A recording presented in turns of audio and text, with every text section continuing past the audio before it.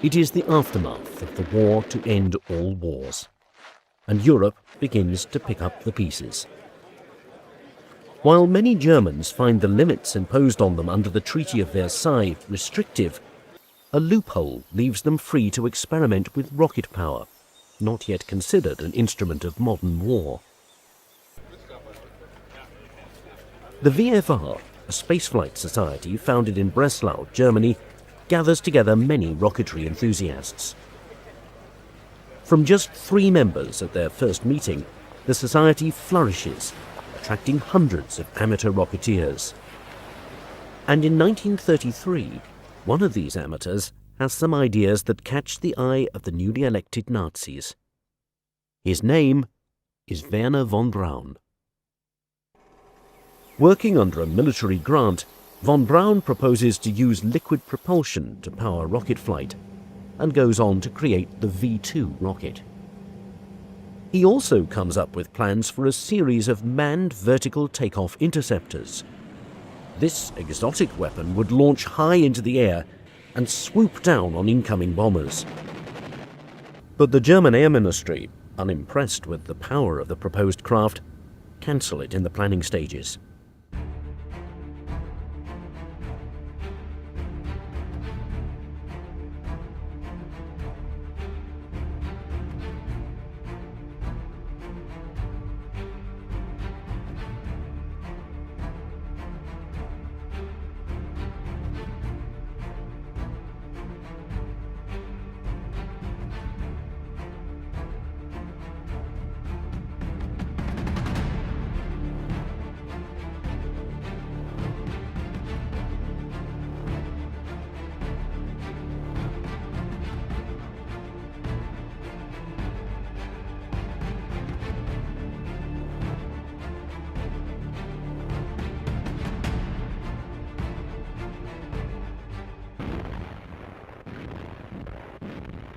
(1941). Hitler's plan for an 11-month war has stretched into 2 years. The German Air Ministry has a new rocket-powered interceptor in development, one slightly more conventional than previous efforts. The Messerschmitt 163, the Comet. If you want a brief description of it, it's like flying a runaway train. Before design plans are even complete, General Oberst Ernst Udet orders 70 of these wonder planes into production. You could describe the Comet as a manned surface-to-air missile. It was not designed to fly long distances. It was designed to take off, climb very fast, shoot down bombers, come back down as fast as possible, land as safely as possible, which could be a neat trick, be refueled, reloaded, and then go up again. That was the theory. In practice, it proved rather more complicated than that. From the mind of Alexander Martin Lippisch, the Comet is a swept-wing design, but with a novel twist. There's no tail wing. Formerly the director of a glider research group, Lippisch understands the need to reduce total drag on a fast-moving aircraft. This he achieves through his tailless design. As he explains, birds have tails because birds fly slowly, but the Comet is meant to fly fast. The original designer of that family of aircraft, the flying wings, sort of the tailless aircraft, was Alexander Lippisch. I won't try to pronounce it, but Alexander Lippisch, great aerodynamicist, extremely brilliant gentleman, had done some work before the war on tailless aircraft. He was asked to develop something of a more military nature. Production of the prototype begins in 1941, under great secrecy. And when it's finally fitted with its Walters engine and ready for its first flight, the pilot, risking his life in the cockpit, is a man named Heini Dittmar. On October the 2nd, 1941, the Comet prototype is towed into the air by a Messerschmitt 110 and rises to an altitude of 13,500 feet. Once there, Dittmar releases himself from the 110, turns on the rocket engine, and roars forward, nearly breaking the speed of sound, and finally flying faster than 1,000 kilometers per hour. It's so rapid, things happen so fast, that It's the only time I've ever been in an airplane I felt was a jump ahead of me. The Comet Prototype is a success, and plans for a fully operational version are given the highest priority. But as the war begins to turn against Germany, it remains uncertain whether the Comet can become operational in time. For Operation Sea Lion, the invasion of Great Britain, has failed, and Operation Barbarossa, the invasion of the Soviet Union, is failing. Need for a wonder weapon is stronger than ever, but development of the Comet Interceptor progresses far too slowly.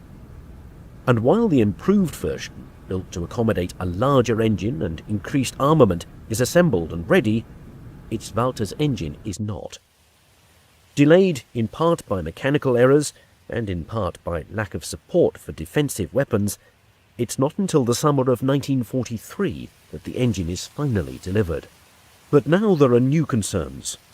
Although an extremely reliable engine, this reliability comes at a cost.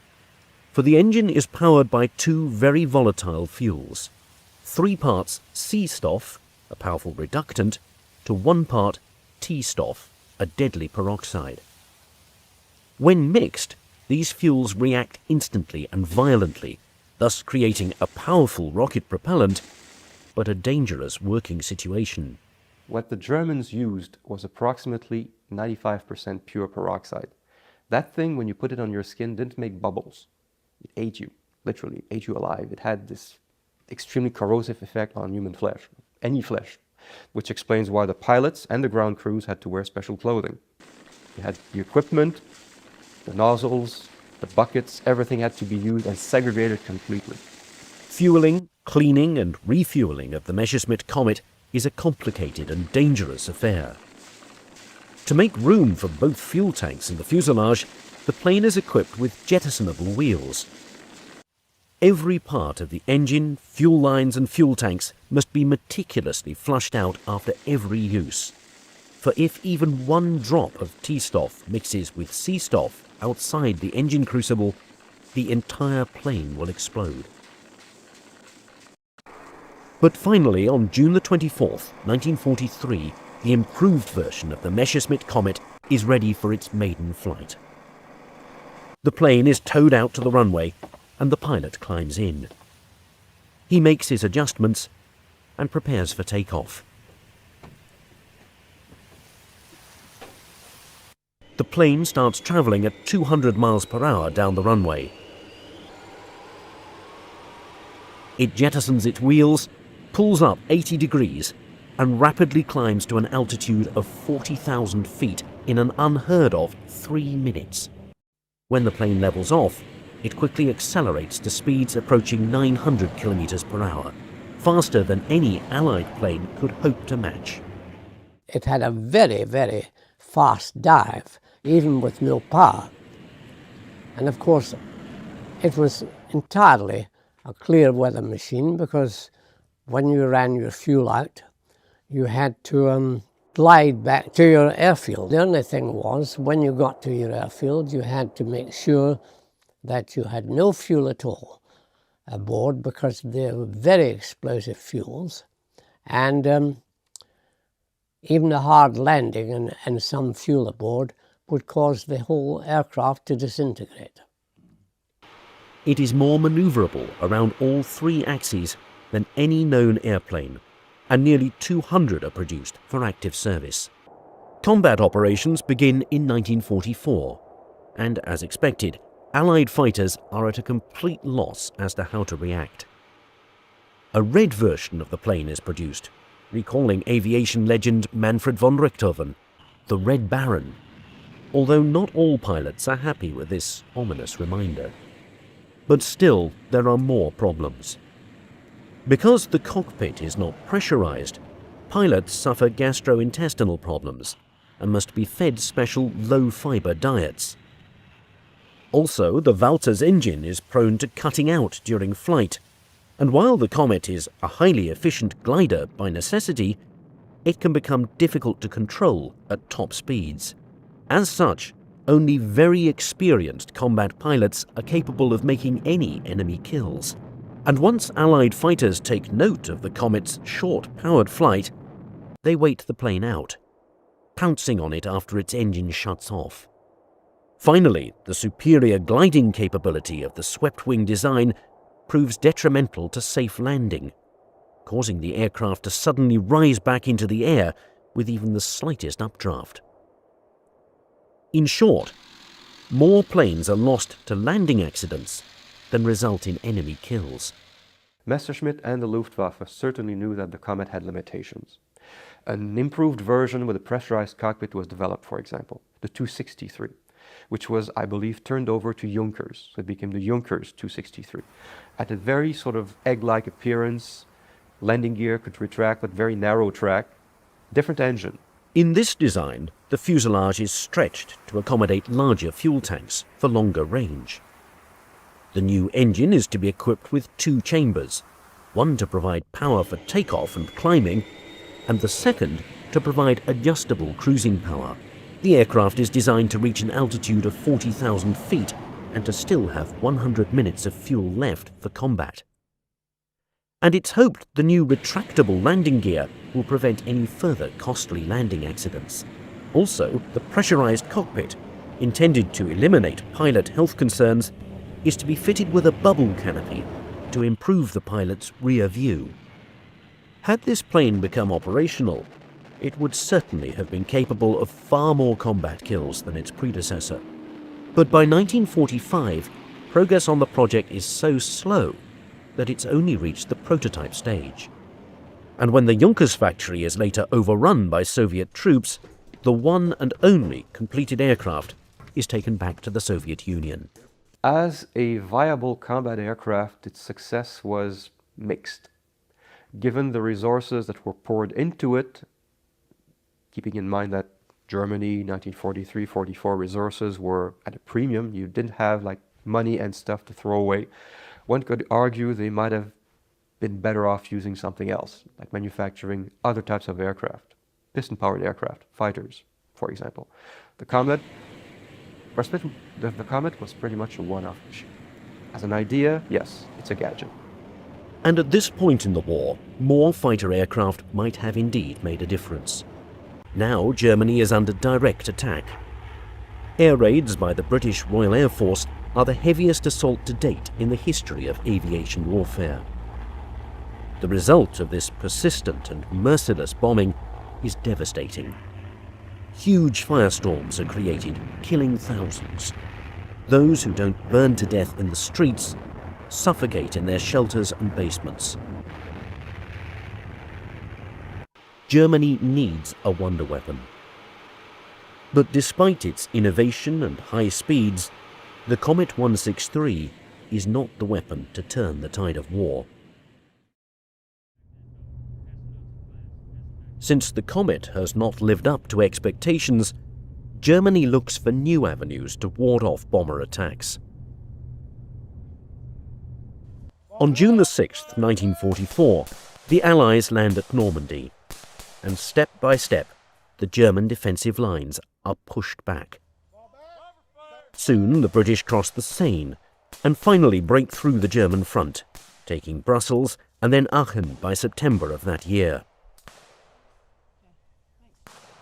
Meanwhile, in the skies, American B-17s wreak havoc on the German mainland.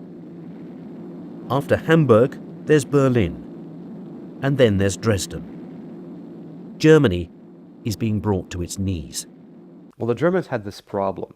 They were attacked on the ground by huge forces of tanks, especially on the Eastern Front. You need powerful weapons. They were also attacked by bombers, daytime, nighttime. So they had to develop very powerful weapons for all these enemies.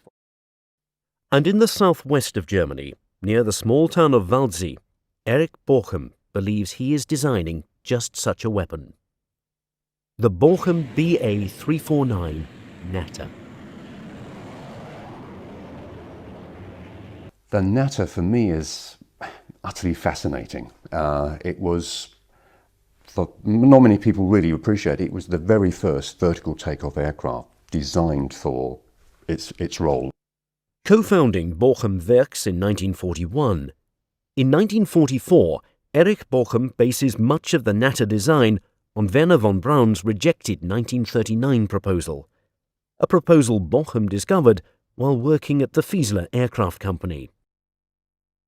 Here, a series of Jordanov cutaway diagrams show the simple design of the Natter, beginning with the fuselage and subsequently showing the control column, the Walter's engine, the fuel tank cradle, the fuel tank, and finally the pilot's seat and cockpit.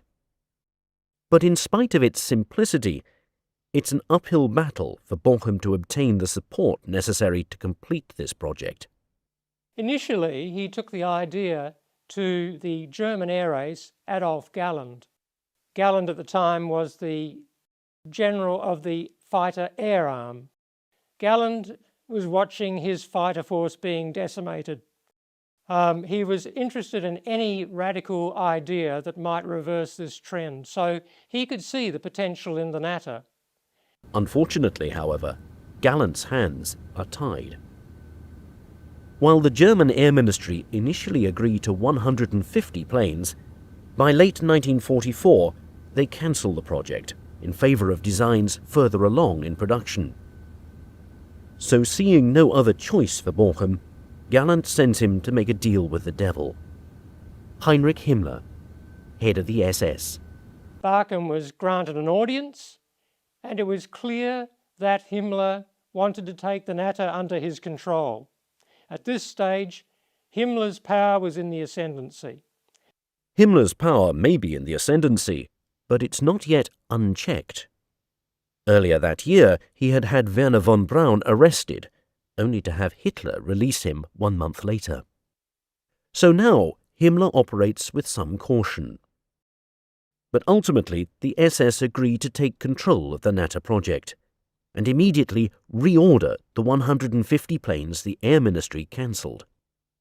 In response, the Air Ministry reversed their earlier decision and order 50 more for themselves.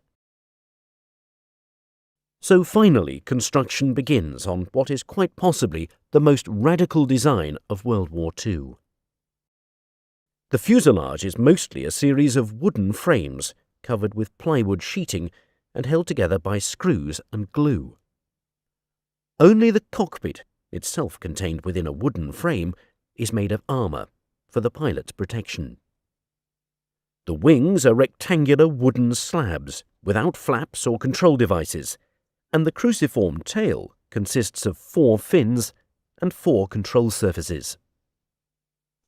Interestingly enough, the Walter's engine used to power it is the same liquid propellant engine used in the Messerschmitt Comet, requiring both Seestoff and T-Stoff for fuel. However, as additional takeoff thrust is needed, a much older technology is also used.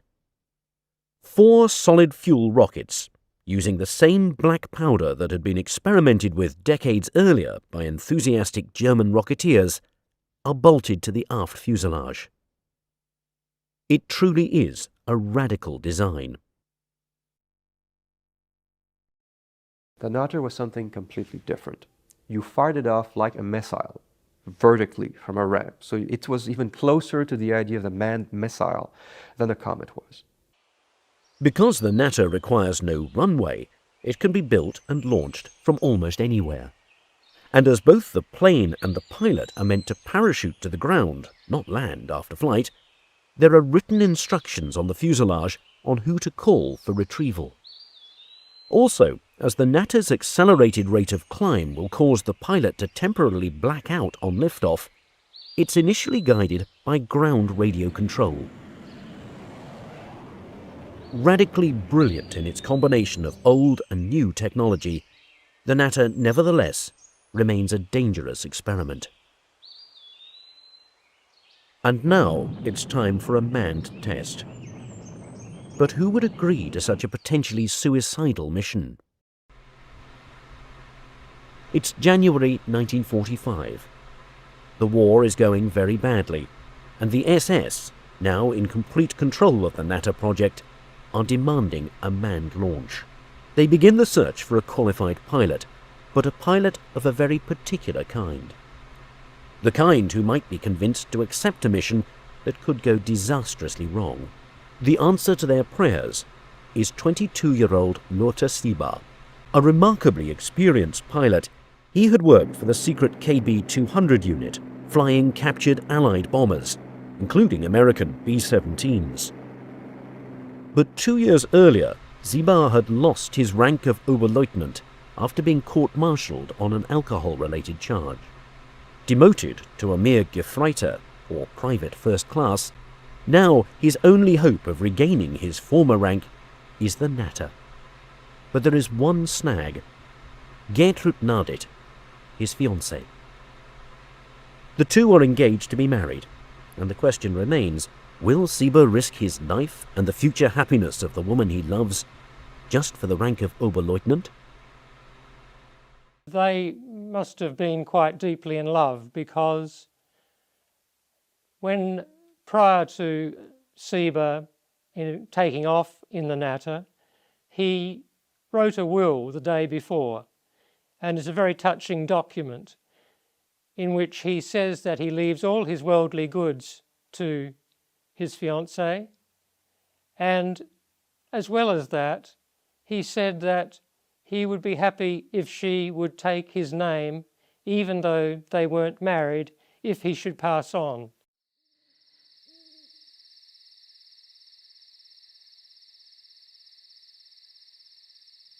So, on the same night he writes his last will and testament, he takes his wife-to-be to the launch site and tells her of his dream.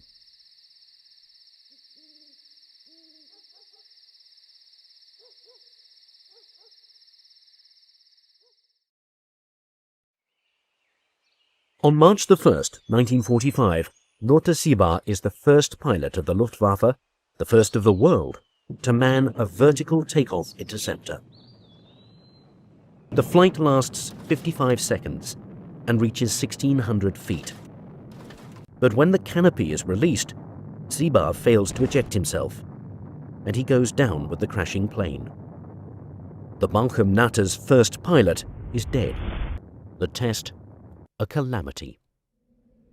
Nevertheless, in the month that follows, 3 more unmanned test launches are conducted. Shortly after that, the plane is put into operation, with a battery of 10 at Kirchheim, near Stuttgart. So it is, in April 1945, that pilots stand alert, ready at a moment's notice to launch the Natters and engage approaching enemy fighters. But the fighters don't come. The pilots are looking in the wrong direction. For the Allies no longer attack from the sky, but from the ground.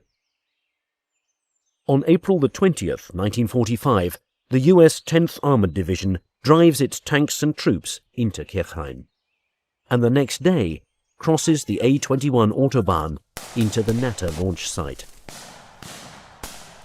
Fierce fighting ensues, but there are no Natter planes left for the Allies to capture.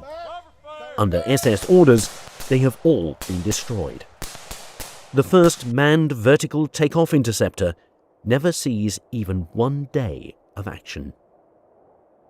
While the mere idea of a wooden supersonic plane is completely unheard of outside the chaos of the Nazi regime, had the Natter fought in battle, it certainly would have caused some damage to the Allied bombing force. For, as unpractical and dangerous as it is, the Natter could still reach a height of 30,000 feet in a matter of minutes, and would be prepared to fight the enemy with a salvo of high-powered rockets. Having no cannon, the Natter was fitted with rockets, unguided rockets, 55mm Orkans. They would be aimed visually at the pilot. Once he got close enough, he fired them at the bomber. Hopefully 1 or 2 would hit the aircraft. And once that was done, being unarmed, the pilot would sort of break up the aircraft. That's how it worked.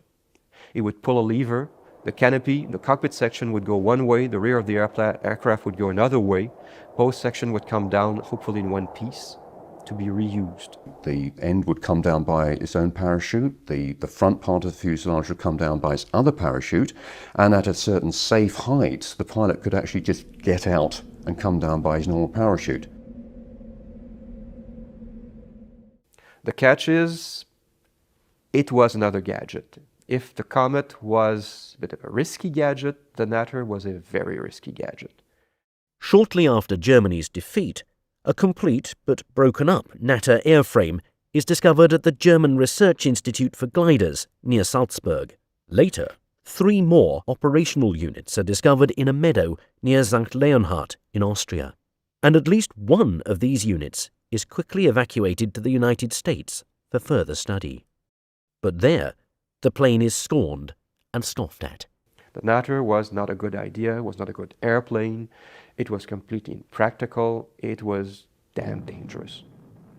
What were they thinking of? I mean, this question of desperation again was in the air. The Germans had all these bright ideas, so they thought. They were completely unfocused. They had all these ideas, but they went nowhere.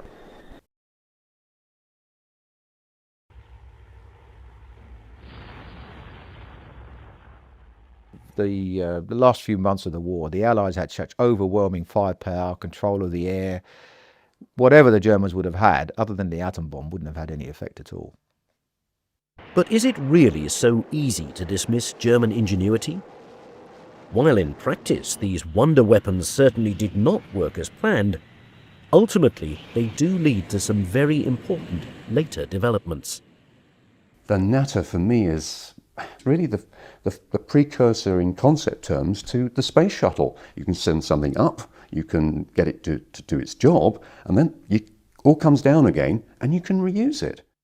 For all their differences, both the Balkan Natter and the Space Shuttle have similarities. Both are monoplanes. Both take off vertically, use liquid propulsion and solid booster rockets, and both are initially guided by autopilot. But then these similarities shouldn't really be all that surprising. For who is the man considered the father of the United States space program but Wernher von Braun? The very same man whose original vertical takeoff proposal inspired Erich Balchen to build the Natter, thus cementing the legacy of Hitler's rocket men.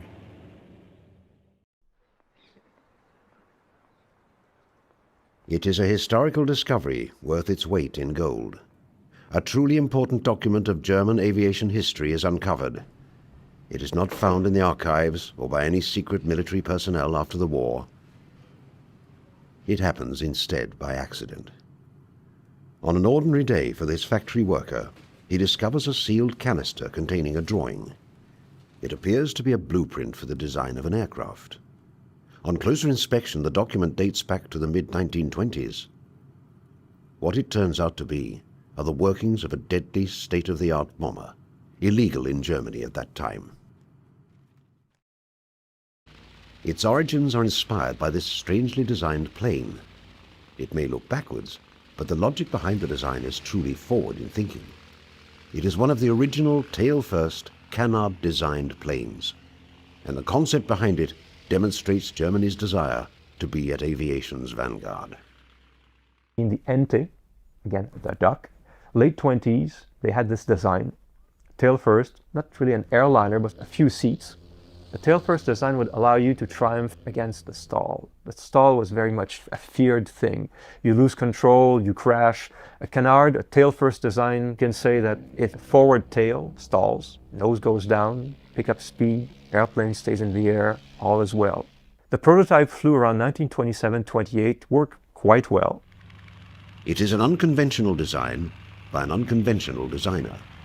Heinrich Fokker is hoping to remove one of the pilot's biggest concerns since the birth of aviation, the dreaded stall factor.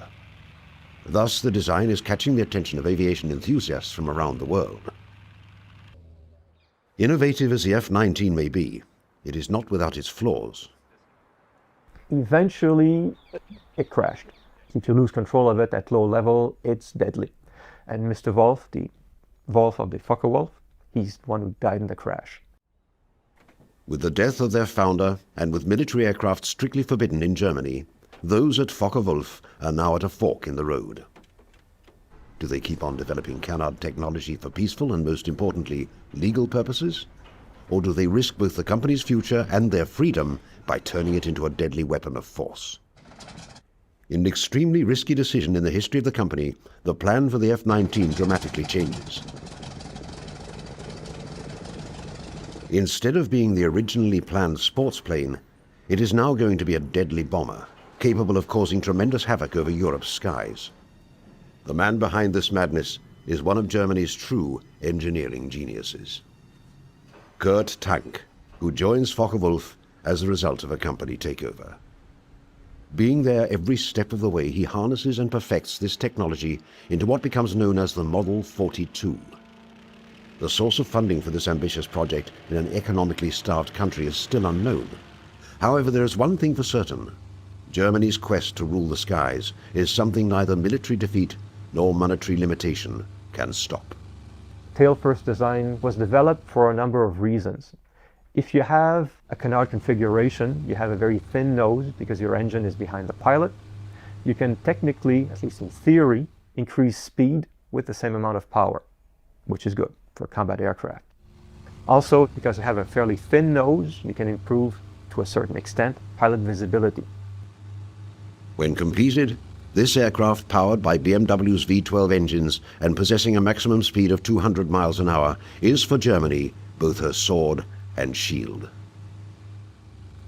Any potential enemy will think twice about pushing around a Germany possessing an arsenal of aircraft carrying 20 200-pound bombs on board. More importantly, if Germany desires to reclaim her lost territories following the Treaty of Versailles, the Model 42 can put immense fear into both Europe's citizens and industries with its capability of causing enormous destruction. As testing rapidly advances, ironically, the rug is pulled from underneath them by neither pacifists nor neighboring European powers, but by the most militaristic regime in history. As Hitler's Nazi Party comes to power in 1933, the newly installed Chancellor's main interests are in maintaining and consolidating his power. An illegal aircraft project, if discovered, could be the end to his fragile rule. As a result, the project dies alongside German democracy. Although the Model 42's future is ended with the single stroke of a pen, the concept of Canard technology lives on. Focke-Wulf obeys the government's decision, but at the same time rapidly develops what is known as short takeoff and landing technology. One of its crown jewels is the FW-61, the world's first fully controllable helicopter. Its creator, Professor Heinrich Fokkers, much like his German predecessors, symbolizes that an idea can never be defeated, no matter what obstacles it may face. Had this bomber plane been approved for production on a massive scale, one can only imagine what impact it would have had on the Second World War. It is one of the conflict's greatest what-ifs. In fighting both Britain and the Soviet Union, it might well have tipped the scale in favor of Germany. The Model 42 thus may have resulted in a soaring victory and changed dramatically the outcome of the war in Europe.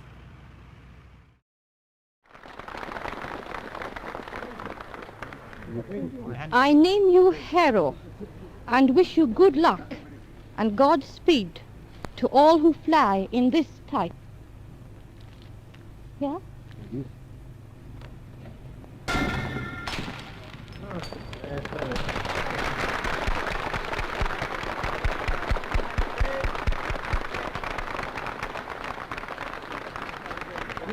Thank you very much. Despite the enthusiasm at Handley Page, the mood in England at this time is anything but cheerful. By 1937, the drums of war are beginning to be heard across the nation. Never has this been more evident than at these factories, where the Harrow is being introduced in an attempt to showcase Britain's military power. Unfortunately, it is technologically years behind the now cancelled Model 42. With $400 million being spent on aviation in a single year, the government assures its citizens that they have nothing to fear with this powerful weapon on their side. However, the question remains as to whether these bombers can stand up to the growing German threat. These fears are finally realized as Britain's cities are repeatedly bombed by the Luftwaffe, causing enormous destruction and loss of life. The Blitz has now focused the world's attention to what the bomber is capable of doing. The nation everyone is looking to is in dire need of a solution to this deadly problem. It may be one of Britain's most unusual designs for a plane. At Miles Aircraft, this prototype, known as the Libellula, marks not only the resurrection of the Canard design, but also exemplifies a company truly thinking outside the box. People were very appreciative of the fact that Miles had this wonderful innovatory streak in them, and that they might come up trumps with something. During the war in Reading, Berkshire, the factories of Miles Aircraft are working overtime, making a substantial contribution to the nation's war effort. What is capturing the imagination of the company's top designers is the reconstruction of a revolutionary aircraft. A plane that will capture massive attention with a design so futuristic that it is years ahead of its time. Hard at work with their initial sketches by ambitious and intelligent designers, the Canard plane is reborn. In this factory, British men and women are side by side, hard at work putting together this complicated design. While their soldiers are fighting on the front lines, these workers have stayed behind. Their job is to maintain the production of wartime equipment on the home front. And a mighty task for them is to construct this unusual plane possessing a tandem wing arrangement, requiring countless hours of labor. Unlike standard aircraft, the Libellula M35 has its wings at different heights and at different lengths. The reason for this is that the lesser wing acts as a forward-mounted stabilizer, thus improving control, especially in regards to landing. With its shorter wingspan and not requiring them to fold, when completed, the M35 is to be used as a carrier-borne naval fighter. Its sister plane, the second of the Libellulas, with an additional engine, is intended strictly for bombing purposes. Its creator, George Miles, says that when completed, the plane will resemble a dragonfly.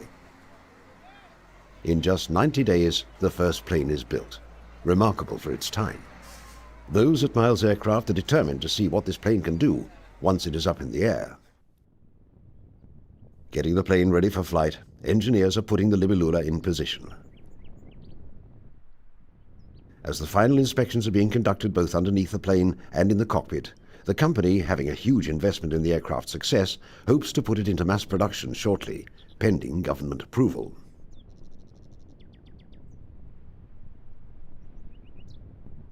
Possessing a tricycle landing gear, the intent is to achieve complete stability when landing. At the rear of the wings are the corresponding vertical and horizontal stabilizers and rudders. Once in the air, the plane is able to fly at 160 miles an hour and climb at a rate of 1,100 feet a minute. Its Canard features lend the aircraft well to both high and low-speed flight. With all of its advantages, however, the Libellula is not without its drawbacks. So the Libellula, the problem was to control the aircraft for takeoff and landing. It had two sets of flaps with 5 settings for each set. So you had a potential 10 combinations. This was difficult because getting the right combination was one thing, because every time you changed the combination, it had some effect on the controllability of the aircraft. And it was really impractical. Complexity becomes its Achilles heel. And despite the optimism from those involved in both the flying and the making of the plane, the military situation at the time dictates that the Libellula must come in for a political landing. In many ways, it is surprising that both versions of the design never go into mass production. However, its fate, similar to that of the Model 42, rests not on the aspiration of its designers, but on external circumstances. Britain, now with the United States and the Soviet Union as allies, is turning the tide against the German war machine. As a result, the demand for the Libellula evaporates. With prospects for the Canard design now looking all but dead, miraculously, it once again is resurrected.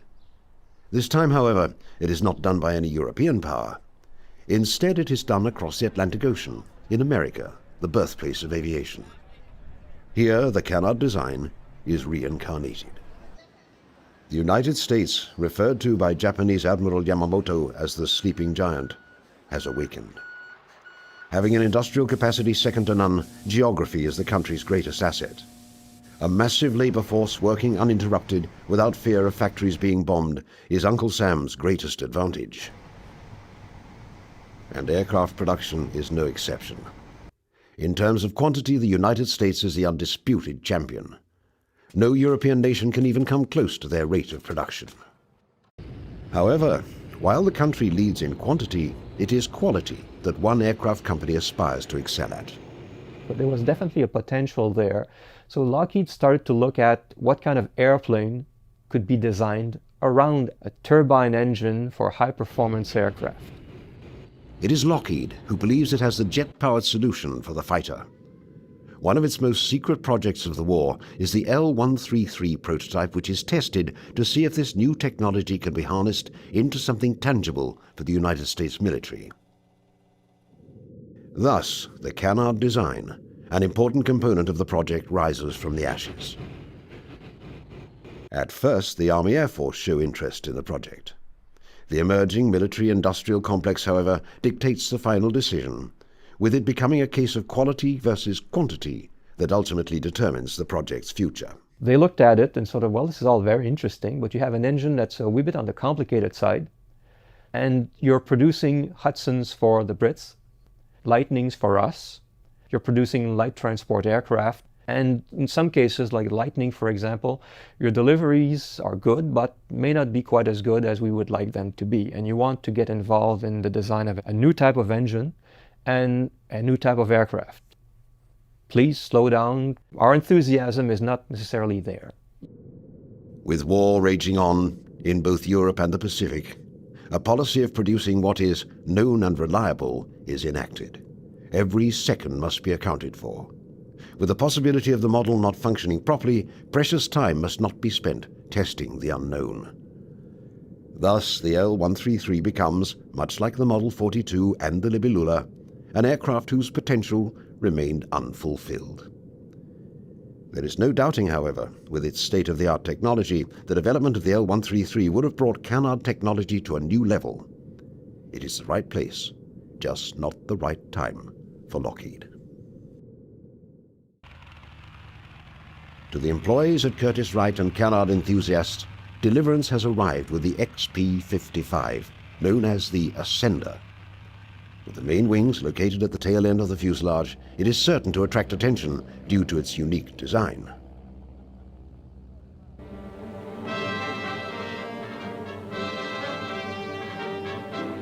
Presenting the Army's new Ascender plane. With its elevator controls in the nose and its motor and propeller in the rear, this push-propelled fighter reverses conventional airplane design. Developed experimentally as the XP-55, the new plane gives forward vision for the pilot and a clear path for his gunfire. In action, the darting tail-first Ascender seems to fly backwards.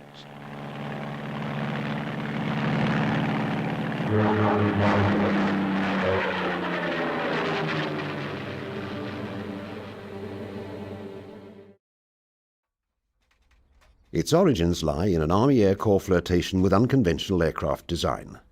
And nothing defines the unconventional like the tail-first plane. Despite a policy of turning out proven aircraft on a massive scale, there is some room for experimenting. Originally intended as a design to be powered by Pratt & Whitney liquid-cooled H engines, it is perhaps the best chance Canard technology has of becoming more than just a blueprint or a workable prototype. Mass-scale production is the ultimate goal of its enthusiasts. After extensive testing, it appears that the Ascender is the best hope in achieving this goal. The Air Corps is impressed so far and asks for 3 prototypes to be built. The plane's future, however, comes crashing down with its first prototype. A stalling malfunction results in the first Ascender taking a 16,000-foot nosedive. As the company attempts to fix this problem, competing technology is evolving faster than XP-55. In the end, the project is cancelled indefinitely. It is not worth either the government's time or money, to further pursue such a risky endeavor. Despite its name, in the end, the plane does nothing but descend into the depths of aviation history. By 1945, as Japan enters the fourth year in its war against the United States, the sleeping giant that Admiral Yamamoto feared would awake is now on his nation's doorstep. After massive casualties on both sides, American military power is successful in pushing back Japanese forces through both its superior air and sea power. The American mainland remains untouched after Pearl Harbor, with military production skyrocketing.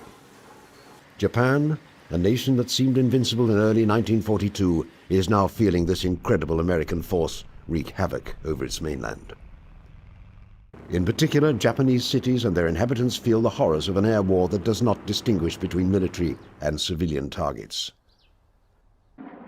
American B-29s, leaving from the islands of Guam and Saipan, fly a total of 107 bombing raid missions on Japan's cities in just 1 year. One particular raid that takes place on the night of March the 9th destroys 250,000 homes and burns almost 100,000 citizens to death. In General MacArthur's historical report, he writes that the effect of these raids rocked the nation to its very foundations. With each passing month, the casualties keep escalating, with nearly 3 million people killed. Mass famine is spreading, with an estimated 10 million people suffering from serious malnutrition. Japanese Admiral Matomi Ogaki, writing in his diary on June the 18th, asks, "Does the enemy intend to destroy all of the cities in this country?" General Curtis LeMay, a key architect of this bombing strategy, pledges to bomb and burn them until they quit. The only problem for LeMay is that with a schedule of approximately 16 burn jobs on urban industrial areas every 3 to 4 days, by mid-August, American bombers will run out of cities to destroy. Japanese air forces are proving incapable of preventing this mass destruction of their homeland. A carrier raid in March of 1945 results in 161 out of 193 Japanese aircraft being shot down by American forces. Vice Admiral John S. McCain pledges to hunt down and destroy every damn plane in Japan.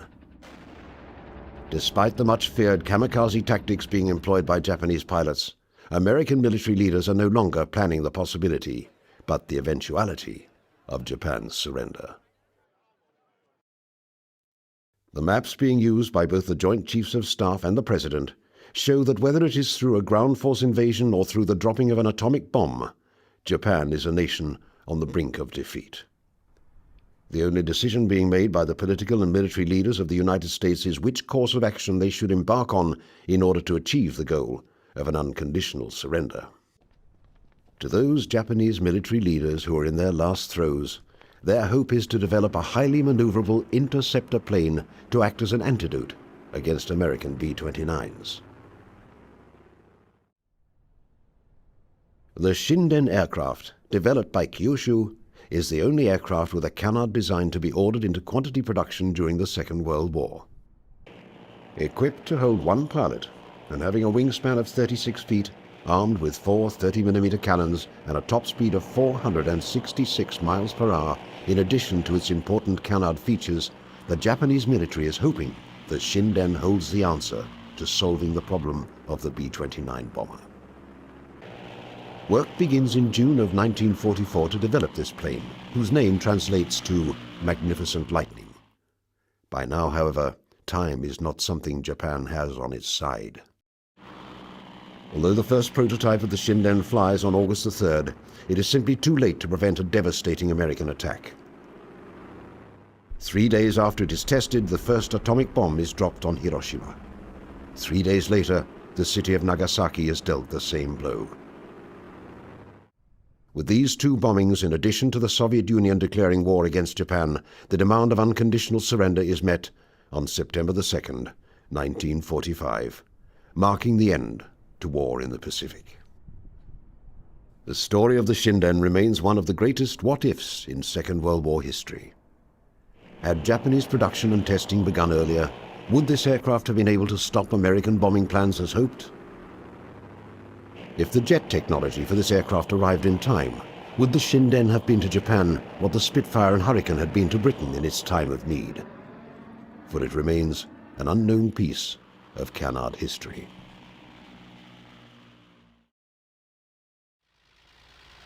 The Canard design, with its origins dating back to the Wright brothers and their first flight of 1903, is a story of aviation constantly having to overcome the barriers and obstacles put in its way. It is a story of emerging and innovative technology locking horns with the politics of its time. Whether it is a result of a new government taking power, the policies of production, or of a country in desperation, Canard technology never soars above these barricades in the first half of the 20th century. There is no doubting, however, what Canard technology represents in the history of aviation. It symbolizes the innovative spirit, and it symbolizes the proud heritage of aviation. The Canard design is to be remembered through its planes and by the people that created them.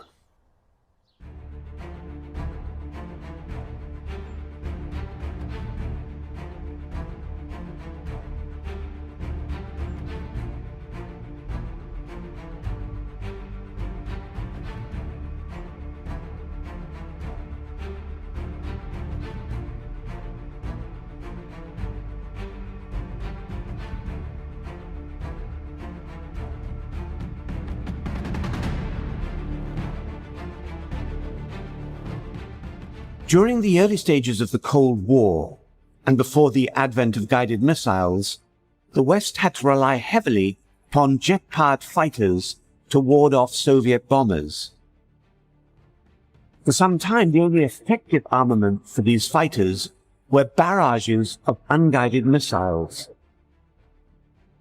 One of the changes that took place in the 1950s involved air-to-air weapons.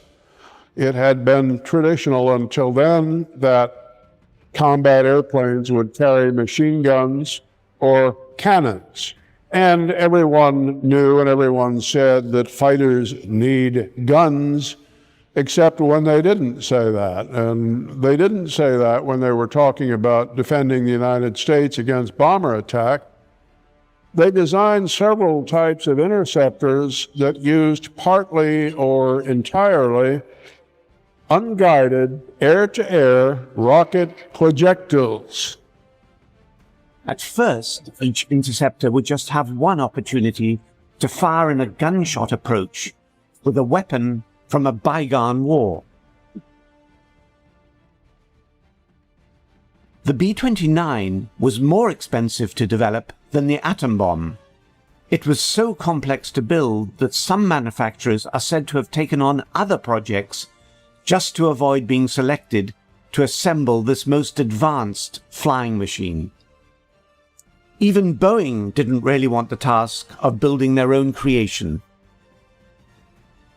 In the end, the Army Air Force took over much of the management, although Boeing, Bell, and Martin still had to deliver. The B-29 was cloaked in secrecy throughout its early development. Occasionally details were released, but this was really disinformation to confuse the enemy, who by 1944 had seen enough of the superfortress to fear its destructive capability.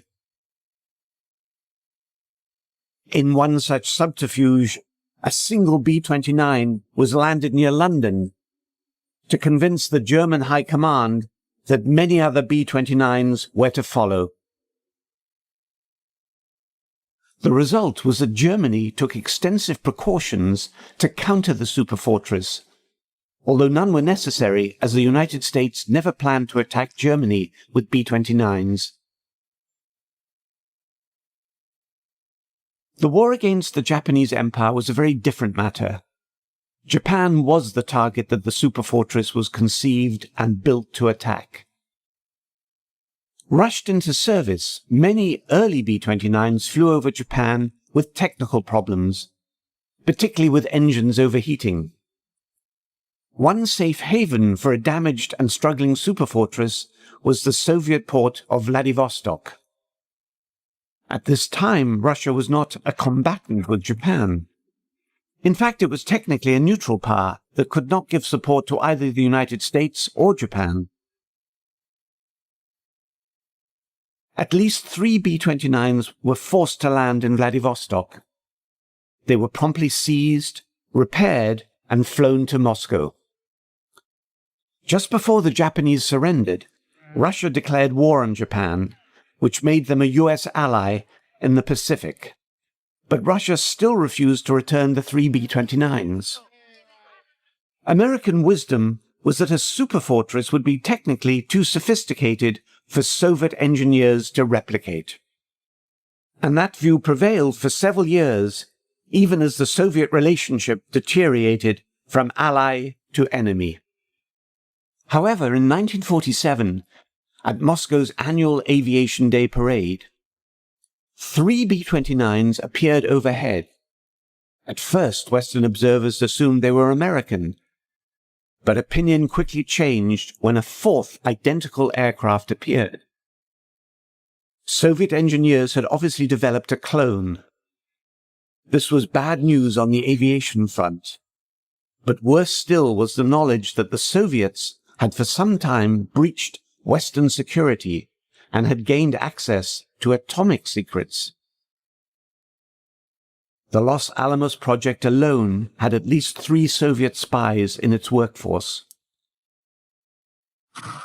In August 1949, the Soviets, in an exercise known as First Lightning, detonated their first atomic bomb. The news shocked the West. Soviet possession of the atom bomb and the means to deliver it demanded an effective response. However, most Western air forces at the time were still flying fighters from World War II. Anticipating the nuclear threat, in 1946 a new air defense command had been formed for the aerial protection of the continental United States. At first, the ADC had to rely upon a stalwart Second World War night fighter, the Northrop P-61 Black Widow. The aircraft offered some radar capability, long-range and all-weather endurance, but most important of all, it was available. Later, an unusual derivative of the successful P-51 Mustang, the P-82 Twin Mustang, was pressed into service. The original P-82 was envisioned as an escort fighter. It was fitted with radar and served as an ADC interceptor.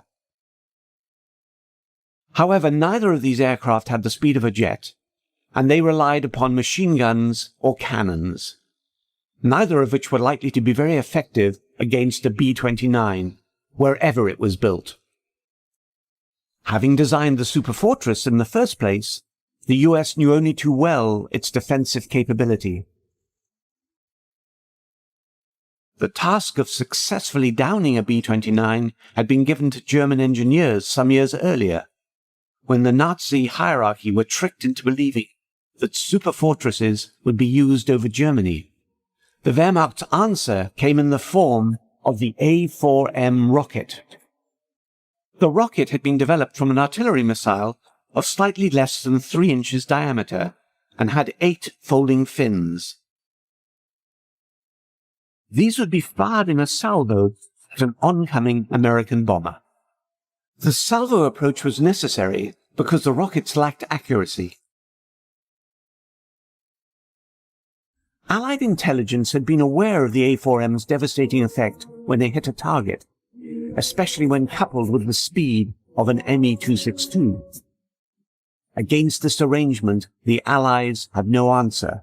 One of the weapons that really, I think, would have been a very frightening thing if it had gone much further was the Me-262 armed with the R4M rocket missiles. Now, they had 2 batteries or 2 racks of 12 in each wing, and they were used right at the end of war.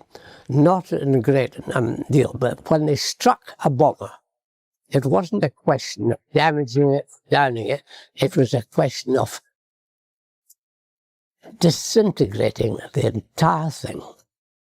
it was a hit was total destruction.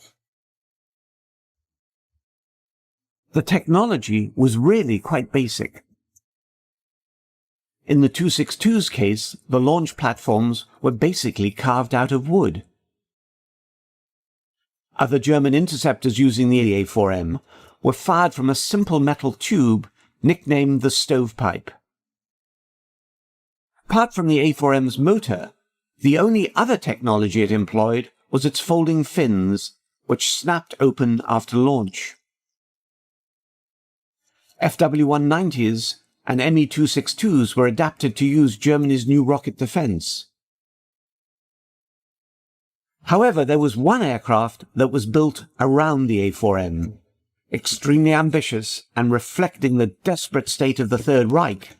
The Bachem Natter's sole reason for existence was to deliver the deadly folding fin rocket.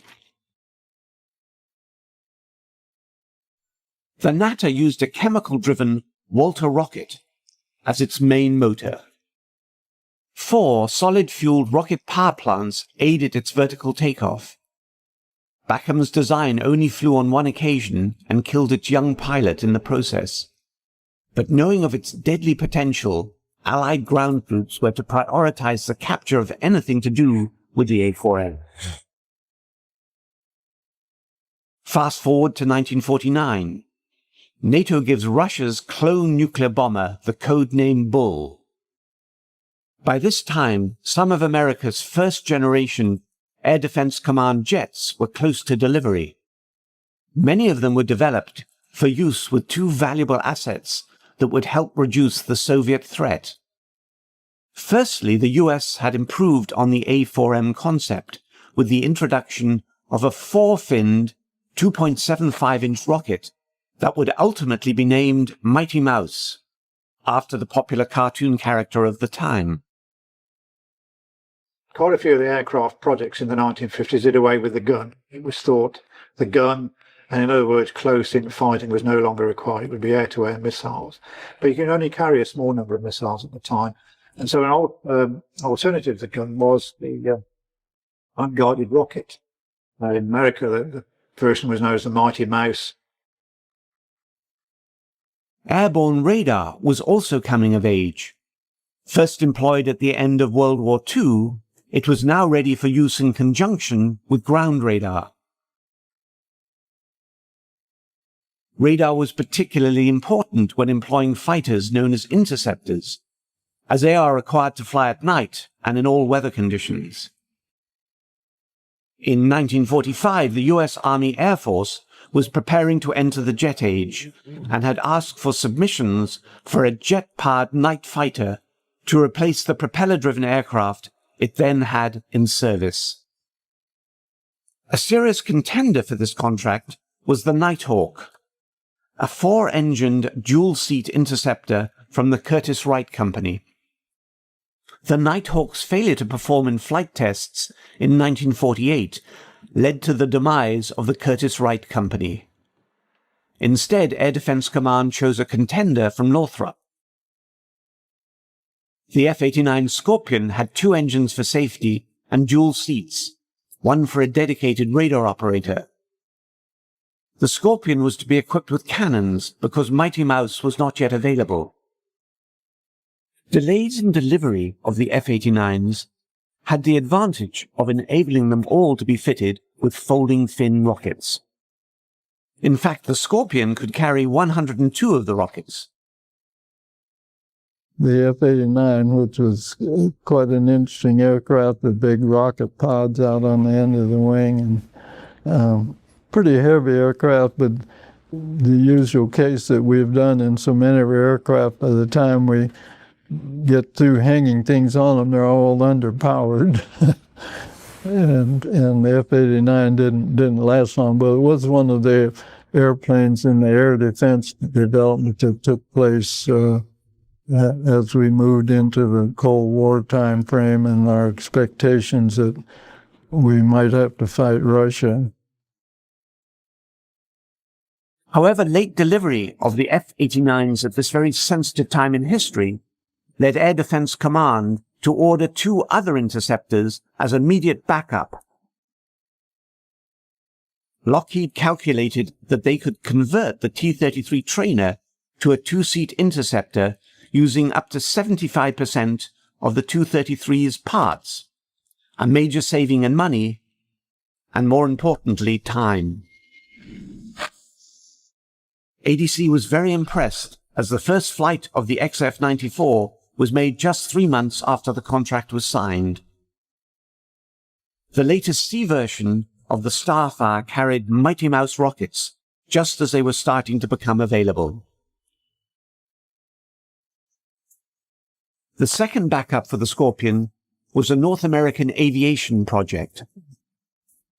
The company's F-86 Sabre had been a major step forward in fighter design, but it was primarily a dogfighter, not an interceptor.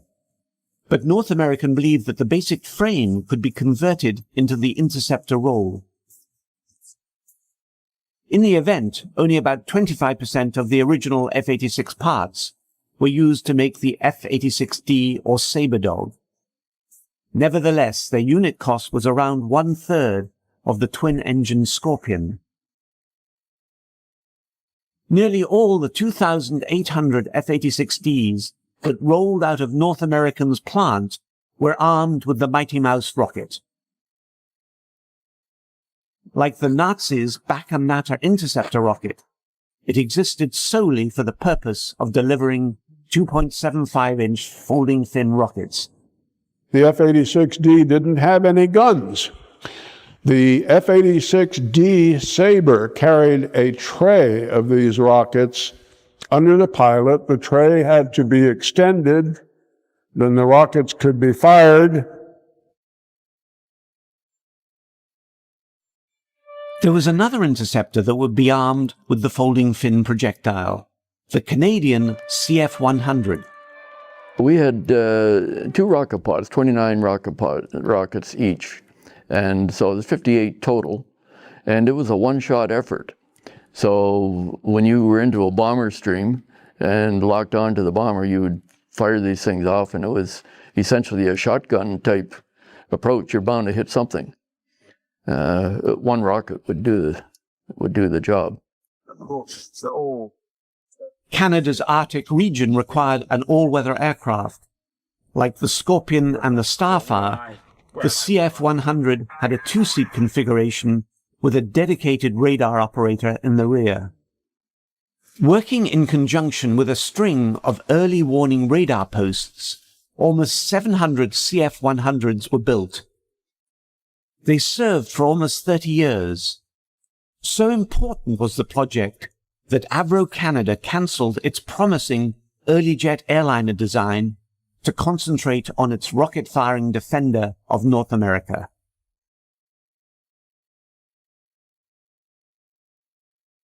Eventually, Mighty Mouse rockets were superseded by supersonic surface-to-air missiles like the Boeing Bomark. Army Nike shorter-range anti-aircraft missiles took over much of the air defense role in the mid to late 50s. Air Defense Command did retain the use of some Mighty Mouse rockets on its new generation interceptor, the F-102 Dagger, but only as support for the Falcon-guided missile, which was the Dagger's primary weapon.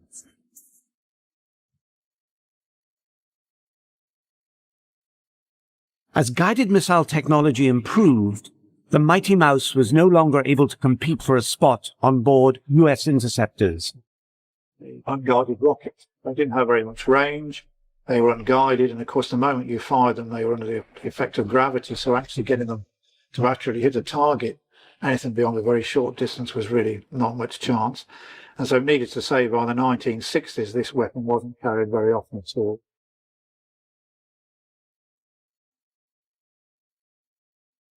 During the Vietnam War, the 2.75-inch rocket was paired with armed helicopters, and it was reborn as a ground attack weapon.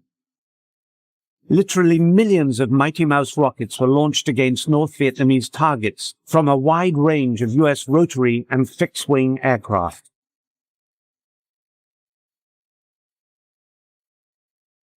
Specialized warheads could be fitted onto the rockets depending on their intended end use, be it anti-personnel, anti-tank, or basic target marking. During the Gulf War, the Apache helicopters that opened the air campaign by destroying 2 Iraqi radar sites with Hellfire missiles also carried Hydra 70 rockets, the modern-day incarnation of the Mighty Mouse. The folding fin rocket was born out of the Reich's desperate need to stop the flow of Allied bombers devastating its territory.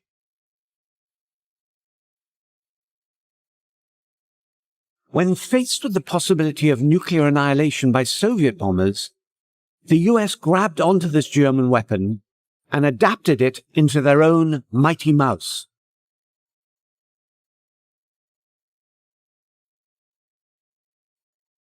Those surface-to-air missiles and air-to-air missiles would relieve the Mighty Mouse of its intended mission of knocking down Soviet bombers, the folding fin rocket would find new life as a ground attack weapon, a mission it still carries out to this day. In 1938, Luftwaffe Chief Hermann Göring declares, "I completely lack the bombers capable of round-trip flights to New York with a 5-ton bomb load. I would be extremely happy to possess such a bomber, which would at last stuff the mouth of arrogance across the sea." 4 years after that statement is made, the nation of Germany begins to feel the industrial strength of America firsthand. Bombers begin pounding the Nazi regime day after day with attacks from England. With the United States means of production out of reach, any hope of retaliation seems impossible. Little do American leaders know that 3 planes are being developed in order to do just that. Messerschmitt 264, Junkers 390, and Focke-Wulf TA-400 are being rushed into production to make it across the Atlantic in order to reciprocate this destruction. It is a project cloaked in secrecy for more than 70 years. Many details are sketchy, based on hearsay and unsubstantiated claims. Now take an in-depth look at both the planes and the possibilities they represented. Could they have tipped the scale in favor of the Axis so late in the war? Could they have actually made it across the ocean and back without refueling? Explore alongside historians and experts the story of the America bombers.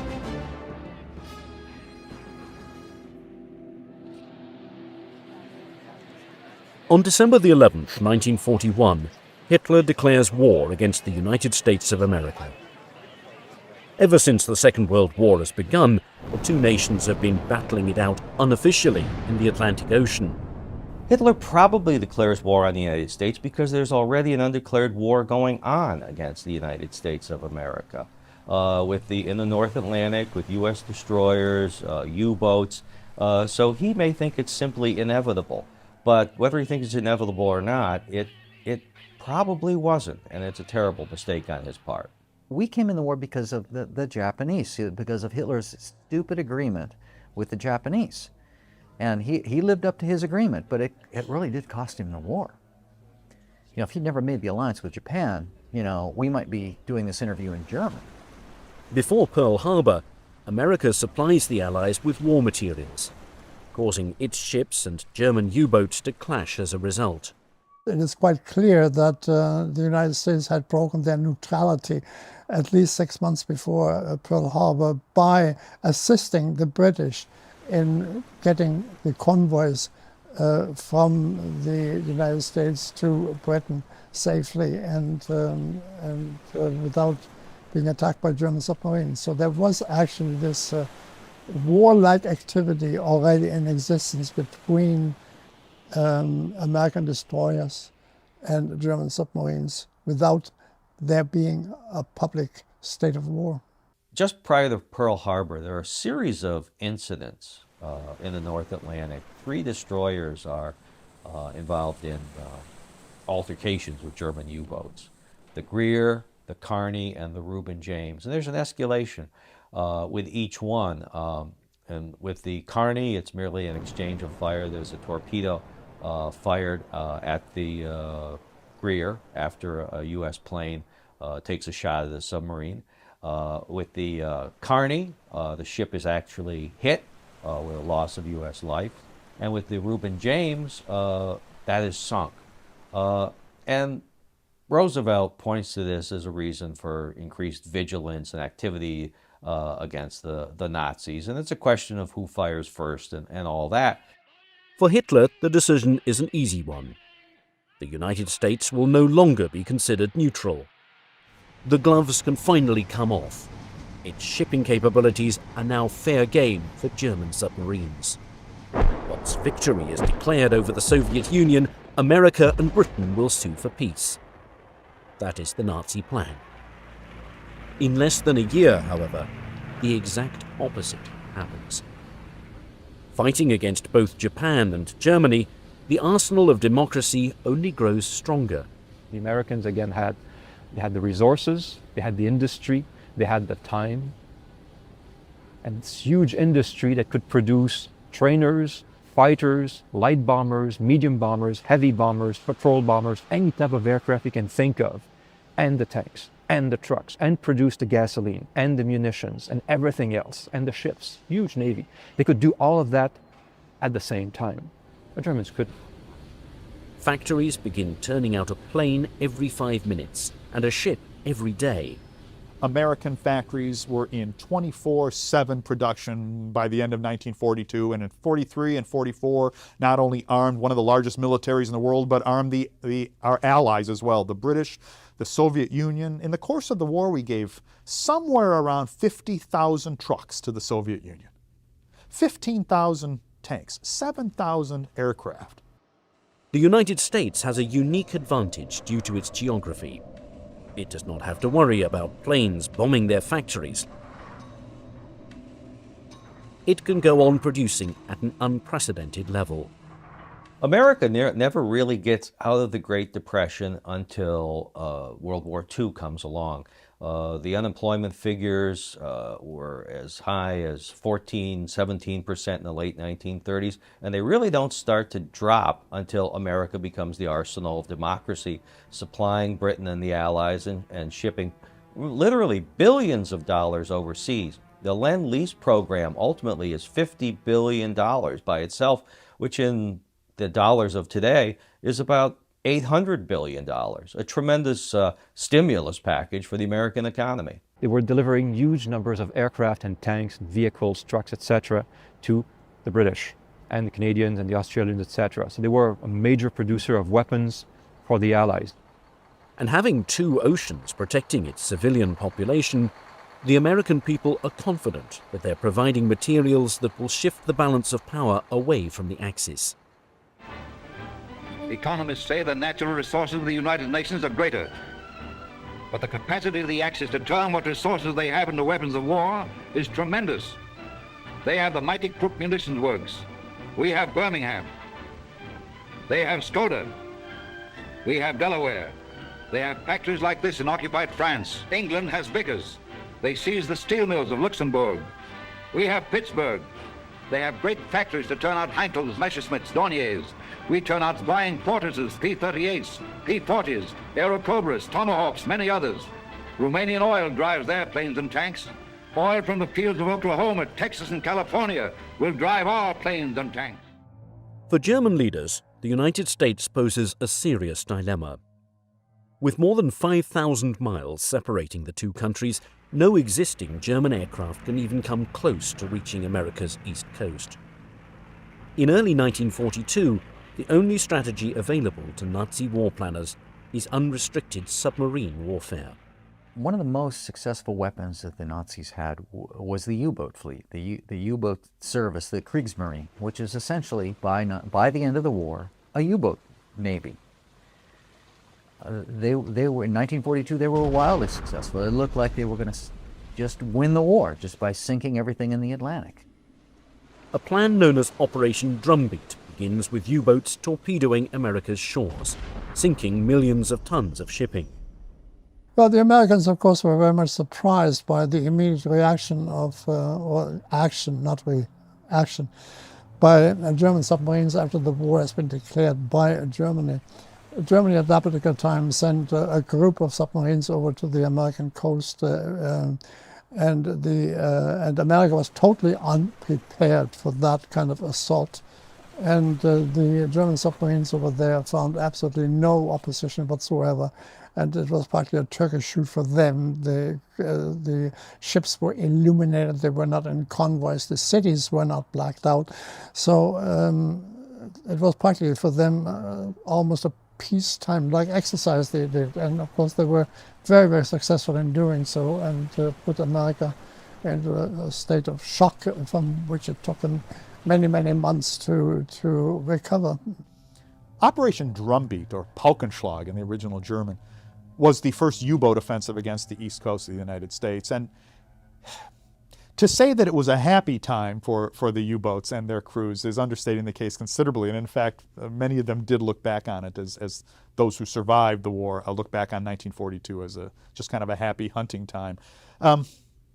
It takes all modern nations some time to gear up into a war posture, and it might take democracies longer than dictatorships, and it might take our fractious and argumentative democracy in America even longer than some. And certainly the Japanese bombed Pearl Harbor in December of 1941, and we were at war a couple of days later, but it's not to say we took it with the seriousness that it deserved. And something as simple as blacking out cities on the East Coast was policies and procedures would have to be drawn up. It's not simply a case of everyone in New York turning out their lights at the same time. Now, with illuminated cities along the East Coast, every single American transport which sailed from harbor was nicely silhouetted against a bright background of lights. And U-boat and submarine commanders just could not have had a juicier or more lucrative target. And these experienced crews took advantage of it, sinking somewhere around 2 million tons of shipping in 1942. Caught off guard, it takes time for American war planners to augment their strategy in dealing with this submarine menace. Through the use of a convoy system, as well as ordering mandatory blackouts, Operation Drumbeat fades away.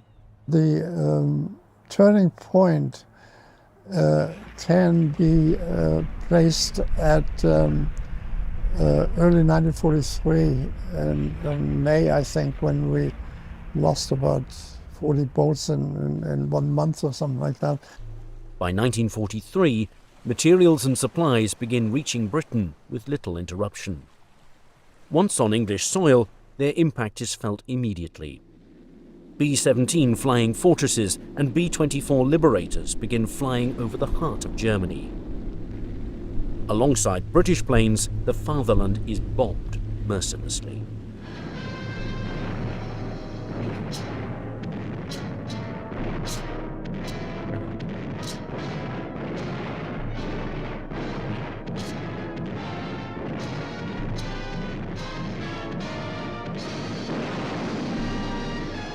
The offensive continues in greater and greater strength. Well, certainly German industries took a pounding. German civilians took a pounding. Winston Churchill probably put it best when he once said that the air effort was dehousing the German people, destroying their living quarters one building at a time. Cities are turned into rubble. And with Soviet victories on the Eastern Front, the Allied powers begin closing in on the Axis. Hitler, seeing the destruction firsthand, is outraged at these bombings. However, with his U-boats neutralized and the United States out of reach, there's little Nazi generals can do to fight back against the American war machine. What is needed is a wonder weapon to enact revenge. Beginning as early as the interwar period, German war planners study a hypothetical attack on the United States. Dornberger, assisted by Werner von Braun, had been thinking about some kind of a rocket-propelled weapon that could attack the United States as far back as 1937. There was a weapon that they were designing called variously either the New York bomb or the American rocket. It had an interesting intent. They would take a massive, massive booster rocket, put a V2 at the top of it, fire it off, and the V2 would eventually attain speeds of 6,000 miles an hour, which meant that it could cross the Atlantic in something like 40 minutes. It could strike New York, it could strike Washington, it could strike Boston. Of course, you can never laugh these things off because the Germans were so innovative that sometimes they achieved things which to many minds were quite impossible. The Germans were never able to launch any sort of attack on the continental United States. That's not to say they didn't talk about it, they didn't plan on doing it, and they didn't drop various schemes for doing it, some relatively realistic and some much more fanciful. Many concepts are examined and many are rejected due to their technological limitations. There was the notion, for example, of launching a V-1, the so-called buzz bomb, in some ways the distant ancestor of our modern cruise missile, of launching a V-1 from a ramp on the deck of a U-boat that had surfaced off of the American coast. Now, of course, the problem of getting a German U-boat to the American coast with a large ramp and a buzz bomb on top of it was never really dealt with. Some of these ideas even border on the realm of a science fiction novel. Likewise, there was a plan for towing a V-2. Now, the V-2 being the not-so-distant ancestor of the post-World War II intercontinental ballistic missile, of taking a V-2, encasing it in its own missile launcher, and then putting it into position on the back of a U-boat. The launcher would swing into a vertical position, that is a launch position, and thus then launch the weapon against an American city, presumably New York, and presumably Manhattan. Now, the problems with such a plan, of course, include getting, once again, that V-2 over the Atlantic Ocean, crawling with U.S. naval vessels of various shapes and sizes, not to mention our own submarine fleet, and doing so while trailing an extremely heavy and extremely obvious 118-foot-long canister without being detected. The most realistic and achievable weapon is a long-range bomber. In 1939, things in Europe were not going too well, and war clouds were beginning to erupt. It was then that Hitler realized, and some of the hierarchy in the Luftwaffe realized, that they may need something that could fly a little bit further than what they originally conceived. So they put out a specification to try and get a bomber that might reach the United States. Attacking the American East Coast with raids the same way the B-17 is attacking the fatherland. The Germans were very intent on finding some way that they could strike the United States by air. Besides having worked on rocketry, they were also developing a bomber. So the Germans realized that at one point, if you wanted to stop or at least put a brake on the production effort in the US, you would have to put some threat over their head. The only way to do that would be to bomb them. Unfortunately for the Nazis, it's a goal that's difficult at best. For a plan like this to work, it must reach America and back without refueling. The problem that the Germans faced in building a long-range bomber is long-range. It had to go across the Atlantic, bomb New York City, maybe a little slack time there in case they ran into some fighters or something, and then it had to turn around nonstop without landing and fly back to Norway or the west coast of France, which this is a long trip, and nobody does this today. Your 747 doesn't do this today. They'll land in Europe or in England and refuel and check the plane out. They couldn't do this. The Germans couldn't do this. They had no way to land. So if you're going to do this in a round-trip fashion, you have to have a truly intercontinental bomber. And this is something the United States didn't have until the B-36, which was 1949-1950. Their best chance is with the Bollemann Voss 222 flying boat. But the odds of it making it back to the fatherland are slim to none. Well, I flew the 222, and I would certainly agree it could get to within range of the American coast. It was a pretty impressive flying boat. I do not believe that they could ever have attacked the American coast and got away with it, because So it had this tremendous range, and it was nice, quite nice to fly. It had quite light handling controls. It was very vulnerable to a fighter attack. Now, I just don't see it surviving any attack by any fighter at all, frankly. 12,000 miles would be needed in order to strike. No plane during this time can even come close in covering a distance this size. The Germans' longest-range bomber, the Heinkel 177, is encountering numerous problems with its unworkable tandem engine arrangement. They didn't really get around to building 4-engine bombers, and when they did, it was an off and on type of thing. So one general actually was fired over this idea that he didn't come up with a 4-engine bomber later on in the war, Ernst Udet. He was marginalized and then committed suicide, probably over this very issue. A plane of this magnitude must instead be designed from scratch. But they realized it would have to be a very long-range bomber. For all intended purposes, you're looking at the German equivalent of the B-29. And in order for it to work, an enormous amount of time and material is needed for production, development and testing, something the Germans are lacking by this time. There were lies about the stocks of aluminium available.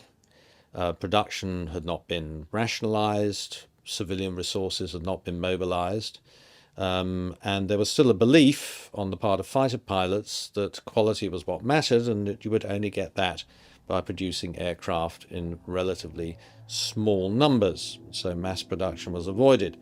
In 1944, Britain alone had 12 factories that employed more than 10,000 people.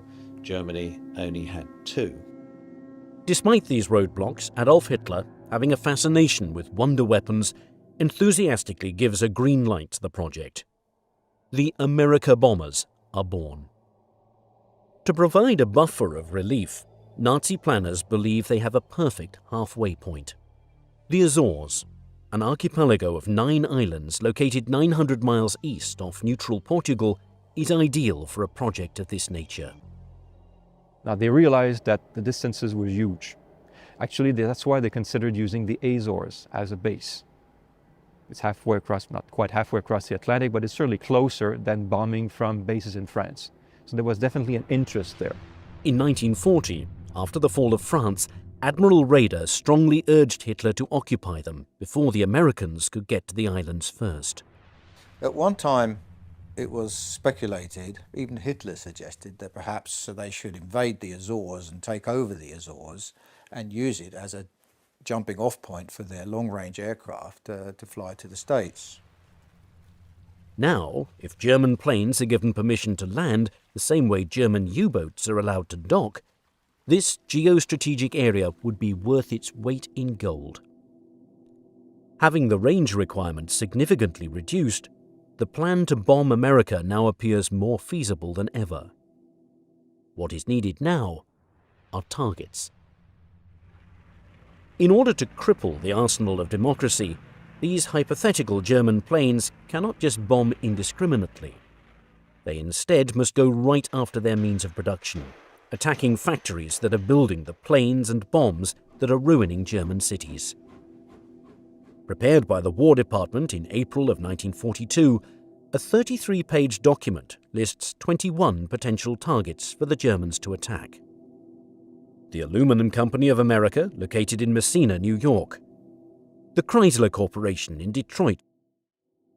The Wright Aeronautical Company in Cincinnati, Ohio, and many others are the destinations for the America bombers. The targets and the takeoff are set. In looking for companies to build these super bombers, the Nazi regime goes to the very best.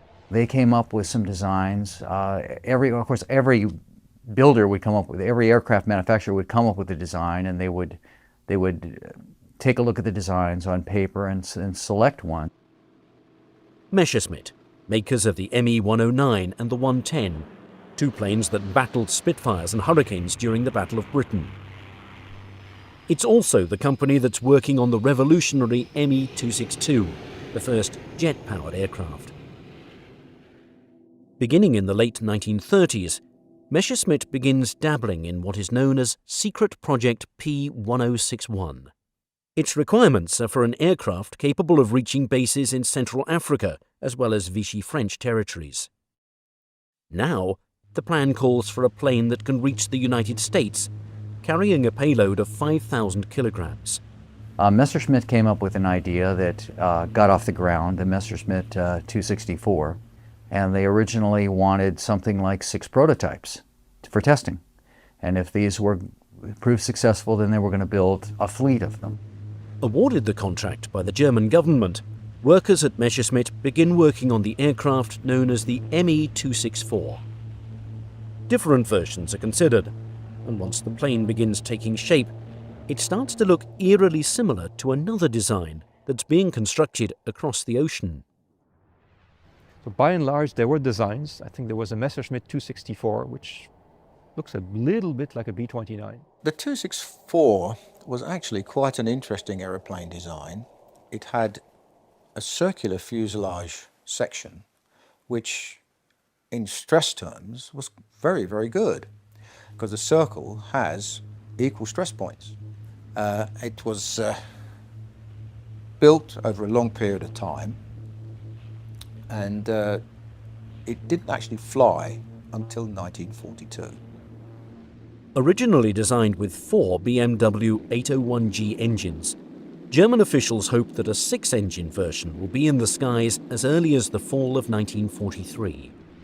However, designers are noticing that the first prototype of the aircraft has a very high wing load. This is resulting in a loss of maneuverability, an unimpressive climb rate, and in-flight instability. 2 more prototypes are to be tested, one with armaments and one that is to be fully completed. However, with the aircraft being years away from flying, alternative designs and designers are sought out. Junkers, makers of the Stuka dive bomber and the Ju-52 transport plane, present their vision of a transoceanic aircraft capable of bombing Uncle Sam. The company is highly favoured amongst top Luftwaffe officials when it's taken over by the government in 1935, following the death of its founder, Hugo Junkers.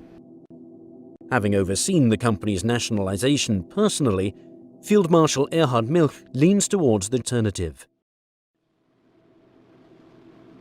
One of their planes already on the books is the Ju-290, an evolution of an earlier design with a greater wingspan, used for long-range maritime reconnaissance and bringing supplies to German soldiers, most notably during their encirclement at Stalingrad.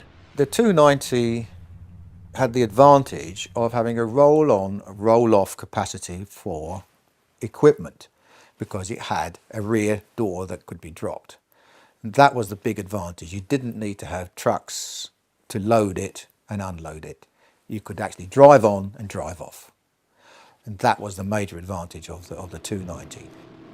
The train of thought now is to just enlarge this aircraft for bombing America. The result is the Ju-390, a plane with 6 1700 horsepower engines, a wingspan of 181 feet, and a fuselage that is even longer than the American B-29.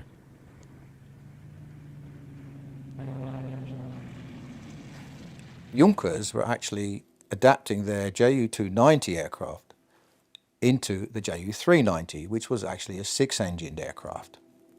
And a lot of people, especially the German Navy, thought that would be quite a nice aeroplane, and others thought that yes, it would make a very nice America bomber.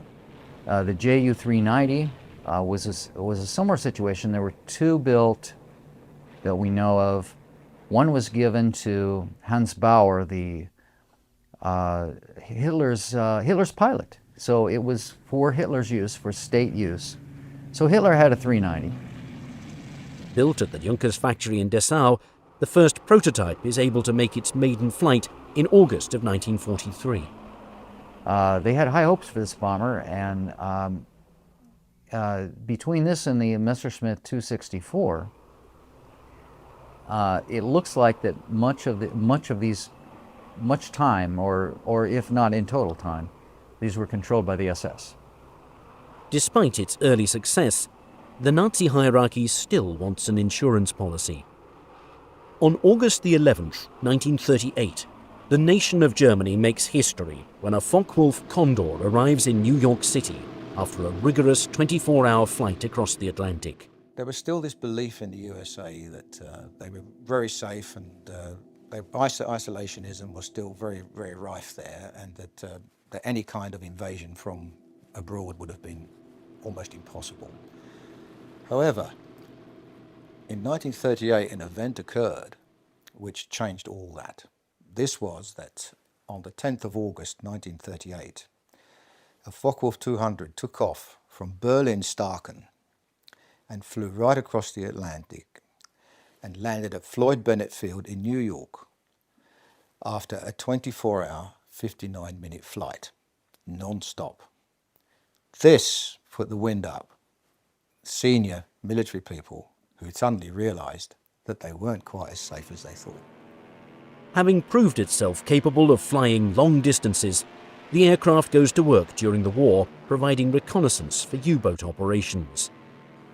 The Focke-Wulf 200, it was of course the civil Condor at one stage, and then it was militarized to become the Courier.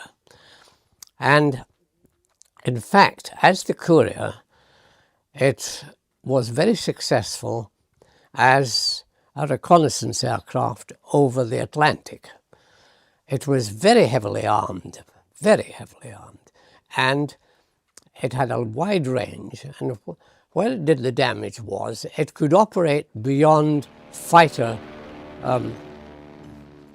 range from England or from Britain.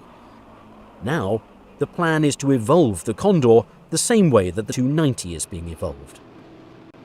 The result is the TA-400, consisting of 6 BMW 1700 horsepower engines. Just to keep this monster up in the air, an unprecedented 32 fuel tanks, capable of carrying 7,000 gallons of gasoline, are put on board the aircraft. Possessing a pressurized cockpit, 2 remote-controlled turrets, 20mm cannons, and a payload of 22,000 pounds. The third of the America bombers appears to be the deadliest. As Germany struggles to find a way to attack the United States, many options are looked at. Submarines, space rockets, and espionage are appealing, but the most realistic strategy by 1942 is a long-range bomber. 3 companies, Messerschmitt, Junkers, and Focke-Wulf, all bring their designs to the table and begin working on planes that can render a decisive blow against America. Russia did not actually capitulate. And in the winter of 1941, it actually launched a counterattack in front of Moscow. And there began a phase of the war which was to last more or less till its end. It was a war of attrition, a war eventually to be on 2 fronts, precisely the war the Germans always knew they couldn't win. By 1944, the tide has turned in favour of the Allies. Beginning in 1943, the American Air Force and the RAF, the British Air Force, were mounting 1,000-plane raids against Germany.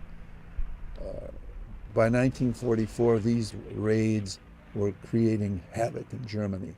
3 raids against the city of Hamburg resulted in something like 50,000 German dead. The cities in Germany were being destroyed, leveled at the rate of something like 2 a month. While the principles of war remained unchanged, the use of new weapons revised the concept of war. This time, Germany was faced with a weapon that leaped over battle lines and frontiers and smashed at the ultimate enemy, the German worker, who equipped and fed the German soldier. This time, the enemy nation was physically destroyed before its defending army was defeated. But as the Allies came to rely increasingly on a strategy of strategic air power as a way of bringing Germany low, the need became pressing for some sort of escort fighter, and of course that need was met in the P-51. The P-38 was available at first, then the P-47. Neither had the range to be able to escort the bombers all the way from England to Germany and back. The P-51 was the first that could do that. So now you had bombers flying raids all the way into the heart of Germany, even as far as Berlin, being able to have a very effective fighter escort the whole way there and back. In England, Operation Overlord, the invasion of France, is being planned by both British and American generals for later that year.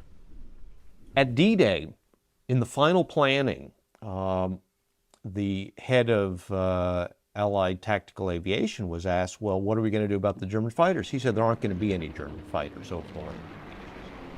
And he was essentially right, because they'd been wiped out by then. So, I mean, you know, it had a huge effect, I think, on the whole course of the war, of being able to bring the fight directly to the German tactical aviation forces. For a Germany in its last throes, they begin turning to the secret weapons they have invested so much time and money into as the saviors that can strike a knockout blow. The Holy Grail was a weapon of mass destruction. And they had gone the road of the nuclear, hoping to get the nuclear bomb. They had gone the road of the V1 and the V2. But they were always, as I say, searching for that Holy Grail. August of 1944, Hitler and Mussolini met in Germany. Mussolini took a train to Germany, and they had a little heart-to-heart talk. Mussolini said to Hitler, look, I've been deposed once, I've been reinstalled in northern Italy. The Allies are in Italy. The Allies are closing in, the Russians are closing in from the east. It's August of 1944, and what guarantee do I have, if I still throw in my cards with you, Adolf Hitler, that you can actually pull this war out, because it's not looking good now. And Hitler said to Mussolini in so many words, I have some wonder weapons coming. In Peenemünde, the Luftwaffe is working overtime, getting the V1 flying bomb ready to launch. And if this device fails, the revolutionary V2 rocket is going to strike the fear of God into the Allies, being the predecessor of today's intercontinental ballistic missile. The V1 and the V2 were extremely important in terms of later weapons development. The V2, of course, a single glance at it will make clear that it is the ancestor of the later ICBM, the Intercontinental Ballistic Missile. But perhaps even more than that for most Americans, it is clearly the ancestor of our NASA effort to reach space. The target for both these weapons is London, where no one will be spared. Britain's ally, the United States, is also set to receive a deadly dose of a different type of wonder weapon. The Americans were using Great Britain as an aircraft carrier to bomb Germany. Bombing England or bombing London alone, the British may have said no more, but there's no guarantee that the Americans were even going to let them do that at this point. They were so intent upon crushing Germany, and they had the Russians moving in from the east. So for a lot of political reasons, you have to stop this at the source. So the Germans were interested in bombing New York City, number 1, Moscow, number 2, and London, number 3. In order to strike fear across the Atlantic, the America bombers are being hurried along. As development continues, the Nazi leadership is hoping to get at least one of these planes across the ocean to deliver a fatal blow. The Junker 390, which was tested in a flight that managed to remain aloft for something like 12,000 miles, which would easily have made a round trip to the United States. And one of the practice runs they ran within 12 miles of the U.S. coast. The Germans even had another bomber in their plans, and that was a Messerschmitt plane, the Me-264. It was also tested and very likely could have struck the United States. If this plan proves successful, the psychological impact could be the German equivalent of the Doolittle raid. Yeah, the targets for the Me-264 would obviously have been preferred to be military targets, but the propaganda value of simply dropping a few bombs on New York would have had an amazing effect both in the USA and on the morale in Germany. In the USA, it would have no doubt caused a lot of panic and created a lot of defensive maneuvers within the East Coast because they didn't know if and when the bombers could come back.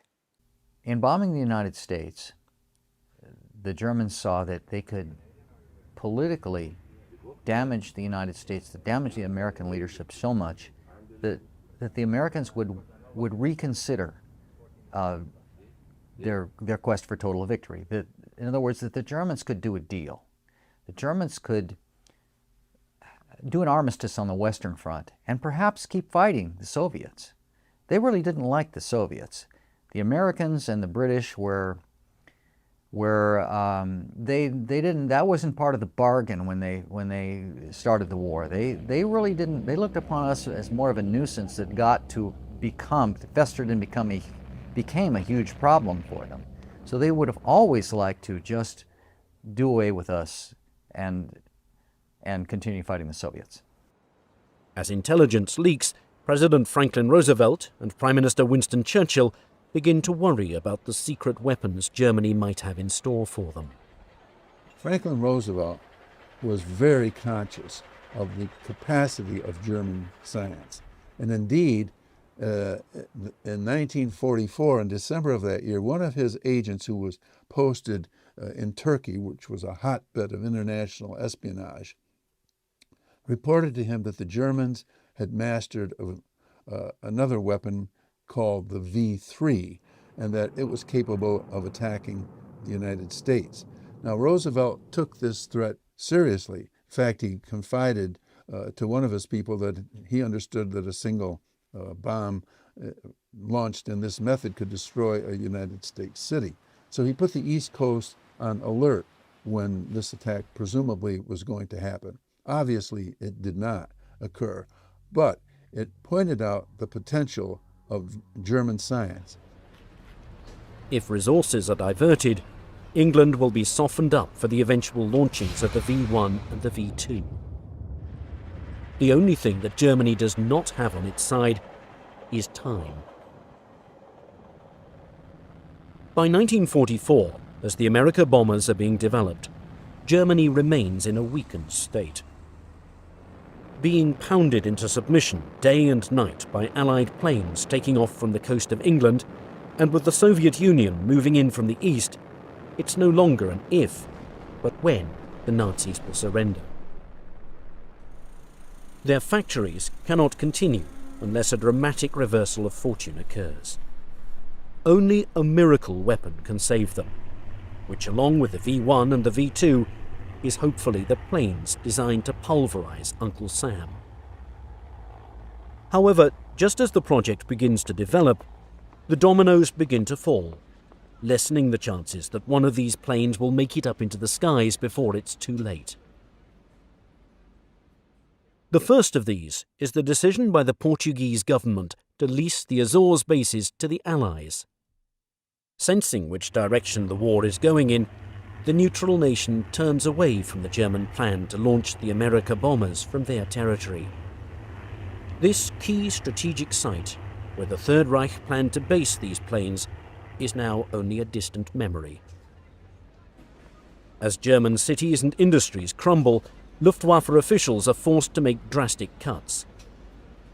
In many respects, the America bombers are typical of the hundreds of secret projects being mismanaged that become the Achilles heel of the Luftwaffe. Right up to the last day of the war, they were working on 138 different guided missile projects. How can a nation which is on its knees be expending effort like this? Fortunately for us, they were expending this sort of effort through total mismanagement and lack of control of their resources. And one of the failures of the German Luftwaffe was their inability ever to work out a sane procurement and production process. Prototypes would be built and abandoned. They would be rebuilt and altered by Hitler's order and abandoned, and rebuilt a third time and perhaps put into production as an aircraft very, very different from what the original designers had intended. This took place throughout the war, compared to, for example, U.S. procurement policies, which become a giant bureaucracy embodied in the War Department and soon thereafter, World War II, embodied in the Pentagon. The Germans were simply not able to compete on that level. Only 3 Me-264s had actually been ordered, out of which only 1 was realized, and the other 2 were still in small parts, and nothing really serious was taking place there. And then out the blue, the RLM, the German Air Ministry, asked if they could produce 30 Me-264s. But then everybody realized that where would they build them, how would they build them, and from what would they build them? It was really, the boat had been missed on any of that. The resources, the time, the crews, the ground support equipment, the bases, because you can't base aircraft of that size on a grass field. You need all the infrastructure. You have to get the bombs to the base, you have to get the fuel to the base, and not just once. You have to get the fuel coming back constantly, day after day after day. It's a huge infrastructure that the Americans, the British had to put up in Great Britain. The UK was a giant service station. It's hundreds, thousands of aircraft had to be refueled constantly. That infrastructure did not exist in occupied Europe for a large bomber force. Because sending 2 aircraft every week, what's the point? With resources strained, planes still in their design stage are now in the crosshairs. One aircraft that's on the chopping block is Focke-Wulf's TA-400. After assessing its design and noticing it requires more labour and materials than the Me-264, the decision to cancel it is made in late 1943. They investigated and then realised that to actually build it and make it fly would take so many years that it was just impractical to even consider the project as being feasible. Even as the prototype of the Ju-390 proves to be feasible, by mid-1944, all orders of that plane and the 290 are cancelled. Again, it would have taken a vast amount of space and material and everything to build. And it really, the performance of the 390 didn't come up to what was expected. So that idea didn't go any further, although the German Navy quite liked the aeroplane. Now, the only hope is with Messerschmitt. 1 was destroyed on the ground. The program was canceled, as all German programs were. There's a start-stop attitude. So it may have been started and stopped several times. Because of the changing situation of the war, and people had lots of ideas for strategic bombing. One day they were for it, the next day they were against it, and specifications were sort of being issued left, right and centre. Messerschmitt actually did produce a large number of projected modifications to his 264, but none of them ever came to any fruition. I mean, there were ideas to attach huge fuel tanks to the airplanes, which could be 600-gallon fuel tanks carried externally. Also, a 6-engine version was proposed. But all this was real pie-in-the-sky stuff, and because none of it could really be achieved at that time of the war. Things were really starting to go bad for Germany, and a lot of this stuff was just panic measures, trying to sort of clutch things out of the air, which really were just not possible. With the continued bombardment causing a severe strain on the country's resources, Erhard Milch decides to stall production of the 264 and instead focus on the 262. The priority now is defence, and the hope is that this jet fighter bomber can shoot down the flying fortresses that have been pounding them into submission. That same year, several Allied bombing raids on the Messerschmitt factories damage all of the 264s beyond repair. By October of that year, the aircraft is cancelled indefinitely. All of these factors combined spell doom for the America bombers. This is a solemn but glorious hour. I wish that Franklin D. Roosevelt had lived to see this day. General Eisenhower informs me that the forces of Germany have surrendered to the United Nations. The flags of freedom fly all over Europe. In the more than 60 years since the Nazi regime was destroyed, many questions surrounding the America bombers program remain unsolved. When we interrogated William Messerschmitt, he pooh-poohed it as if, I really had nothing to do with it. I think they realized they were going down a blind alley with that, really.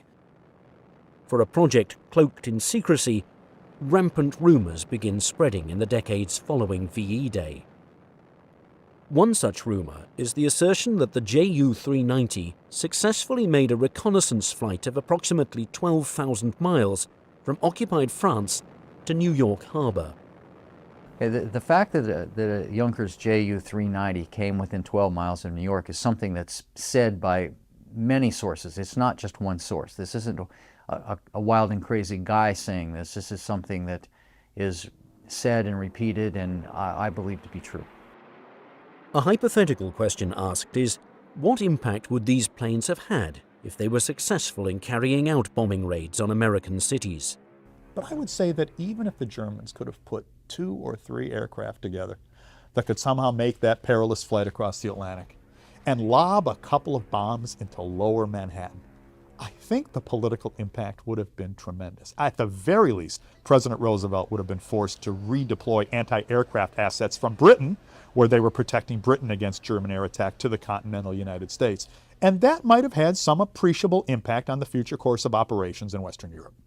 If the United States had actually suffered on its shores serious damage from German rocketry or from other transoceanic bombers such as they intended, the probably impact on the war would be that it would have been extended. Given the great industrial, innovative powers of the United States as demonstrated in that war by our production, the development of an atom bomb, no doubt we would have struck back, but it certainly would have extended the war to have the destruction brought to our shores. I wouldn't say a waste of resources, but to a large extent, the hopes of actually curtailing, even annoying the Americans was very small. They might have annoyed them all right, but that would not have been good because the Americans might simply have reacted by bombing the German factories and the bases more fiercely than they did. So in the end, chances are, even that the Germans built the bombers and the bases, they would not have remained in operation very long. They may not even have been completed before they got pulverized. Would they have been able to crack the well-oiled American war machine by 1945? Would they have been able to weaken civilian morale? When you look at the effect of the German bombing of England during the Blitz, it's pretty clear it strengthened British resolve. It caused more of a feeling of we've got to get back at those guys rather than fomenting this attitude of, oh, there's no point, we should surrender. So if you're talking about strategic bombing as trying to sap the morale of the enemy, the evidence is pretty clear that doesn't work. Naturally, the American people probably felt very secure having an entire ocean between ourselves and the war that was raging in Europe. What effect, let's say, on morale would have occurred had the Germans been able to strike us directly? I think it would have been very likely the parallel with London and Berlin. These places were smashed. Berlin was practically reduced to rubble by 1,000-plane raids, but people kept their chins up. They managed to take it and went on from day to day. I don't believe that the American people would have reacted anyway differently.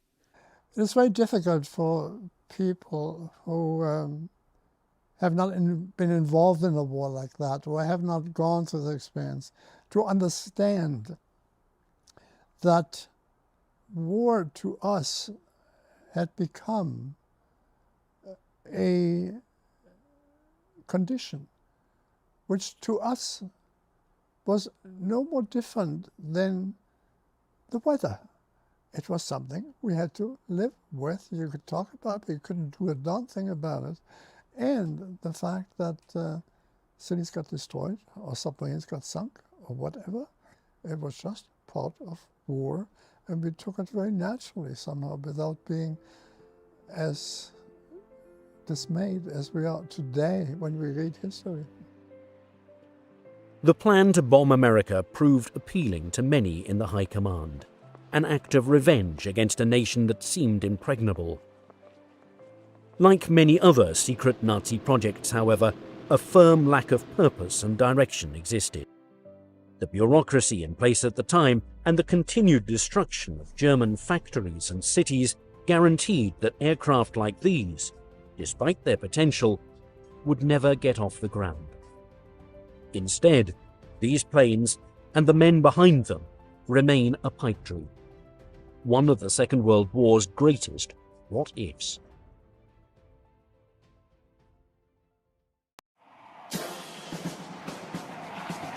The German Messerschmitt Me 262. Sleek, fast, and heavily armed, it was a quantum leap in fighter technology. For the Allies, the appearance of the new swept-wing fighter caused a great deal of anxiety and consternation. Nothing they had could come close to its awesome performance. The top Allied fighter at the end of the war was the Spitfire Mark 14 with a top speed of 446 miles an hour. The Messerschmitt 262, which we captured and tested at Founder, had a top speed of 568 miles an hour. An advantage of almost 125 miles an hour, which means an aircraft with this performance, which is a quantum jump, can dictate terms of combat. It can initiate or finish combat as it wishes. It was a very formidable weapon indeed. Considered by many to be the world's first jet fighter, it was in fact a distant second. Indeed, the first air-to-air kill credited to a jet fighter goes to the Gloucester Meteors of 616 Squadron RAF. On August 4, 1944, Flying Officer Dixie Dean, using the wingtip of his Meteor, toppled a V-1 flying bomb, sending it crashing into the ground. While the V-1 was a pilotless aircraft, it would still go down in history as the first jet versus jet encounter. It was a telling indictment. After a 21-month lead in jet fighter development, the Germans found themselves with just one design in production, the Me 262. By June 1944, only a handful were in service. But there was another jet fighter, one designed and built before the Me 262, the Heinkel HE-280. Designed by Ernst Heinkel, it was capable of over 500 miles per hour. At this late stage of the war, the HE-280 was nowhere to be seen.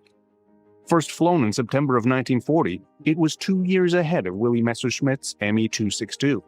What happened?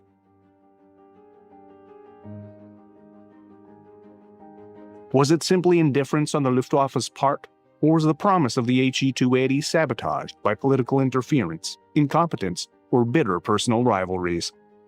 To find the answers, we must first look at the state of military aircraft design and production, beginning in the 1930s. Since the end of the First World War, aircraft engine horsepower steadily increased. At the beginning of the 1930s, new engine designs and the promise of the supercharger led to more and more horsepower. The new all-metal monocoque airplane revolutionized aircraft design. The possibilities seemed limitless. Speed, altitude, and range records were smashed. Military commanders saw great promise in these new designs, and as Europe crept toward war, orders for new bombers and fighters began to rise. With little time or money left for the development of any new or questionable propulsion systems, work focused on the evolution of the piston engine. Many engine builders called the idea of a jet engine the thing, technically unfathomable and little more than a pipe dream. But there were those whose pipe dreams would become reality. In 1930, Flying Officer Frank Whittle, RAF, applied for a patent for his jet engine. This was followed by Hans Joachim Pabst von Ohain, and his secret jet engine patent in 1935. Robert Pohl, a colleague of O'Hain at the University of Göttingen, was instrumental in bringing O'Hain's invention to the attention of leading German aircraft manufacturer Ernst Heinkel. This man, Pohl was his name, he wrote to Heinkel, whom he knew, and he said, I have a man here who is into something which I think has a tremendous future to it. He is into jet propulsion. It's a continuous combustion engine. It draws air in the intake, compresses it, and then the combustion cans are sprayed with gasoline, and it turns a turbine wheel to keep the thing running, and the exhaust comes out the half end of it. As long as you give it fuel, it'll run forever. And he says, I have a man here who wrote a thesis about this sort of application for a jet engine. It pleased me very much if you would meet him and see him and talk to him about his ideas and his applications for future aircraft. With Heinkel's backing, the German inventor created a line of experimental centrifugal flow jet engines, similar to Whittle's, each with ever more thrust. The entire program was conducted as a private venture and in the utmost secrecy. The German Air Ministry was kept in the dark. On the other hand, Heinkel was also unaware that BMW was working on their own jet engine. BMW's design was an axial flow unit. More complicated than the centrifugal design, it offered more power and greater efficiencies. It was also being developed with the full knowledge of the German Air Ministry. In time, axial flow designs would power Germany's fledgling jet force. Early in the days immediately before the war, the Germans had become aware of the practicality of a jet-propelled engine as being pioneered by Frank Whittle. And at first, they followed the same concept as Whittle of centrifugal flow, which is the simplest form of jet engine, really, and also probably the most reliable at that stage, certainly, in the pioneering efforts. But eventually, they turned quite rapidly after their first, if you like, experiments onto the axial flow type, which really offers many advantages. And they concentrated thereafter totally on axial flow engines. And within the limitations of the strategic materials they had, they were very successful in this. The only problem was that the axial flow engine is complex and therefore difficult to produce, time-consuming to produce. And also, unless you have the right strategic materials to contain the heat stresses, it can have a rather short productive life. Work on a suitable test airframe for Heinkel's revolutionary new power plant was conducted at the same time. By August 1939, both engine and airframe were ready. Heinkel's HE-178 was no masterpiece. The short fuselage and stubby, elliptical wooden wings did not exude a sense of speed. On August 27th, test pilot Erich Varsitz settled himself into the cramped cockpit of the tiny aircraft. Watched by Ernst Heinkel and a small group of mechanics, the HE-178 began to roll. The takeoff run was short. Climbing to 500 meters, Varsitz circled the airfield once and came in for a perfect landing. Total flight time, 7 minutes. History had been made. Wasting no time, Heinkel telephoned Ernst Udet, the chief of aircraft procurement and supply at the RLM, the Reich's Air Ministry. The response Heinkel received was far from enthusiastic. The world's first jet would have to wait. On September 1st, Germany plunges Europe into war. Long before 1939, the name Heinkel had become a household name in Germany.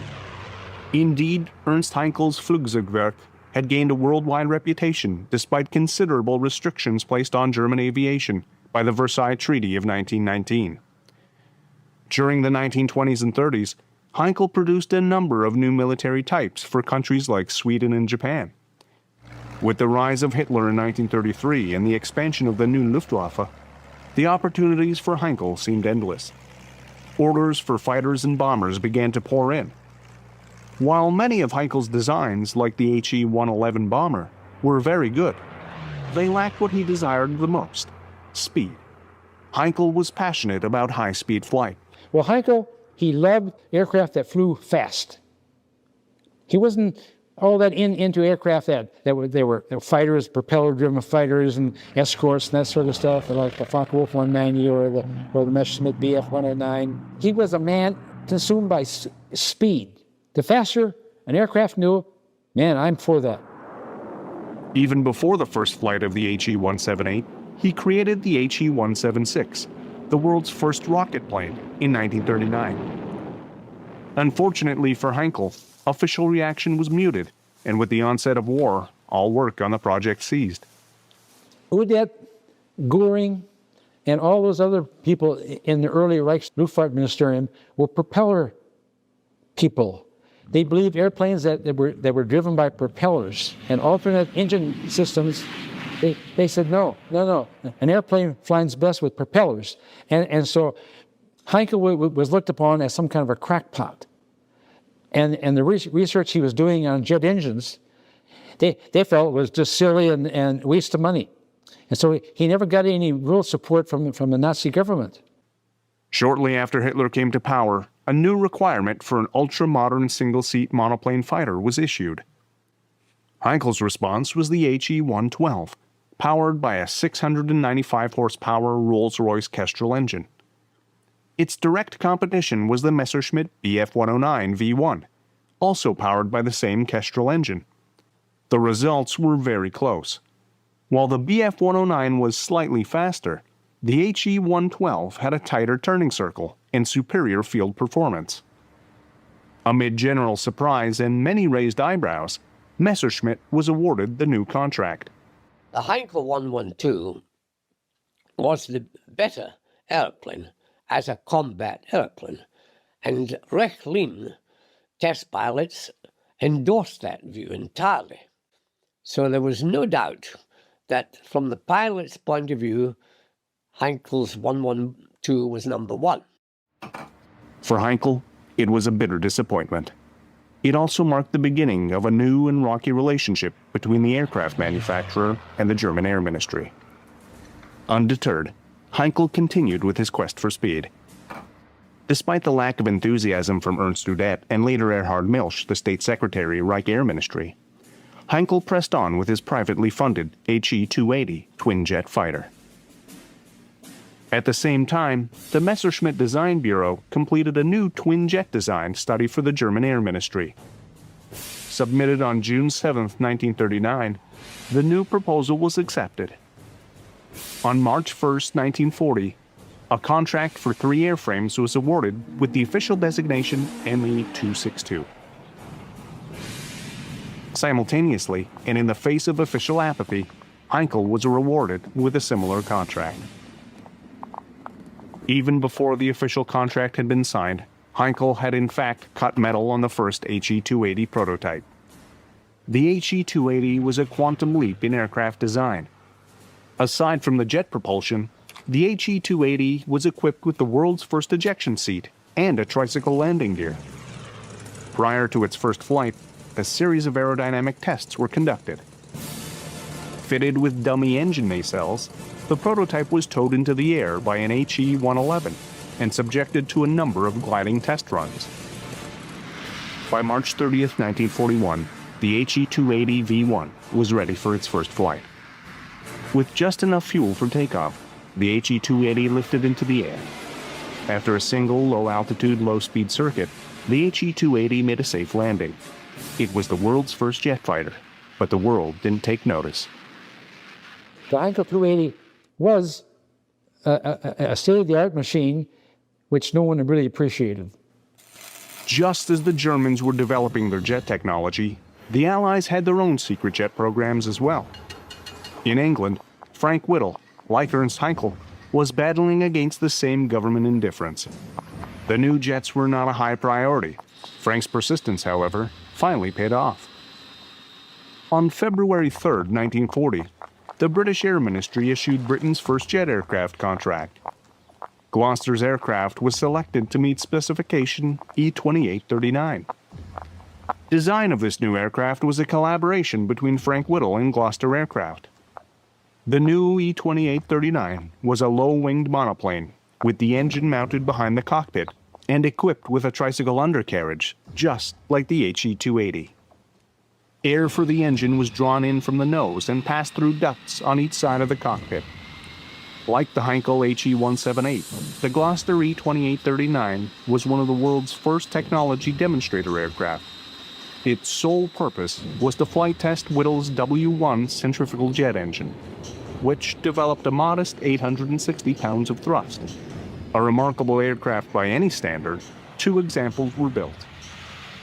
On May 15, 1941, the first E-2839 took off from Cranwell Airfield at 7:45 p.m. The flight lasted just 17 minutes.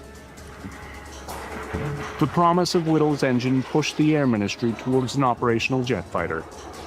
Even before the first E-2839 took shape, specification F-940 for a new jet fighter was finalized in December 1940. Because the new jet engine didn't have the required thrust, the new fighter would have to be a twin-engine design. The F-940 was not a radical or advanced aerodynamic design. Following accepted aircraft practices, it was fairly conventional. On February 7, 1941, Gloucesters received an order for 12 Gloucester Whittle airplanes to the F-940 specification.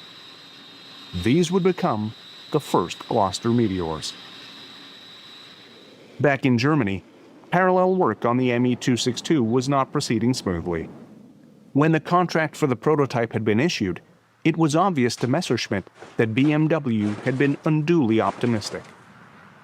The new BMW 003 axial flow engine was still unreliable, without sufficient power.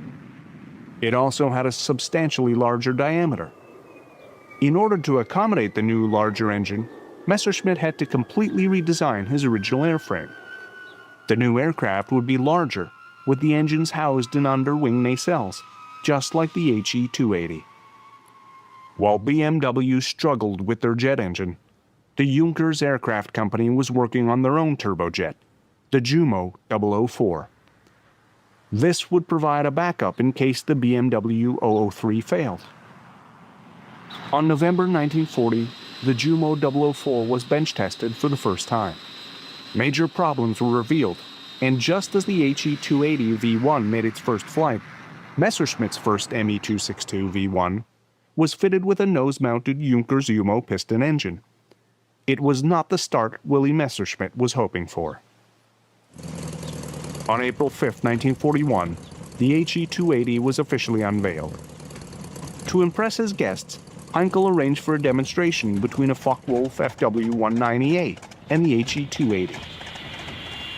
During the mock combat, the HE-280 completed 4 tight circles before the FW-190 completed 3. Finally, Ernst Udet showed some enthusiasm. Top speed was 485 miles per hour, 77 more than the FW-190. Impressed, the German Air Ministry sanctioned the manufacture of 13 HE-280A pre-production aircraft. Unfortunately for Heinkel, mass production of the HE-280 was still out of reach. Heinkel now found himself up against personal rivalries, duplication, and incompetent leadership. To understand this state of affairs, we have to return to the beginning of the new Luftwaffe.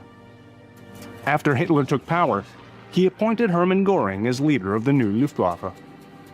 A World War I ace and squadron commander, Göring soon gave a number of his ex-squadron mates titles in the newly formed Luftwaffe.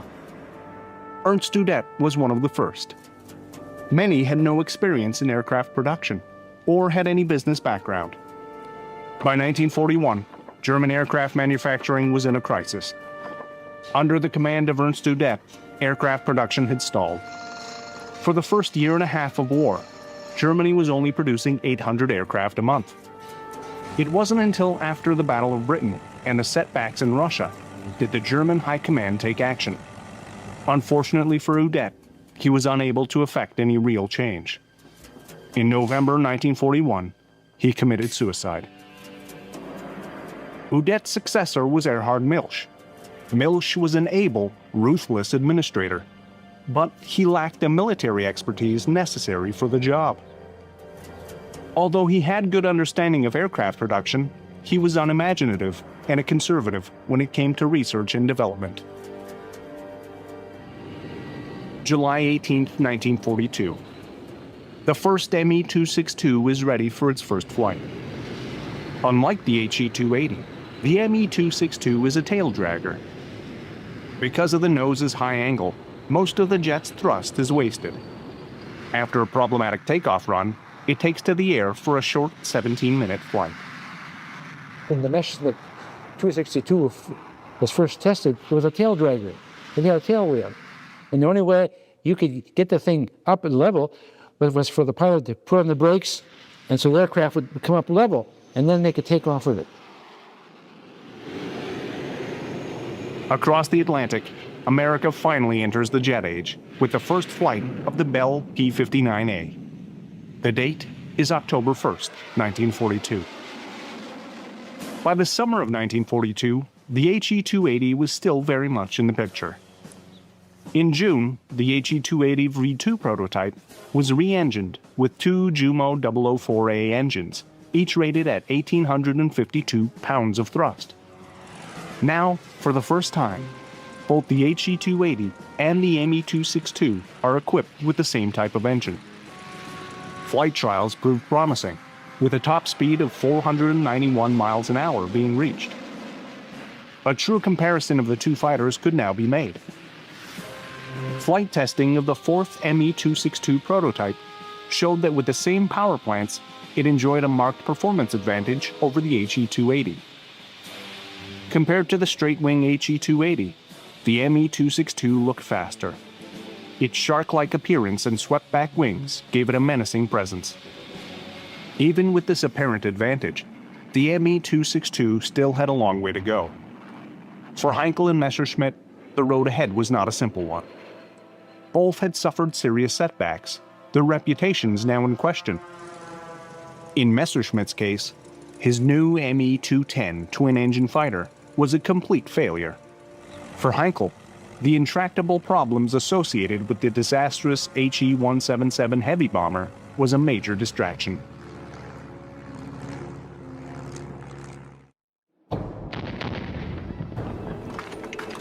By the summer of 1942, Germany was still victorious. After some unexpected setbacks in Russia, they were once again on the offensive. In North Africa, the first Battle of El Alamein began with Erwin Rommel leading the way. From a military perspective, Germany was at the height of its power, but it was now fighting on three fronts. Losses would be heavy. In September, the Battle of Stalingrad began with much promise. It was a bloody battle of attrition, and one in which Germans were losing. On November 1st, Allied troops break out of El Alamein. 7 days later, Operation Torch begins. Allied troops invade North Africa, with American and British troops landing in Morocco and Algeria. Rommel's fabled Africa Corps is now being squeezed on two sides. November 19th. Soviet forces launch Operation Uranus. Its aim, surround the city of Stalingrad and annihilate all German forces. The Soviet offensive is a spectacular success, and by the end of January 1943, the battle is all but over. The German Sixth Army surrenders. It was the first Nazi acknowledgement of failure. In May, the battle for Tunisia is over. German and Italian forces surrender, with 250,000 troops taken prisoner. These military losses represented a key turning point. Germany was now on the defensive. For the Luftwaffe, January 1st, 1943 represented a time of crisis. Its operational strength had sunk to some 4,000 aircraft. It had also failed to introduce new, more modern types, aircraft like the HE-280 and the Me-262. In fact, the Luftwaffe was drawing on its last accumulated reserves. Contingency plans were non-existent, Any new military setback would be catastrophic. The German High Command had resolutely declined the possibility of waging a defensive war. From Hitler on down, the mantra had always been attack. The losses in Stalingrad and North Africa put a severe strain on Luftwaffe resources. For the first time, serious cracks began to show. But it wasn't just the losses in North Africa and Stalingrad that hobbled the once mighty Luftwaffe. The pre-war belief that Germany's military conquests would be short led to short-term planning. New modern aircraft wouldn't be needed. It was a strategic miscalculation, and one that had a direct effect on the development of Heinkel's HE-280 and Messerschmitt's Me-262.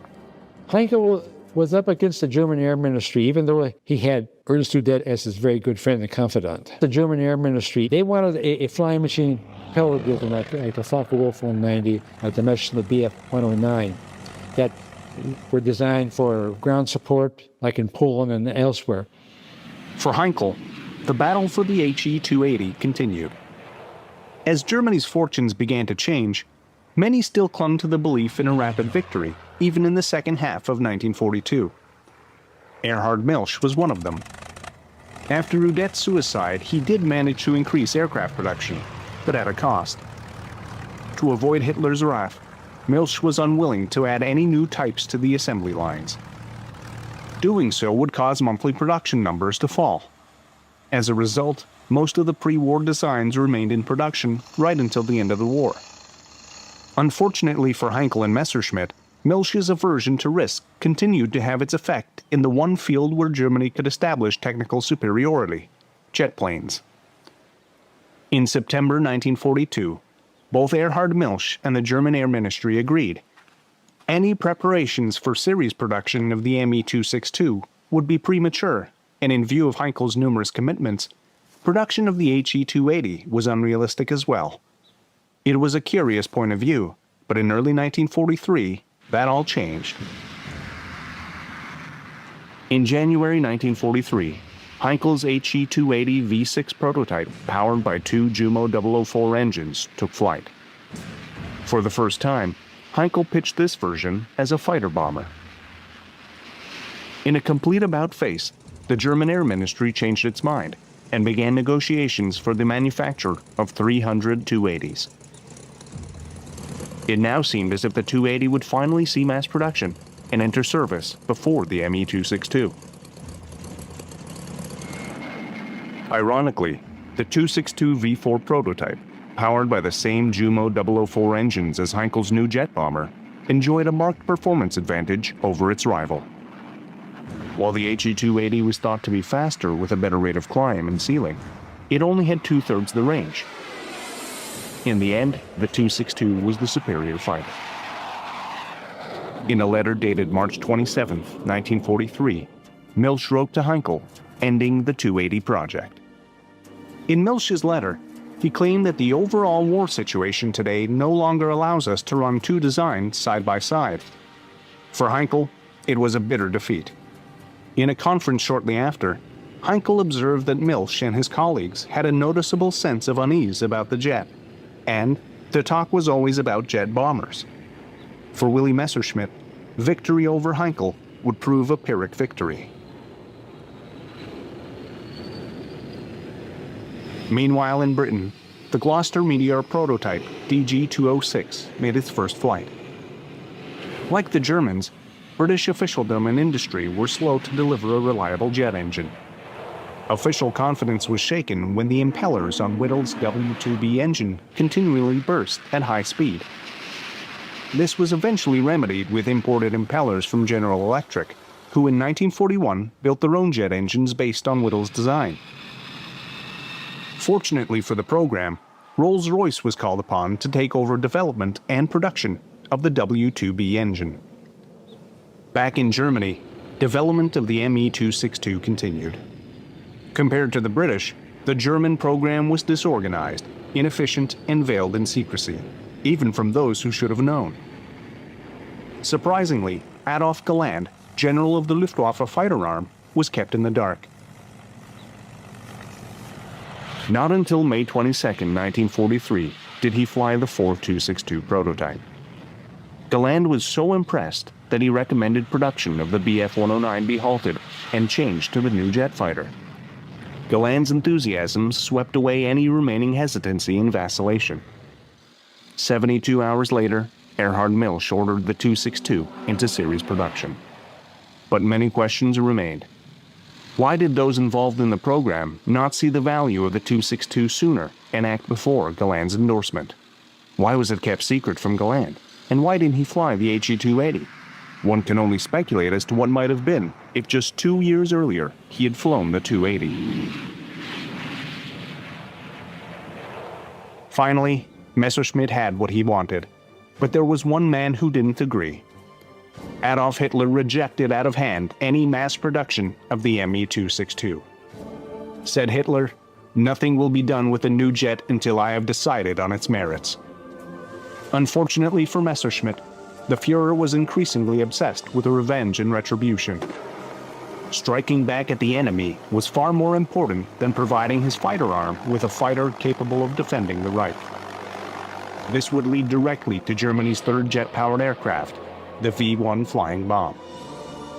Powered by a pulse jet engine, the V-1 was the world's first cruise missile and the first jet-powered aircraft to see combat in World War II.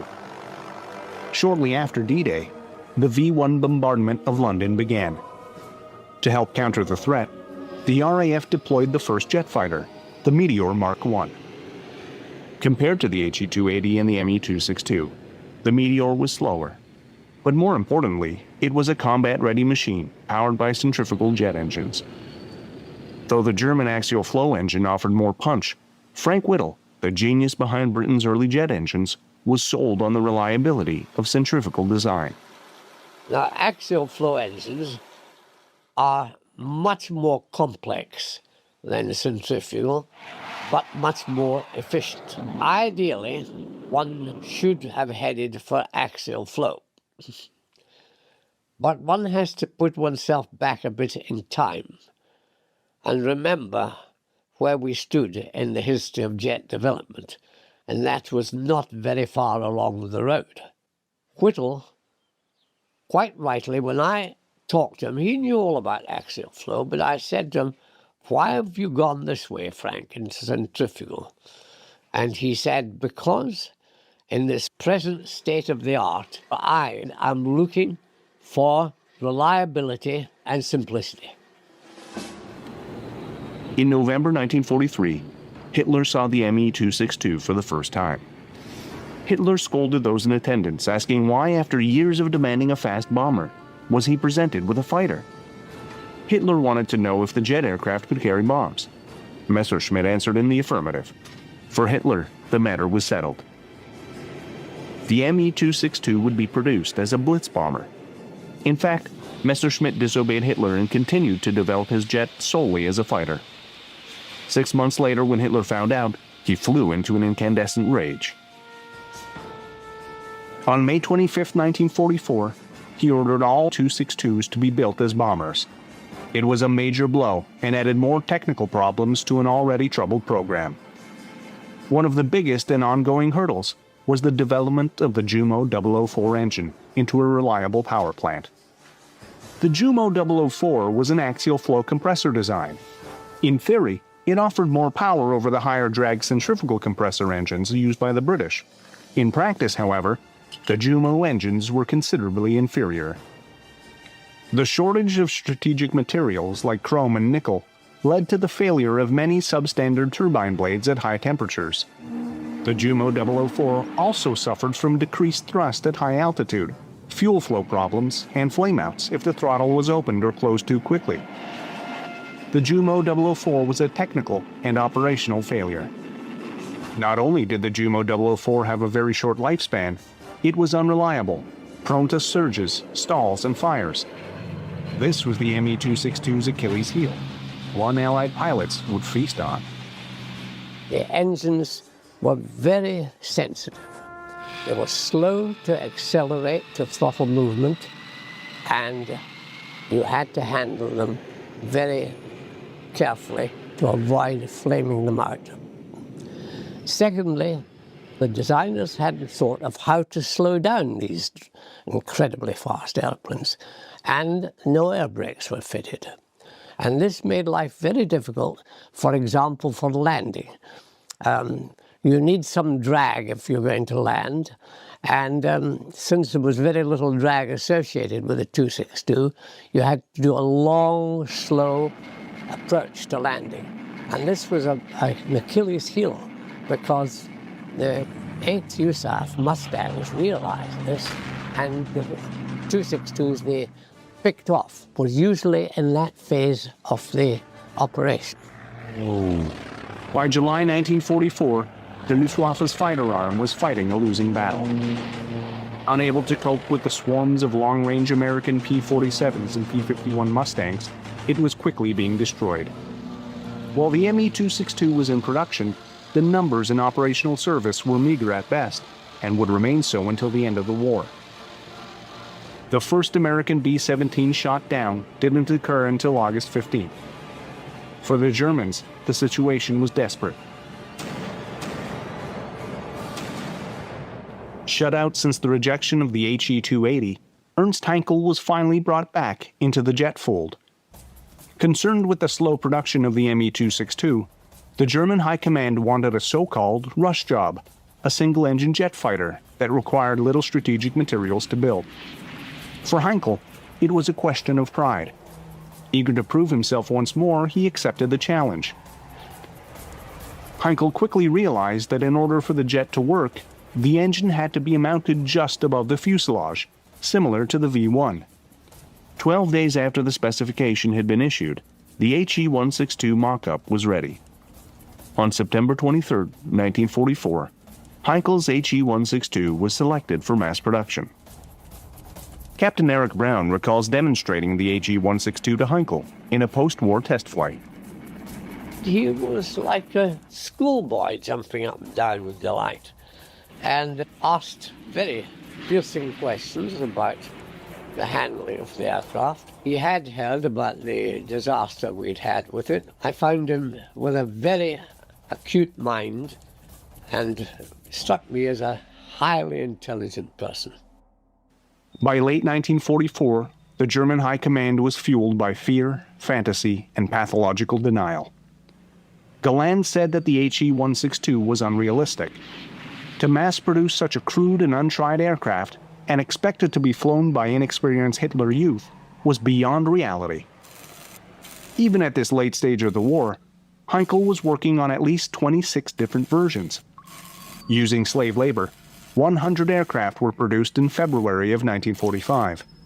On February 6th, the first group converted to the new type. In the final weeks of the war, the so-called People's Fighter saw little action. Combat claims were made but never confirmed. Only one HE-162 was ever shot down by an Allied fighter. On May 5th, Germany surrendered. It was a crushing defeat. The new jet and rocket fighters introduced late in the war had no impact on the outcome. Many have argued that if the HE-280 had been produced sooner, history would have been different. Perhaps, but in the final analysis, the 280 wouldn't have made a dramatic difference. For Ernst Heinkel, there was a deep bitterness. His early groundbreaking developments were essentially ignored. As to who actually killed the world's first jet fighter, the answer is many. The HE-280 was quite simply a victim of mismanagement and industrial chaos. After 1936, Nazi management of the aviation industry was not centralized. Udet's technical office, Göring, the general staff, Milch, and all the aircraft designers jockeyed with one another for control of the aviation program. Instead of a uniform, consistent policy towards aircraft production, confusion and chaos reigned. Göring must hugely accept blame for a lot of the failings of the Luftwaffe, particularly the delay and the mismanaging getting aircraft into production. And to a large extent, Udet was one of his causes of his problem. Udet was an extroverted, magnificent exhibition pilot in civil life. And he had been in Goering's squadron in World War I. Ernst Udet had no interest in politics, and Goering approached him as an old squadron mate and said, you know, the Nazi party needs you and your experience. Come in and be the head of our technical department. Udet was talked into this and was completely out of his depth. Firms like Heinkel and Messerschmitt tried to build everything from trainers to strategic bombers. Every effort made by the Air Ministry to move them towards any specialization was effectively countered. Clear-cut technical objectives were never issued. Programs were allowed to continue regardless of the enormous waste in time, skill, and materials. Overall, the Nazi management of the aircraft industry was uncoordinated, inefficient, plagued by ignorance and incompetence. Even if the HE-280 had become operational in 1942, its overall effectiveness would have been limited. It all came down to the Jumo 004 power plant.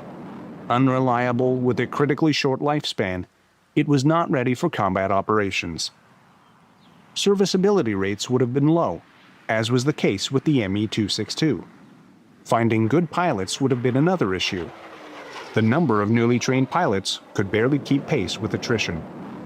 Fuel shortages also began to take hold. By 1943, the Luftwaffe was a dying force with no chance of recovery. As the world's first jet fighter, Heinkel's HE-280 was a marvel of technology and inspiration. Unfortunately for Heinkel, those in power saw little use for his twin-jet fighter. Hitler's reluctance to produce jets almost certainly doomed what little hope Germany had of ever producing an effective jet fighter force.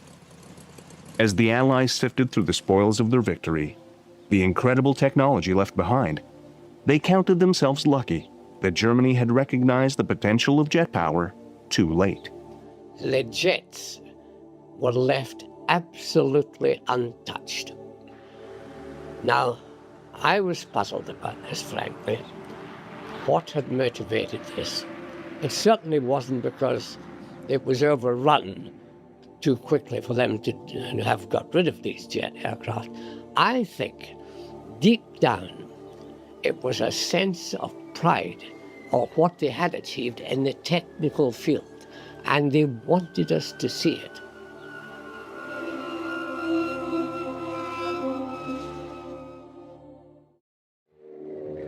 For decades, numerous historians have studied the Luftwaffe and its failures during the Second World War. What caused an air force that was in many ways vastly superior to the Allies to come crashing down?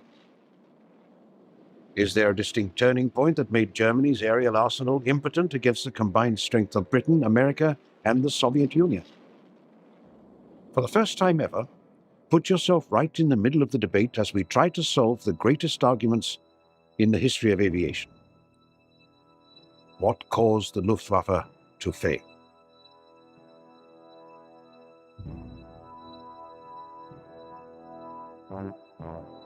In 1933, Adolf Hitler becomes Chancellor of Germany and later the Führer, enacting complete control over the fatherland.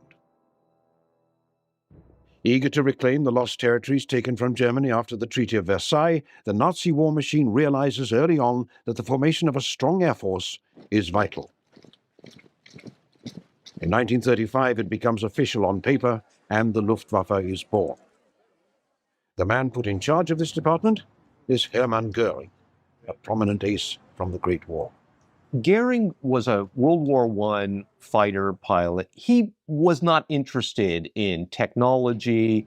He said something at one point, he said, well, this device is a box with coils, and I don't like boxes with coils. He still had this sort of, well, if you're courageous and brave, you don't have to worry about technological gizmos. In building this new air force, the Nazis possess many advantages that other nations do not, including a first-class aircraft industry, symbolized by the names Messerschmitt, Dornier, Heinkel, Junkers, and Focke-Wulf. Brilliant engineers capable of taking aerodynamics to a whole new level, and a highly educated population that can build aircraft on a mass scale. By 1938, production rises to over 5,000 planes. 1 year later, that figure soars to over 8,000, a testament to the importance Nazis place on the doctrine of air power. What the Germans were trying to do was to employ new machines, new technologies, but to employ them in the service of a very, very old way of war that had served them well in previous conflicts and they felt would continue to serve them well in the future. I think this sets the Germans somewhat apart from neighboring countries in the 1920s and 1930s in that they are not truly looking ahead as much as they are looking back to their old traditions and grafting new technologies onto them. Before war is declared in August of 1939, Germany's aerial arsenal is impressive to say the least. Ready to go is the Me-109, a superior single-engine fighter, the Junkers 87 Stuka, a terrifying dive bomber, the Heinkel 111 and the Dornier 17 Flying Pencil, two top-of-the-line medium-range bombers. This, in addition to the largest air transport industry in the entire world, exemplified by the Junkers 52, a workhorse that will be at the centerpiece of the German offensive. Even with all these phenomenal aircraft, a key ingredient is missing, as is often noted by Second World War historians: the absence of strategic bombers. This void does not go unnoticed in 1935, when General Walter Wever, realizing their importance, enthusiastically supports the building of long-range aircraft to battle any potential enemy, most likely the Soviet Union. General Walter Wever was promoting what he called the Urals bomber. He believed that the industrialization, tanks, planes, etc., that was going on in the Urals area had to be demolished if you were going to win a war against Russia. Wever writes, "Air power carries the war right into the heart of enemy country from the moment war breaks out. It strikes at the very root of the enemy's fighting power and of the people's will to resist." Yeah, Walter Wever was very much in favor of this long-distance bomber to try and bomb Russia. And that actual project was given the name of the Ural bomber. Wever actually then put specifications out to both Dornier and Junkers for the building of this long-range bomber. Out of this came the Dornier 19 and the Junkers 89. But neither of these aircraft had the performance that was currently available in the United States of the B-17 Flying Fortress. So therefore, neither of those airplanes really progressed very far beyond a couple of prototypes. Dying due to a plane crash in 1936, his doctrine epitomized by the Dornier 19 and the Junkers 89 are scrapped by Goering. Goering, I think, didn't go along with this because he rather took the view that Hitler had, that they could win by blitzkrieg, and they wouldn't be required to get into this lengthy process of using heavy bombers. Inquiring as to how many twin-engine planes can be made for every four-engine one, the answer given to him is 2.5. The Field Marshal's response is that the Führer does not ask me how big my bombers are, but how many there are. It is important to note that the decision not to build long-range bombers cannot be considered a failure. For Germany, the raw materials needed to build such planes would require large amounts of rubber, metals, and fuel, all of which would have to be imported for a hefty price. Of the 4,500 tons of aluminium needed per month for aircraft production, only half is available during the Wever era. The Air Force that he and others envisioned was simply uneconomic at the time. What truly represented the German way of war is instead a tactical Air Force. The German War of Movement attempted to defeat as much of the enemy army as possible within the opening weeks of fighting. So the tactical level of fighting for an individual position, and then the operational level of attempting to defeat an enemy army. But arguably, Germany had never been very good, and this would go back to Prussia before it, at the kind of long-term strategic planning that the Allies were so skilled at in World War II. Arguably, this was because the Germans felt they had to win all their wars quickly or they would not win them at all, and that attempting to play strategic warfare with the vast economic and industrial resources of the United States, was a losing game from the start. Working closely with those on the ground, the Luftwaffe is wildly successful as the Second World War begins. Poland is easily demolished. Norway is taken away from the British effortlessly. The Low Countries and even the power of France cannot resist German might during the year 1940. It appears that nothing can stop Nazi forces from gobbling up the continent of Europe.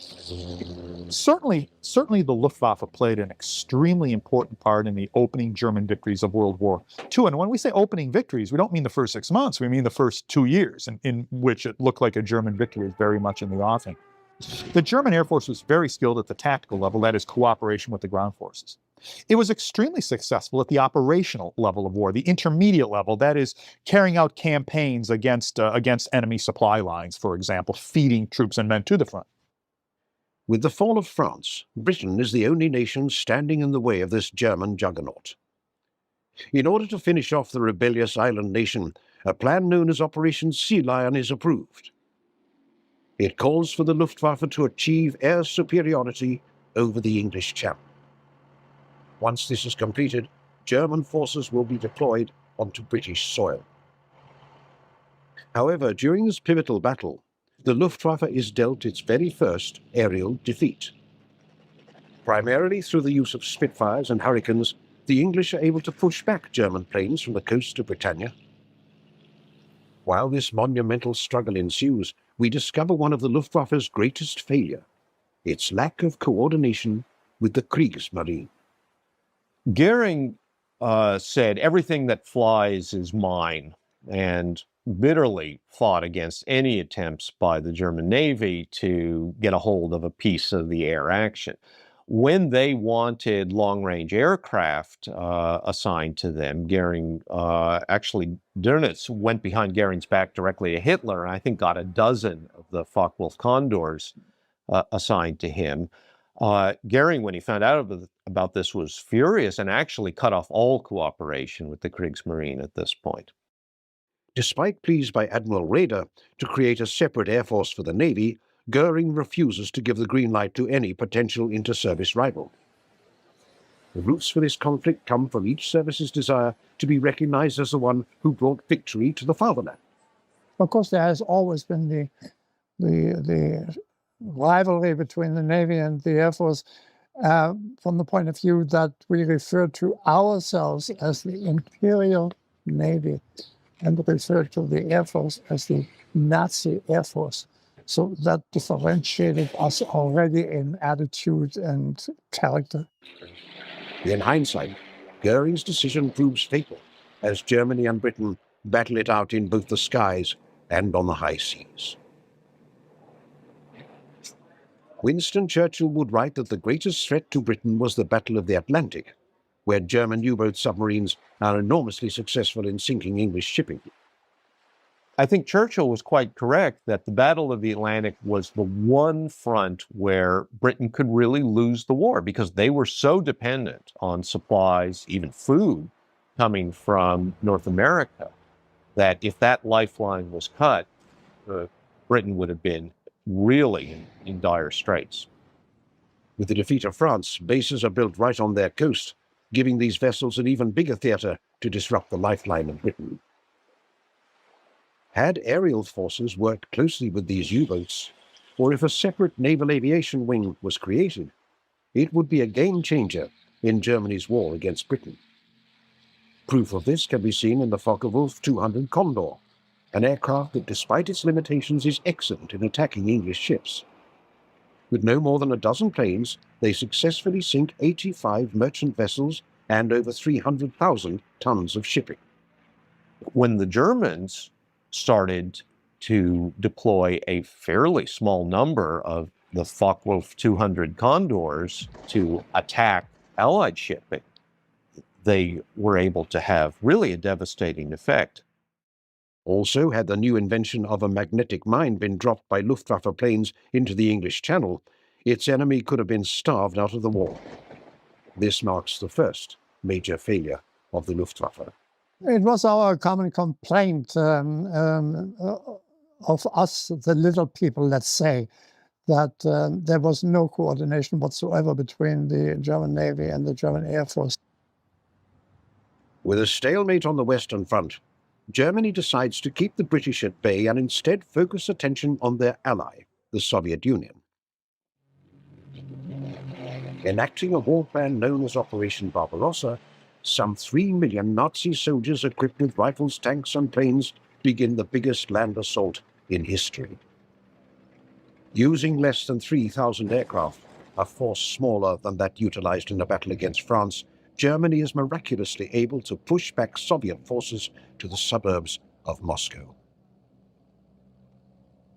The decision to launch Operation Barbarossa exposes the Luftwaffe to its second major failure, the lack of maintenance and repair on the ground. When a German aircraft is damaged, it is sent back to the fatherland for repair. When fighting a relatively short and tactical war against France, this particular system works fairly well. When fighting a long, drawn-out war of attrition against the communists, however, it proves to be a gigantic blunder. In the Soviet Union, with the fighting taking place far away from the major cities of Germany, the time it takes engineers to repair a damaged aircraft and have it sent back to the front is enormous. And by 1941, less than 30% of the Luftwaffe's airfields are operational, a fact that is almost inconceivable when taken into account that Germany is fighting a two-front struggle. As Field Marshal Erhard Milch would reflect after the war, the vertical organization in 4 territorial determined Luftflotte commands was grossly inadequate for launching a war well beyond the borders of the Third Reich. The attack of June 22, 1941 would in retrospect be a catastrophic mistake. For those like Goering, men who had never fought on the Eastern Front during the First World War, they would grossly underestimate the Soviet will and the industrial capacity of a regime thought to be so backwards by Hitler. Moving its factories far beyond the Ural Mountains, they are out of range of German bombers. The ghost of General Wefer comes back to haunt the Luftwaffe.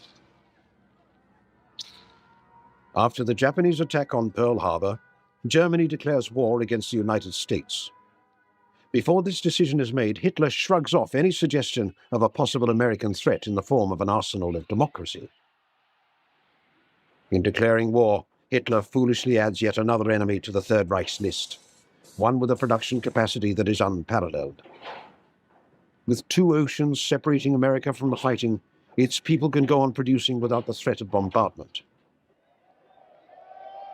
Britain would have hauled the flag down long ago if it had not been for America's support, one field marshal said. With Germany by this time experiencing severe shortage of aluminium and copper, America is fully stocked of these and other vital raw materials. By 1944, the United States is able to churn out over 96,000 planes per year, 1 every 5 minutes, more than double that of the Germans. Before this catastrophic decision is made, it is important to note that by 1940, even Britain, with its shipping being torpedoed at an unprecedented rate, is outproducing Germany in aircraft. The British are able to improvise, and as a result produce outstanding planes like the de Havilland Mosquito, an aircraft made from plywood. In contrast, by 1941, with Nazi forces engaged in a two-front war, total production is just over 11,000 planes, a yearly increase of only 3,000 from when the war began. It is clear that the Third Reich's total output is only a fraction of what it could be. One of the failures of the German Luftwaffe was their inability ever to work out a sane procurement and production process. Prototypes would be built and abandoned. They would be rebuilt and altered by Hitler's order and abandoned, and rebuilt a third time and perhaps put into production as an aircraft very, very different from what the original designers had intended. This lack of planning and foresight can be attributed to the man who took control of Luftwaffe production in 1936, long before the war began. His name is Ernst Udet. An outstanding ace from the First World War, he is put in control by Goering, replacing Wilhelm Wimmer. His appointment to this powerful position marks the third, and possibly the greatest failure of the Luftwaffe. Goering placed one of his World War I fighter ace buddies, Ernst Udet, in charge of technical developments. Udet really didn't know anything about this stuff. Udet's forerunner, Wimmer, has been outstanding in overseeing the Luftwaffe's second-generation aircraft during the pre-war era, including the Me-109, the Junkers 87, and the Heinkel 111. With Udet as his replacement, however, the next line of aircraft is a far cry from their predecessors. One of his hobby horses was dive bombers. He had seen, actually, in America, interestingly, between the wars, a demonstration of dive bombing, thought every German bomber should be made into a dive bomber, and then even ordered this new four-engine bomber, Heinkel 177, under development, to be made into a dive bomber. Well, Heinkel himself, who was, after all, an engineer who understood this, kept trying to talk him out of it, said this is ridiculous, but was overruled, and so they had to go back and strengthen the wings of the 177 to try to reduce drag so it could actually dive at high speeds. They tried mounting the engines in pairs instead of having four engines like you would normally think you would do on a bomber. They were mounted front and back in a single pod on each wing. This resulted in so much heat being generated that the engines were constantly overheating. So it really, I mean, it was a crazy idea, and it led directly to delays, and I guess you can really say the ultimate failure of Germany to field an effective four-engine bomber during the war. The Heinkel 177, with its odd tandem engine arrangement and an insane requirement by Udet to dive bomb, makes this plane a complete disaster from start to finish. The aircraft becomes known as the dead racehorse, with only a handful ever getting the chance to fly. The Heinkel 177 and the Me-210 go hand in hand as one of the Luftwaffe's major disasters. The Messerschmitt 210, a replacement for the Me-110, is full of problems that are never ratified. When he came up with his Messerschmitt 210, the RLF said, oh yes, that's very good, let's immediately we'll order 10,000. Or whatever it was, but they went into mass production and the thing had hardly flown. It was a complete and utter disaster for Messerschmitt, which he'd never lived down, and they had to convert a lot of the built Me-210s into Me-410s by taking the aeroplanes to pieces again and reassembling them with new parts to turn it into a flyable and operational machine. As one aircraft representative is overheard saying, everything turns to dust in Udet's hands. Only one aircraft, the Focke-Wulf 190, is considered a success under his watch. A reluctance to make the hard decisions also proves costly, as resources are diverted to projects that are simply unfeasible during wartime. By 1941, the need is for long-range strategic bombers, with America producing the B-17 Flying Fortress and the British reworking the Avro Manchester into the four-engine Avro Lancaster. Germany, in contrast, falls dramatically behind the Allies in producing four-engine bombers.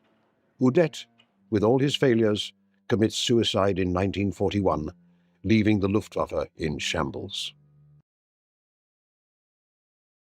With a Soviet victory at Stalingrad, German forces are pushed back, marking the beginning of the end. And as American and British bombers begin destroying German factories and city centers from the sky, the philosophy that General Weber endorsed years ago is coming true. Strategic bombing is proving vital in weakening the German war machine. Under the command of Field Marshal Erhard Milch, production is able to climb to 25,000 planes a year, a respectable increase, but nothing compared to what the Allies are able to produce.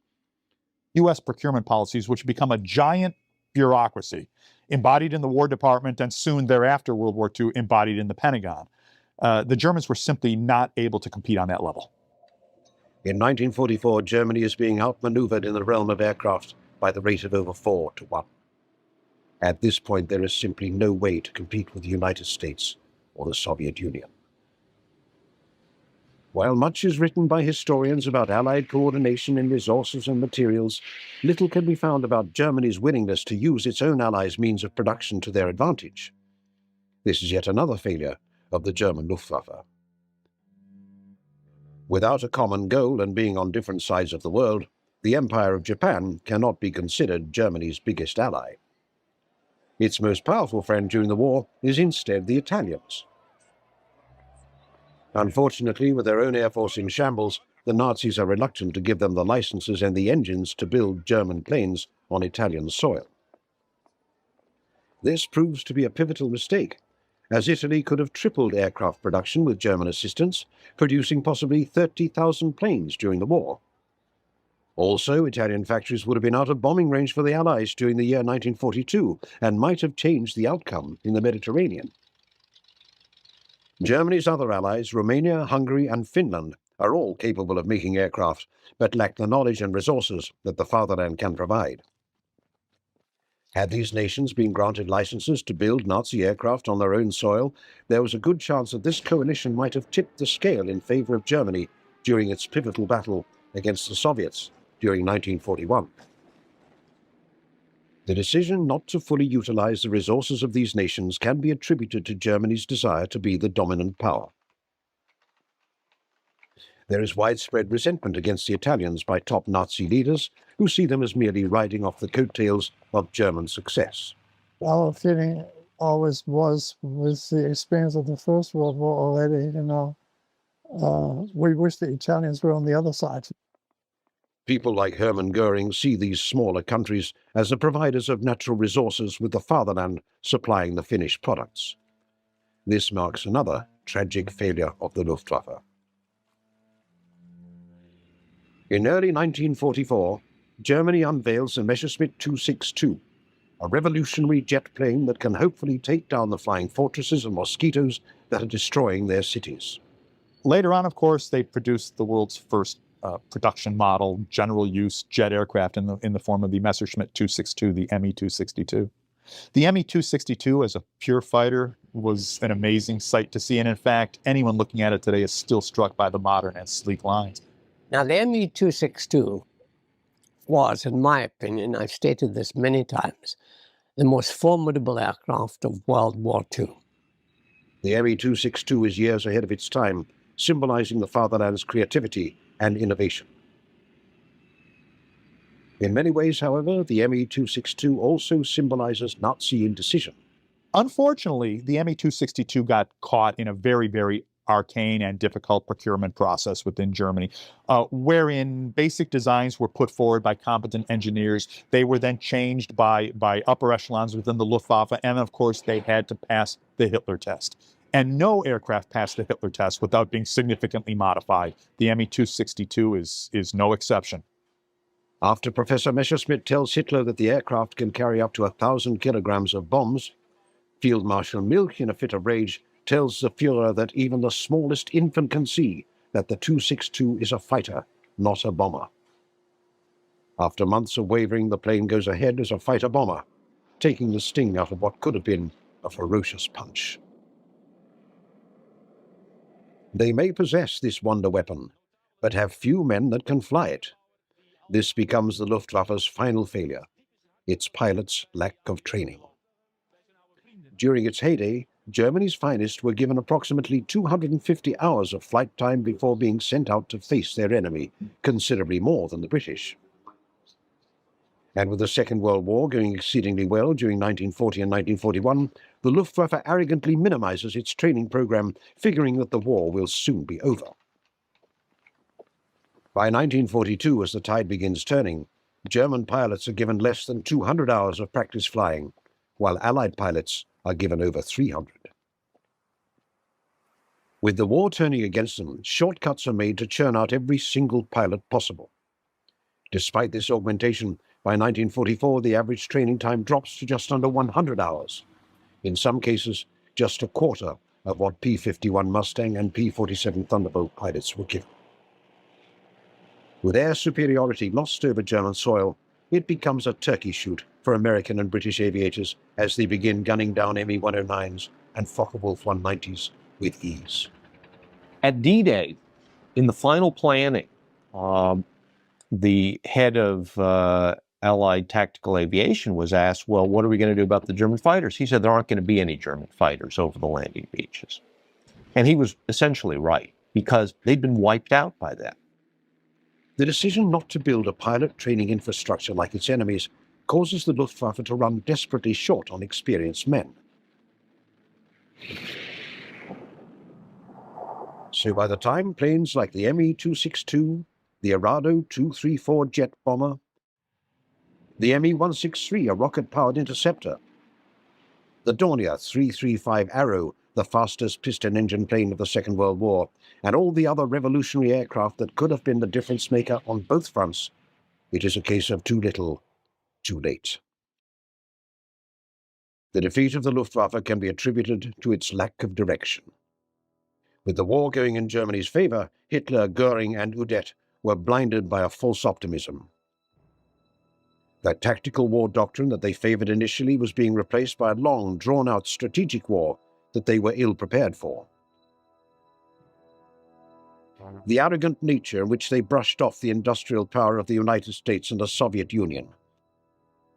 The mismanagement of their own country's aircraft industry on a grand scale, and the lack of infrastructure, production, and training during the Second World War's most decisive years would cause the Luftwaffe to write its own epitaph.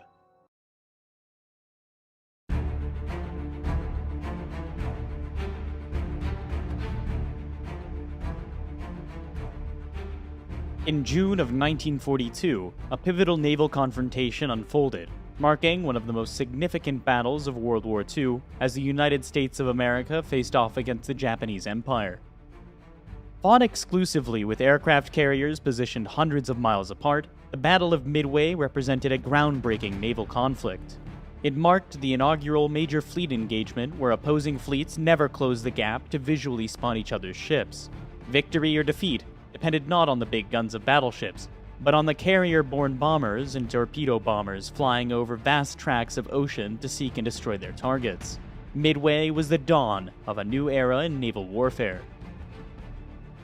The Battle of Midway held paramount significance for Japan, as it was envisioned as the pivotal element in a grand strategy aimed at expanding the Empire's territorial reach deep into the Pacific. Midway Island, a crucial American stronghold, was slated for assault and occupation, while the United States Pacific Fleet, en route to defend it with its scarce aircraft carriers, would fall into an ambush, leading to its annihilation. Should the remaining vestiges of American naval might be ultimately shattered, Japanese dominance over the Pacific would remain unassailable for the foreseeable future.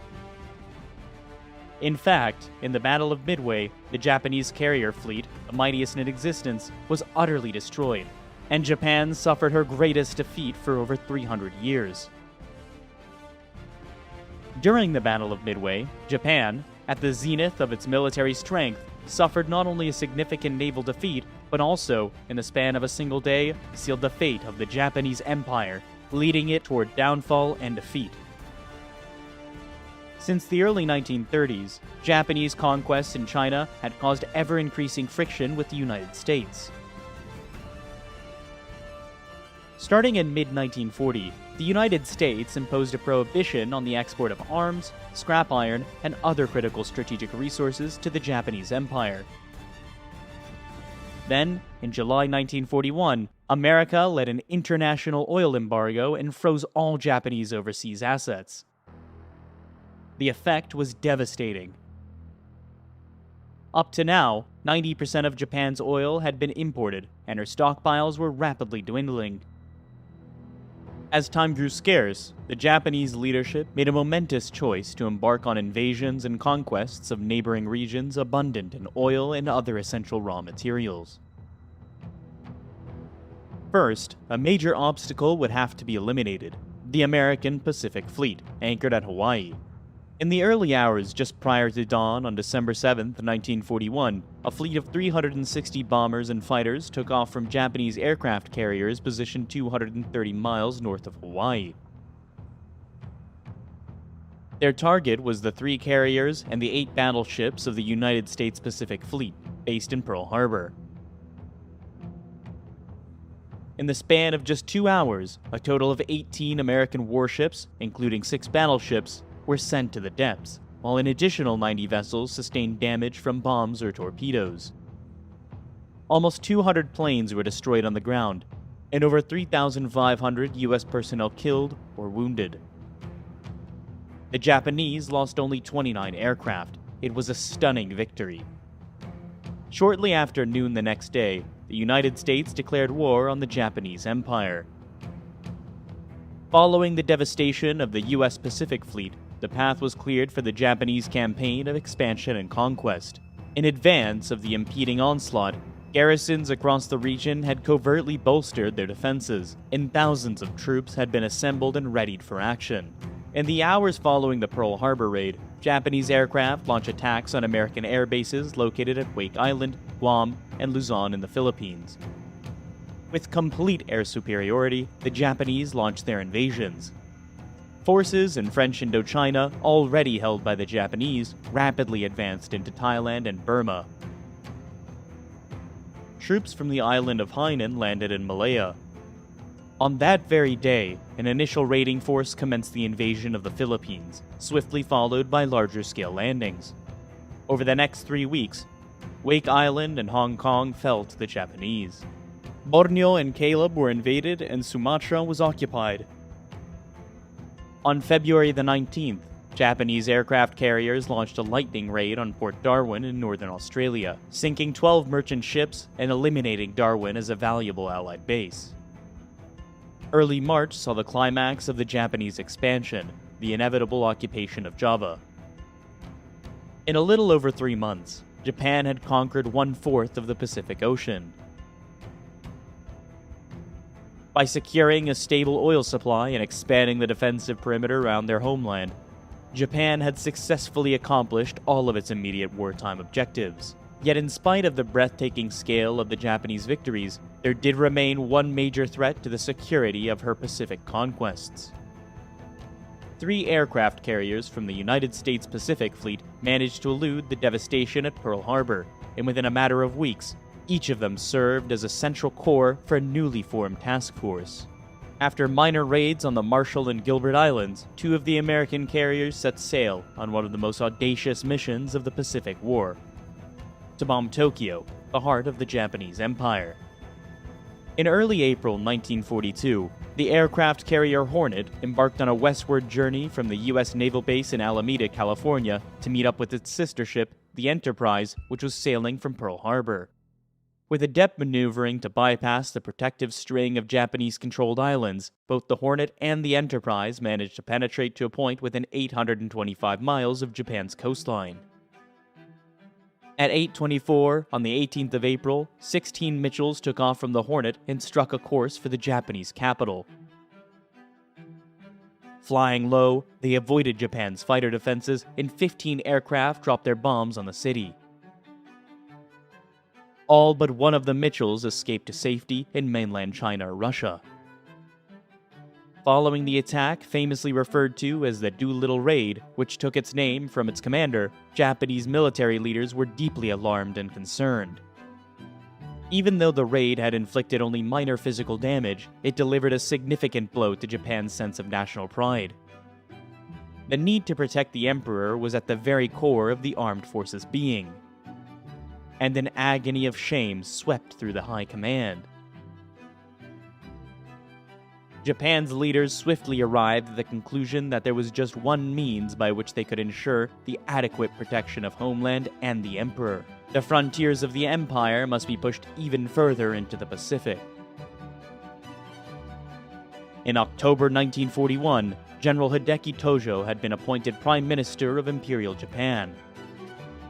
In his role as the Army Chief of Staff, Tojo harbored a profound ambition to witness the successful culmination of the Japanese campaign in China. He firmly believed that the sole path to achieving this goal was to secure a decisive victory over the Western powers. On his appointment as Prime Minister, General Tojo had kept his post as Chief of Staff and the job of War Minister. However, although an immensely powerful figure, Tojo did not have the complete control of government policy. Within a cabinet comprising representatives from all branches of the armed forces, he could rely primarily on the backing of the army. Consequently, most decisions ultimately resulted from a compromise between the army and the navy. Even prior to the Doolittle raid, expanding the Empire's boundaries into the Pacific had been a cherished aspiration of a powerful naval faction. After the raid, arguments between the Army and Navy evaporated.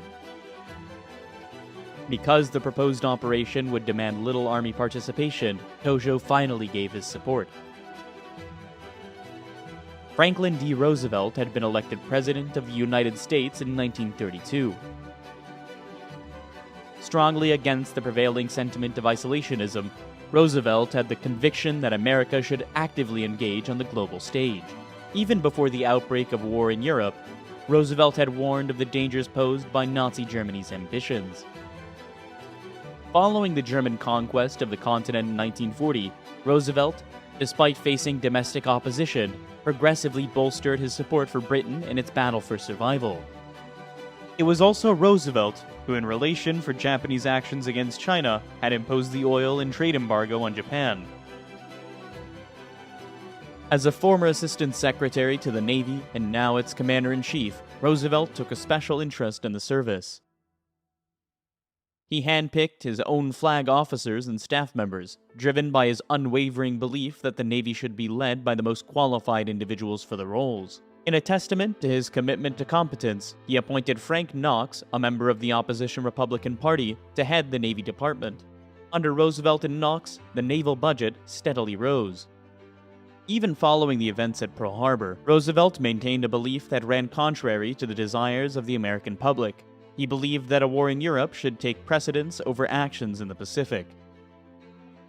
He understood that enormous resources would be needed to push back the tide of the Japanese conquest, and until the full might of American industry could be brought to bear.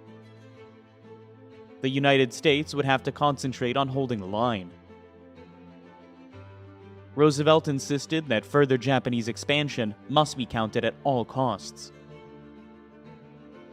The Imperial High Command anticipated that the expansion of the Japanese defense perimeter in the Pacific, while presenting logistical complexities, would pose minimal substantive challenges.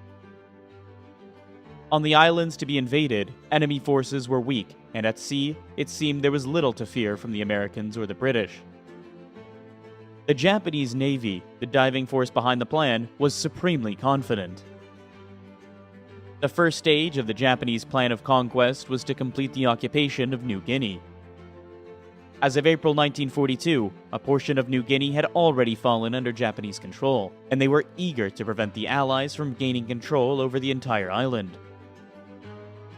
An advanced striking force of troop transports and heavy cruisers would be assembled in Rabaul along with the 3 aircraft carriers of Truk.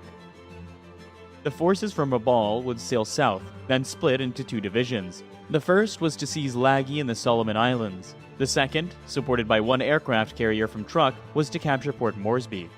The remaining 2 carriers would enter the Coral Sea and engage any enemy found there. Once New Guinea had been occupied, then New Caledonia, Fiji, and Samoa would easily be captured. In order to expand the Japanese front in the northern region, 3 islands within the Aleutian chain, Attu, Kiska, and Adak, were slated for conquest. The next stage in the Japanese advance would be the occupation of the American-held island of Midway, 1,136 miles west of Hawaii. Seizing Midway would secure an airstrip for the Empire within a range that could threaten the American naval base at Pearl Harbor. Although the capture of Midway would provide a vital stepping stone in any future action against Hawaii, the operation would also have another equally important objective. It would be used to lure American aircraft carriers out of Pearl Harbor and force them to fight a battle that would end in their destruction. The strategy for capturing Midway and defending the American carrier fleet was a multifaceted and intricate amalgamation of invasion, diversion, reaction, and ambush tactics. The first step in the Midway offensive would be the dispatch of a Japanese submarine fleet to set up to reconnaissance cordons, one 500 miles west of Pearl Harbor and the other between Hawaii and Midway. As the submarines assumed their designated positions, a Midway occupation force, comprising troop ships accompanied by a division of heavy cruisers, would depart from the Marianas and proceed northeast towards Midway. In order to incapacitate Midway's defenses and stage an ambush against the American carrier fleet, A formidable carrier strike force was organized, consisting of 4 aircraft carriers backed by battleships, heavy cruisers, and a robust destroyer screen. The carriers and their support would sortie east through the Bungo Channel. They would be followed by a main force of 6 battleships. In the northern region, a second task force comprising carriers and transports, escorted by cruisers, destroyers, and battleships, would launch an attack on the Aleutian Islands. The Aleutians operation had a secondary purpose. It would divert the Americans from the impending attack on Midway, tempting them to send the carrier north. In order to intercept any U.S. warships dispatched from Pearl Harbor, the Japanese fleet would be strategically repositioned to lay in wait. To the south, the Japanese carrier strike force would approach within 250 miles of Midway and attack the airfield, hangars, and shoreline installations. The invasion would quickly follow. As the Midway landings were in progress, the carrier strike force and the main force battleships redeployed 500 miles from the island would lie in wait. Upon the departure of the American fleet from Pearl Harbor and their detection by the submarine surveillance perimeter around Hawaii, or the long-range reconnaissance patrols originating from the Marshall Islands, the Japanese carriers would move into engagement.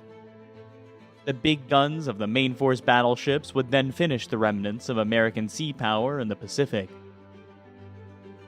By the spring of 1942, the Japanese Navy code JN-25 had been partially broken by U.S. naval intelligence.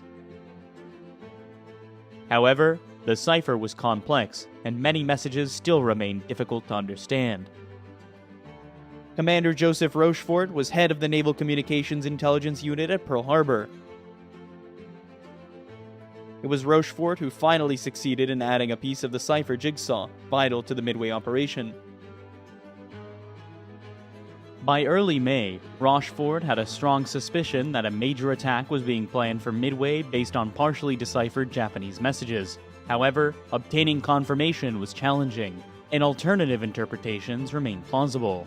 The code that the Japanese used to represent the island was unknown, but was supposed to be the letters AF. Rochefort designed a simple ruse, which was given the go-ahead by his superiors, prompting Rochefort to coordinate an urgent request from the island for a freshwater tanker. 2 days later, on the 12th of May, an American listening post picked up a Japanese radio message, AF is short of water. It was clear that the coded messages referring to an attack on AF meant that Midway was the true objective of Japan's coming operation. Already, the Japanese plan was fatally compromised. While the Americans would face a significant numerical disadvantage in the impending battle, the efforts of the code breakers at Pearl Harbor allowed them to make a more precise estimation of the likely date of the attack, narrowing it down to a range between June 4th and June 8th. Knowing that the Japanese invasion of the Aleutians was merely a feint, the Pacific Fleet could afford to concentrate its strongest naval force in the Midway area. Moreover, being aware that Japanese aircraft carriers would be positioned in ambush, the Americans could disregard the invading forces and concentrate their efforts entirely on targeting the enemy carriers. The United States had a precise asset in the island of Midway itself. Dive bombers, torpedo bombers, and even B-17s could be stationed there to attack the Japanese fleet. As an unsinkable airbase, the island held immense value as a contingency landing strip for carrier-based aircraft that might be damaged or running low on fuel. In addition, Midway had 2 old but powerful radars, which could be used to help detect and track Japanese attacks. The United States naval strategy to counter the Japanese operation at Midway was meticulously crafted to leverage every advantage held by the Americans. The American defense of Midway would hinge on the ability of 2 carrier task forces to find and destroy the Japanese fleet. Task Force 16, based around the carriers Enterprise and Hornet, would be the first to sail from Pearl Harbor. Task Force 17, with the carrier Yorktown, would follow 2 days later.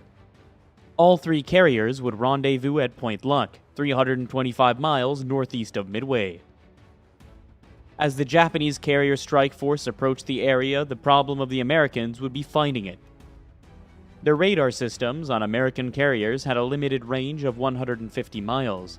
If the carrier's own reconnaissance patrols couldn't establish contact, the fleet would need to depend on long-range aircraft stationed on Midway Island. Midway's reconnaissance Catalinas would fly 700 miles out to sea in search of the Japanese. In the event that the enemy fleet was detected, the Catalina aircraft would shadow it until it entered the range of the Midway radar station. Midway radar would then keep the pursuing American carriers fully informed. An all-out attack of land and carrier-based aircraft could then be accurately vectored in to destroy the Japanese strike force. Admiral Isoroku Yamamoto, the architect of the strategy to defeat the United States Navy at Midway, assumed the role of Commander-in-Chief of the Japanese Combined Fleet in 1939. A dynamic and powerful personality, Yamamoto had little regard for the abilities of his superiors, and he was well aware that they were intimidated by his standing and his track record. Yamamoto's remarkable achievements as the orchestrator of the Pearl Harbor attack and subsequent Pacific triumphs granted him significant latitude in formulating and executing offensive strategies. Yamamoto's resolve to have his strategies adopted was so unwavering that he often resorted to threatening resignation if his plans were not embraced. In his youth, Yamamoto had studied at Harvard University and, as a graduate, had served in Washington as naval attaché. Knowing the United States intimately, Yamamoto greatly feared America's industrial might. Prior to the events at Pearl Harbor, he had made efforts to persuade his superiors about the potential risks Japan would confront in a protracted conflict with the United States. However, once he realized that Japan was committed to war, Yamamoto was determined to win it his way. The destruction of the American fleet at Midway would buy Japan much-needed time. Yamamoto's aspirations centered on the concept of the Kasen Kantai, the pivotal and conclusive battle that would compel the Americans to engage in peace negotiations. He understood that a fleet engagement was a reckless gamble, but as an inveterate poker and shogi player, he was convinced that the only possibility of a victory lay in staking everything on just one card. Admiral Chester Nimitz, a gifted strategist and organizer, had been appointed Commander-in-Chief of the U.S. Pacific Fleet on the 31st of December 1941, immediately after the Japanese raid on Pearl Harbor. Nimitz held the belief that the tragedy at Pearl Harbor was not attributable to incompetence, and his subsequent policy of keeping all officers in their positions significantly boosted morale within the American Pacific Fleet. Nimitz's personable style of management plus a remarkable gift for trusting subordinates to do their jobs without interference would prove crucial in the battle ahead. Following the Pearl Harbor attack, it was Chester Nimitz who recognized that the era of the formidable battleship armed with big guns was coming to an end. He understood that the future striking power of America's Navy would be centered around the aircraft carrier. While under Nimitz's direction, America's carrier building system was accelerated. For the moment, he would have to make do with what he had, just 4 aircraft carriers and their support ships. In spite of his slender resources, Nimitz would stick to the tactical doctrine he had always advocated. For aircraft carriers, attack is the best form of defense. To the Japanese Navy, the outcome of the forthcoming battle was never in doubt. So far, the war had yielded an unbroken string of successes, and the certainty of victory was shared by all ranks. The confidence was so high that some flag officers harbored a genuine concern that the Americans might be hesitant to engage in combat and choose to remain within the secure confines of Pearl Harbor. One advanced seaplane squadron even sent a signal to its headquarters, requesting that all future mail should be directed to Midway. The results of war games simulating the coming battle were also ignored. When a scenario of this nature led to the involvement of American bombers from Midway Island and the subsequent destruction of 2 Japanese carriers, the final outcome was deemed unacceptable and was overridden by the imperial authorities. For the massive undertaking that would expand the Japanese Empire and destroy the U.S. Navy in the Pacific, Japan could muster almost its entire combined fleet. All 9 of the fleet's battleships, along with 11 carriers, could take part in the coming operations. Of these, 4 carriers eventually participate in the Battle of Midway. Akagi, or Red Castle, was laid down as a battlecruiser in 1920. 2 years later, she was converted into an aircraft carrier. In 1934, Akagi was extensively modified to accommodate 30 more aircraft, taking her battle complement to 91. Akagi was only one of 2 carriers ever built, with the bridge on the port side. Kaga, or Increased Joy, was originally laid down as a battleship, but in 1924, work began to convert her into a carrier. She was completed in March 1928. Later, Kaga's triple deck was replaced by a much lengthened single deck and a major refit. Her aircraft capacity was raised from 60 to 90. Soryu, the Green Dragon, was launched in December 1935. Built under the limitations of the Washington Naval Treaty, Soryu was small and cramped. Nevertheless, she could still carry 63 aircraft. And the design was so successful, she was the model for the nearly all later Japanese carriers. Hiryu, the Flying Dragon, like Akagi, had her bridge on the port side. Because of the universal tendency of pilots to veer to the left in emergency, the design caused many more landing accidents. Hiryu was, however, very much more seaworthy than her predecessors. Her complement of aircraft was 63. The Mitsubishi A6M0 fighter was the most potent and visible symbol of Japanese prowess in the Pacific War.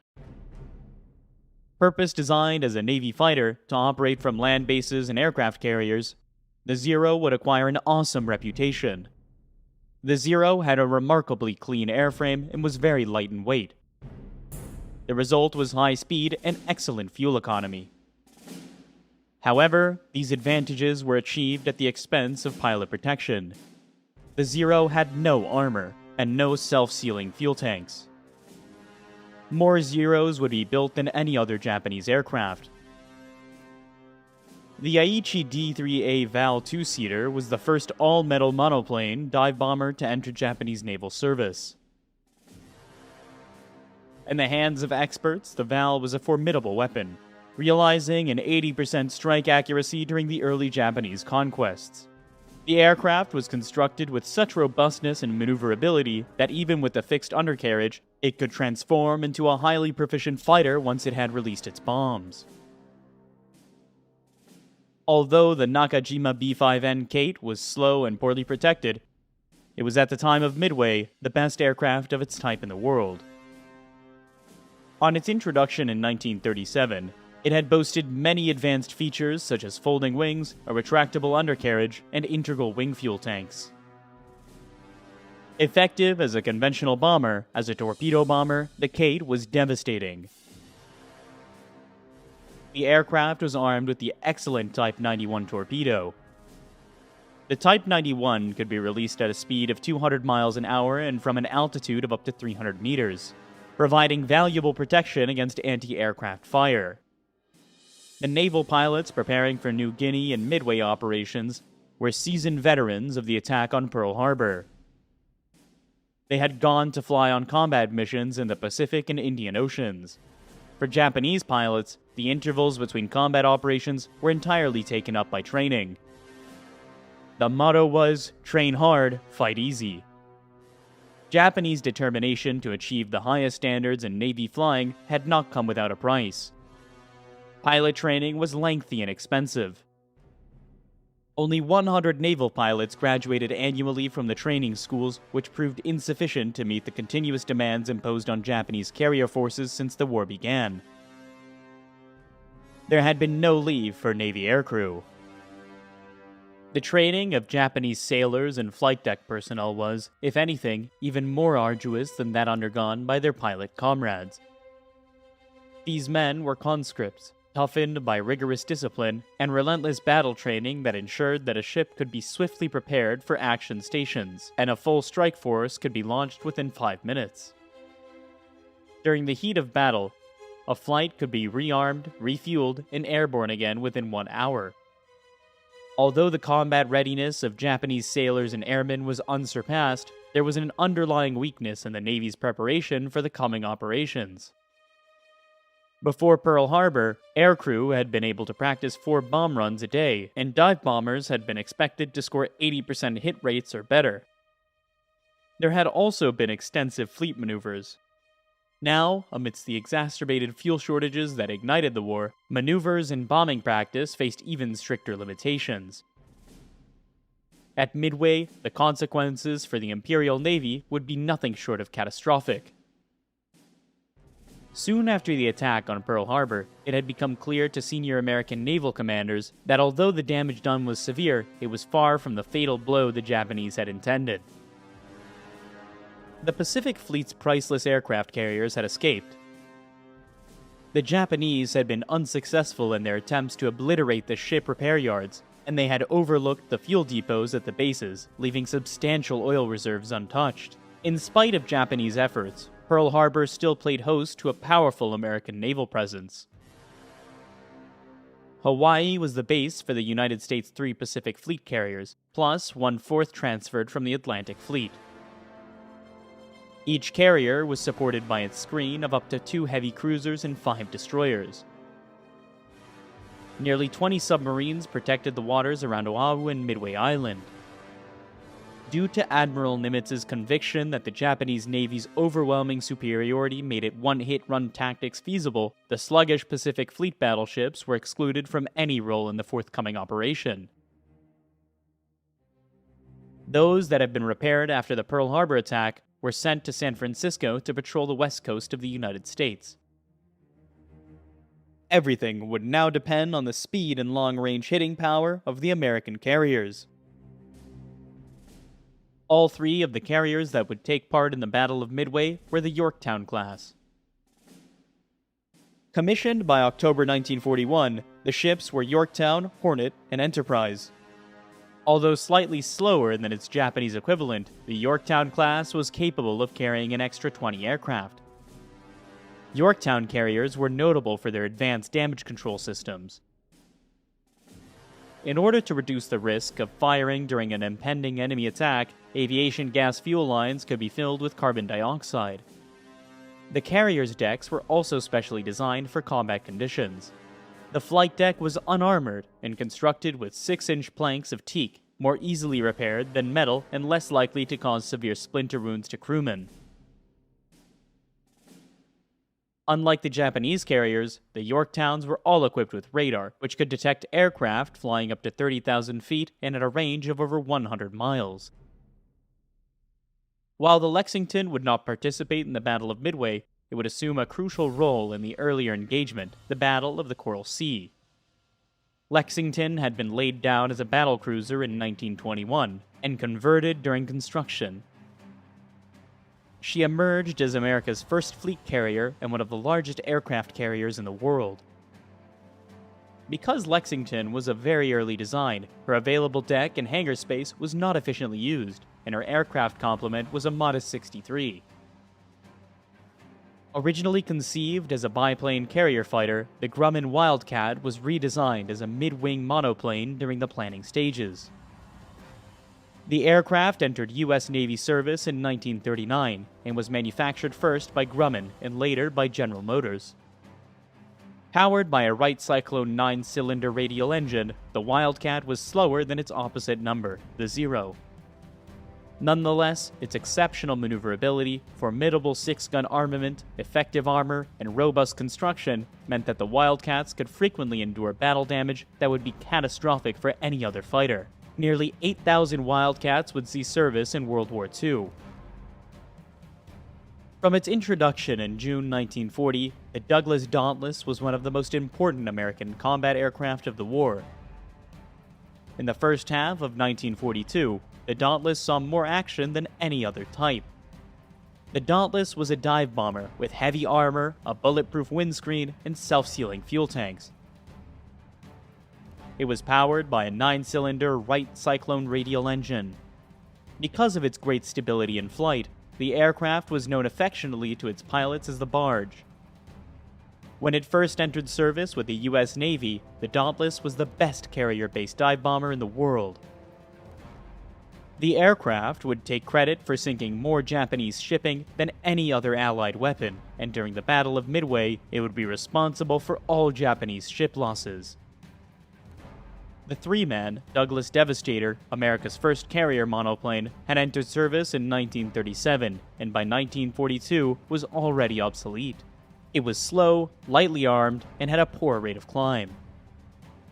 At Midway, Devastators would suffer appalling losses, and the battle would be the aircraft's last major action of the war. The Grumman TBF was initially conceived as a replacement for the Devastator, and despite its rapid design process, it would ultimately establish itself as the most successful torpedo bomber of World War II. The TBF was a robust and powerful three-seater aircraft. It was the first American naval warplane to mount a power-operated turret, and the only to carry its torpedo internally. The TBF entered service in early 1942, but only 6 were available for the Battle of Midway. All were stationed on Midway Island. It would be the TBF's first combat action, and in the memory of the men lost during the battle, the aircraft would afterwards be renamed the Avenger. The consolidated PBY Catalina would become one of the most successful flying boats of World War II, and the most numerous flying boat ever. The Catalina was unique as the first flying boat to feature cantilever wings which needed no supporting spars. It also had established floats, which could be retracted to form the wingtips in flight. The resulting aerodynamic efficiency made for speed and long range. After the first 4 marks of the PBY flying boat, the aircraft was fitted with retractable tricycle landing gear to give it an amphibious capability. While capable of carrying a substantial bomb load, it was the long-range reconnaissance capability of the Catalina that proved to be invaluable to the Americans during the Battle of Midway. Catalinas would also save the lives of many ditched American flyers. The B-17, a 4-engine heavy bomber, had first entered service with the United States Army in June 1939. Despite the aircraft's later fame as a strategic bomber, its original specification was actually for a long-range anti-shipping weapon, a role it would indeed fulfill during the Battle of Midway, driven by political considerations. The B-17E fully lived up to its designation as a flying fortress, intended to operate in self-defending formations. The B-17E mounted 2 hydraulically operated turrets, one of them a retractable ball underneath the aircraft. Altogether, the fortress carried 11 machine guns and was fitted with self-sealing fuel tanks and extensive armor. Despite its size and power, the B-17 had a low wing loading, making it more likely to return its crew home even when sustaining heavy combat damage compared to other aircraft of its class. In the Battle of Midway, 19 B-17s of the U.S. Army Air Force would operate against the Japanese. To extend their range, they would carry extra fuel tanks and half their normal bomb load. The Japanese attack on Pearl Harbor had united the American people at a single stroke. Military and civilians alike shared a bitter resolve to see the Japanese totally defeated. Across the country, hundreds of thousands flocked to the recruitment centers. The impact of the Japanese attack had been particularly deep felt by the personnel of the United States Navy, and this humiliation had infused even the most routine training exercises with extraordinary level of intensity. Unlike the Japanese, whose trainee naval pilots were an elite selected at 14 years of age, the Americans recruited from a much wider segment of the population. In the United States, there were far more suitably educated recruits with the right mental and physical qualities for a carrier pilot. On America's entry into the war, the training schools were easily expanded without any appreciable fall-off in quality. After 3 months of elementary flying instruction, the aspiring naval pilots spent another 3 months in basic Navy training. Periods at 2 more flight schools were followed, and only the best were selected for training as carrier pilots. Despite the high quality of U.S. Navy flight training, American carrier pilots would enter combat with significantly less flight experience, having amassed just over half the 700 hours of flying time achieved by their Japanese counterparts. They had also, as yet, seen little combat. Some of them had participated in raids on the Gilbert and Marshall Islands, primarily organized for training and morale-boosting purposes rather than significant strategic objectives. These actions, however, were relatively minor and encountered minimal serious opposition. As for the flight deck crew, American performance was at least as effective as the Japanese. The men were just as capable of launching a wave of strike aircraft within 5 minutes. Where the Americans did have a real edge on the enemy was in damage control. Damage control parties were highly trained in their duties, and their ability to deal with fire, the greatest threat to any warship, was unsurpassed. During the Battle of Midway, the comparative damage control abilities of each side would emerge as a crucial determinant in shaping the battle's outcome. By late April 1942, preparations for the Japanese campaign were well underway. Naval facilities at the port of Rabaul had been greatly expanded, and thousands of troops had been assembled ready for the conquest of New Guinea and Tulagi. The troops' transports were ready to sail, along with the escorts of cruisers and destroyers. The Japanese anticipated little opposition on Tulagi, and once the island had been captured, the Port Moresby assault would follow. In both cases, the Japanese expected that surprise would be on their side. As the 3 Japanese aircraft carriers, which had gathered for their mission, readied themselves to carry out their jobs, one to escort the Port Moresby invasion force, and the other 2 to assume positions in the Coral Sea, the Americans acted decisively. A task force based around the carriers Yorktown and Lexington was sent racing to intercept the Japanese. On May the 1st, south of the Solomon Islands, the carriers rendezvoused with a powerful force of Australian cruisers. The stage was now set for the Battle of the Coral Sea, marking the initial engagement in an epic confrontation that would ultimately alter the course of the Pacific War. The capture of the island of Tulagi on May the 3rd, 1942 was, as the Japanese expected, simply a matter of dropping anchor and disembarking the troops. Tulagi's tiny garrison of Australians had already been evacuated. The first blow in Japan's great campaign of expansion had apparently gone strictly to plan. Unbeknownst to the Japanese, the American carrier Yorktown with Admiral Fletcher aboard had received intelligence regarding the deployments in Tulagi and was already underway, heading north. At 7 a.m. on the morning after the Tulagi landings, Yorktown struck. 40 of Fletcher's aircraft were launched against the Japanese fleet and the occupation force. In little over an hour, the American bombers and torpedo bombers had sunk or damaged the destroyer, 3 minesweepers, a number of landing craft, and several seaplanes. For the Japanese, it was the first unsettling evidence that American carriers lurked in the area. On already the second day of operations, events were already taking an ominous turn. By the following day, Yorktown and her escorts had already to rendezvous with Lexington. The 2 escort groups now merged to form a single screen around the carriers. They had joined forces only just in time. The Japanese carriers Chokaku and Zuikaku had entered the Coral Sea, and the 2 fleets were now just 70 miles apart. On the morning of May the 7th, the American carrier task force with Lexington and Yorktown was cruising on a northwesterly course. The Japanese carriers Shokaku and Zuikaku were sailing on parallel course. Each fleet was unaware of the other's presence. American scout planes sent to the northeast failed to find the Japanese carriers, but as soon as they heard, the Americans launched a strike force of 93 aircraft. In fact, the ships sided with the cruisers and destroyers of the New Guinea invasion force, but soon after the Shoho was spotted only 25 miles away, and the attack was redirected. Shoho was hit by 13 bombs and 7 torpedoes. She sank within minutes. For the Imperial Navy, the loss of Shoho was deeply traumatic. So shocked were the Japanese commanders that the invasion of Port Moresby was immediately cancelled and the troop ships returned back to Rabaul.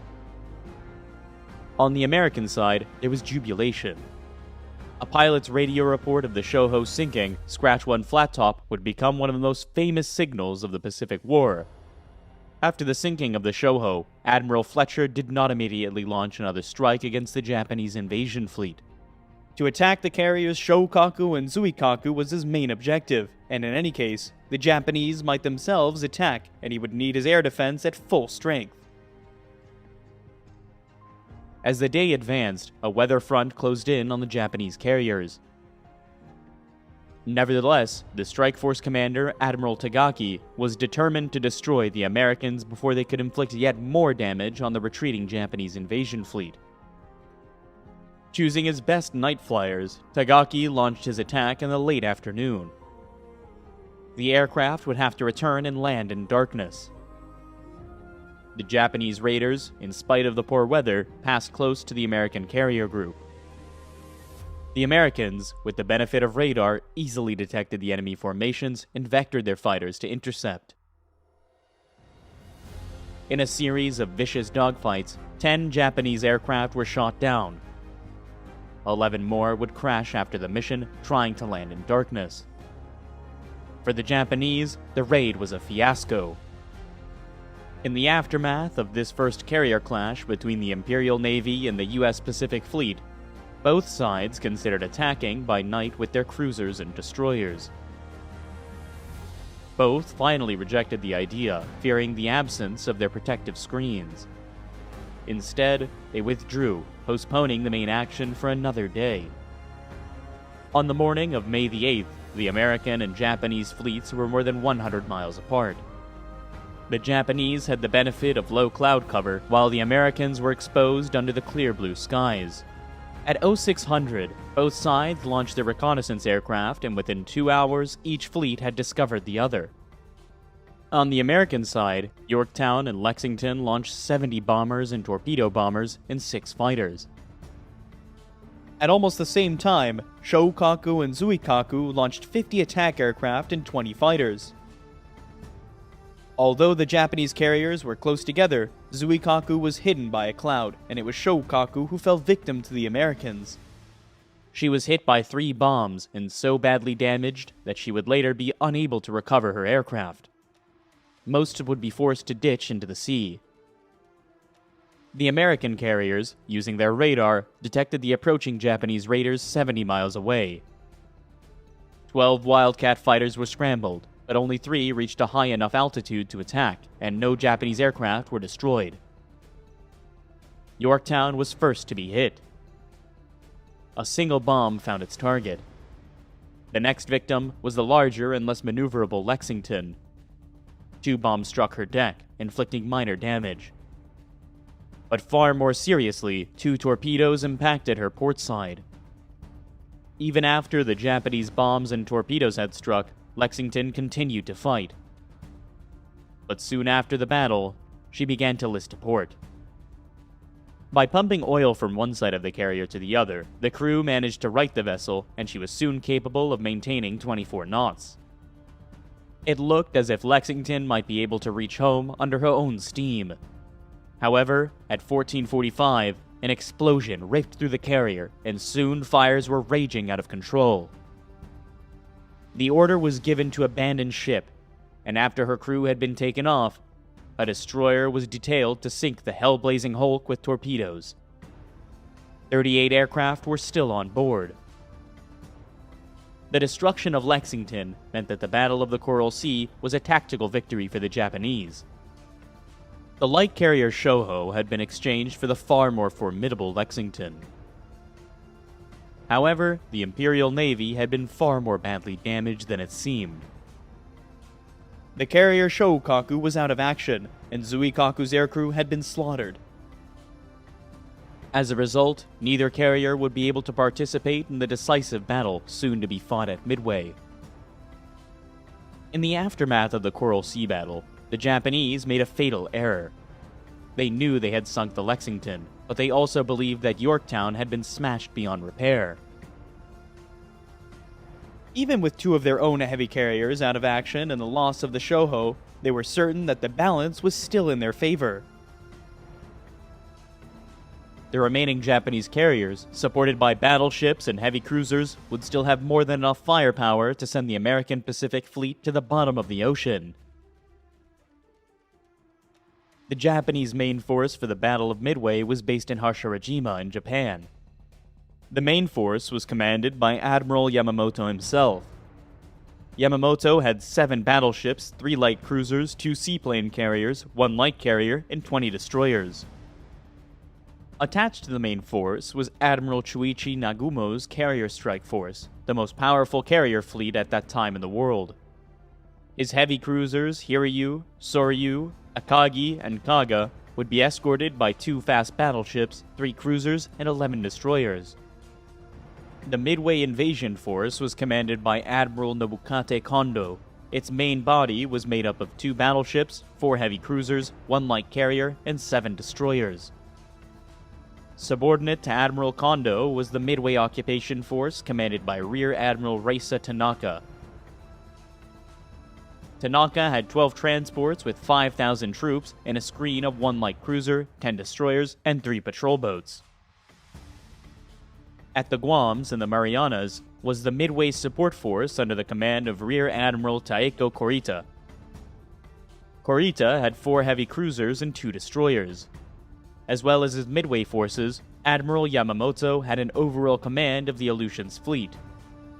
Based in the anchorage of Ominato in the northern island of the Japanese homeland. The northern force was made up of a carrier striking force with 1 heavy and 1 light carrier, 2 cruisers, and 3 destroyers. There was also an invasion fleet of 4 transports carrying 1,000 soldiers, accompanied by a 7-strong destroyer screen. With the Lexington sunk and the Yorktown badly damaged in the Coral Sea, the U.S. Pacific Fleet had been critically weakened. Yorktown went to the dry dock in Pearl Harbor with damage estimated to need at least 3 months to repair. In fact, the yards achieved near miraculous results. The job was done in 3 days, with 1,500 men working around the clock. How much minor damage had not yet been put right, and as the carrier sailed, scores of dockyard crew remained on board. Admiral Chester Nimitz, overall commander of the U.S. Pacific Fleet, would stay in Pearl Harbor throughout the Battle of Midway. Communicating with his ships by radio, Nimitz divided his carriers into 2 task forces. Task Force 17 was commanded by Admiral Frank Fletcher, veteran of the Coral Sea. Fletcher had Yorktown as his flagship, 2 cruisers and 6 destroyers. Fletcher also had operational command of Task Force 16, led by Admiral Raymond Spruance. Spruance had the carriers Enterprise and Hornet, along with 2 cruisers and 11 destroyers. From Pearl Harbor, Admiral Nimitz deployed 19 submarines for reconnaissance and attack, which would patrol off Midway and Hawaii. He would also call on aircraft based on the island of Midway itself. The U.S. Army Air Force had 4 B-26s and 19 B-17E bombers. The Marines fielded 20 Buffalo and 7 Wildcat fighters. They also had 11 Vindicator and 16 Dauntless bombers. The Navy had 38 Catalinas and 6 TBF torpedo bombers. The island was also defended by the 6th Marine Defense Battalion of 3,000 men. On the morning of May the 27th, the Japanese carrier strike force under Admiral Nagumo sailed from Hashirajima. By nightfall, they had entered the Pacific and were heading for Midway. The following day, the Aleutians invasion force and the main body of warships sorted from Ominato. At the same time, far to the south, the Midway invasion force, with its escort of destroyers and invasion support force of heavy cruisers, sorted from the Marianas. Last to leave port, on the 29th, were the invasion force main body and Yamamoto's fleet, each of battleships, cruisers, and destroyers. Although Admiral Nimitz and his senior commanders knew that Midway was to be invaded, for security reasons, no one on the island was told that the mightiest concentration of naval power in history was bearing down upon them. Piecemeal, Midway's marine garrison was reinforced and the island's anti-aircraft defenses were strengthened. Every day, the Catalina flying boats patrol the ocean around the island in greater numbers. Although none of their crew knew yet precisely what they were searching for. The Japanese, too, had begun their reconnaissance effort. An advanced submarine force had been at sea for many days, racing towards Hawaii. Its task would be to set up a picket north of Pearl Harbor and report the strength of any American fleet dispatched to Midway. The submarines were in fact already too late. On May the 28th, Task Force 16 left Pearl Harbor unobserved, followed by Task Force 17 on the 30th. Both groups vanished into the Pacific Ocean, and the Japanese submarines, which would finally arrive on June 3rd, would watch in vain. By June the 2nd, the Japanese Northern Force was plowing its way through the Northern Pacific, towards the Aleutians. The island, although of immense strategic importance to the United States, were sparsely manned, the only forces of any consequence deployed at Dutch Harbor. The Americans, expecting the Japanese attack, flew repeated reconnaissance missions, but because of poor weather, failed to locate the enemy.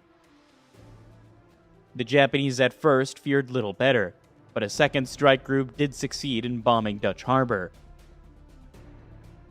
Over the following days, troops from the Special Naval Landing Force occupied Kiska and Attu.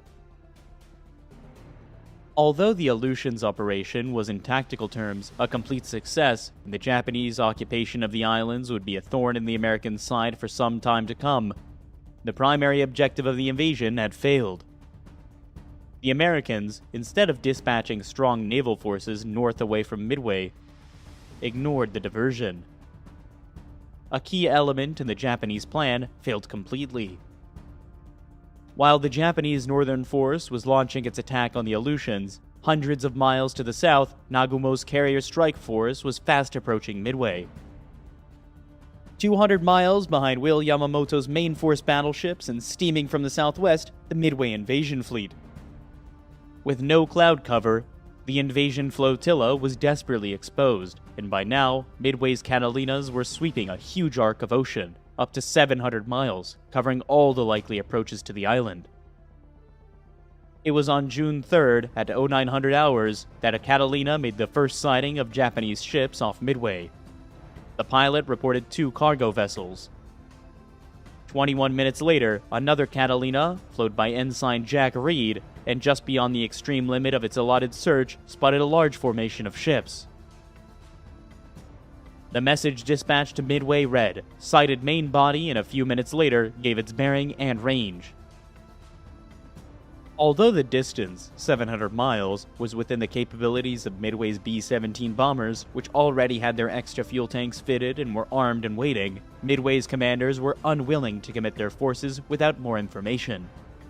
It would be another 2 hours of steadily mounting tension before a radio message confirmed the sighting of a large body of Japanese warships. Meanwhile, reports of the sighting were passed on to the American carriers. The 2 American carrier task forces were waiting 325 miles to the northeast of Midway. The Catalina's report placed the Japanese main body to the southwest. However, Nimitz was confident of his intelligence sources and certain that the ships were only the Japanese invasion force. Nimitz signaled his commanders, "The carrier strike force will hit from the northwest, tomorrow." Fletcher ordered the Enterprise and Hornet to change course, and both task forces headed south to lie in wait. With the sighting of the Japanese invasion fleet confirmed, Midway's B-17s were finally given the order to attack. At 12:25 hours, 9 bombers lumbered down the island's runway to launch the first attack of the Battle of Midway. It would take over 4 hours for the B-17s to reach the enemy fleet and begin their high-level runs. Because of their extra fuel tanks, the fortresses were carrying only 36 500-pound bombs between them. None struck home.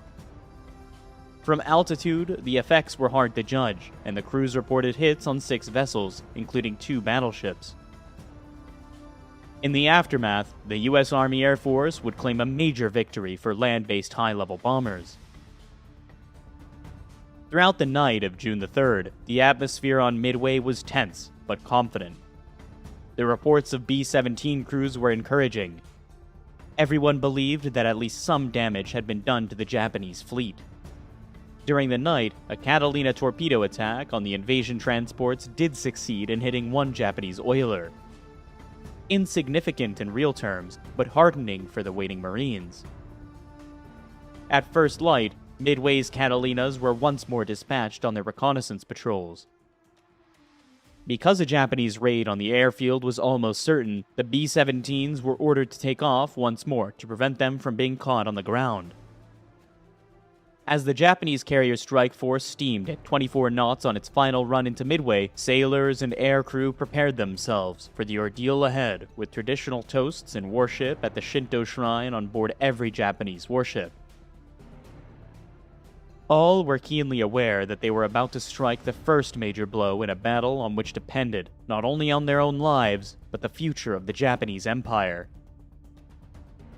At 0430 hours, Admiral Nagumo turned his carriers into the wind and launched his first strike wave, 108 aircraft in all.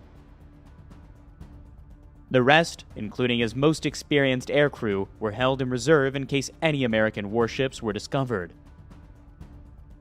Nagumo believed the possibility extremely remote, so only after his first wave had been sent to Midway did he order the reconnaissance aircraft to begin their search on the surrounding ocean. The search, mounted by the Japanese carrier strike force, was conducted by only 7 aircraft from 5 ships. Akagi and Kaga each launched one Val at 0430 hours. Both aircraft were to search 300 miles out and could cover an area 60 miles wide. At the same time, the battleship Haruna launched one float plane with a range of 150 miles. The cruisers, Tone and Chikuma, were each dispatched 2 float planes. But technical problems delayed Tone's aircraft for up to half an hour, and one of Chikuma's developed engine trouble and would have to turn back. The search was dangerously incomplete. As the Japanese scouted for American carriers, the Catalinas were in their turn looking for the Japanese. At 0530 hours, a single enemy carrier was sighted. On Midway Island and on the ships of the American task forces, the effect was electrifying. The Japanese were exactly where Admiral Nimitz had expected them to be.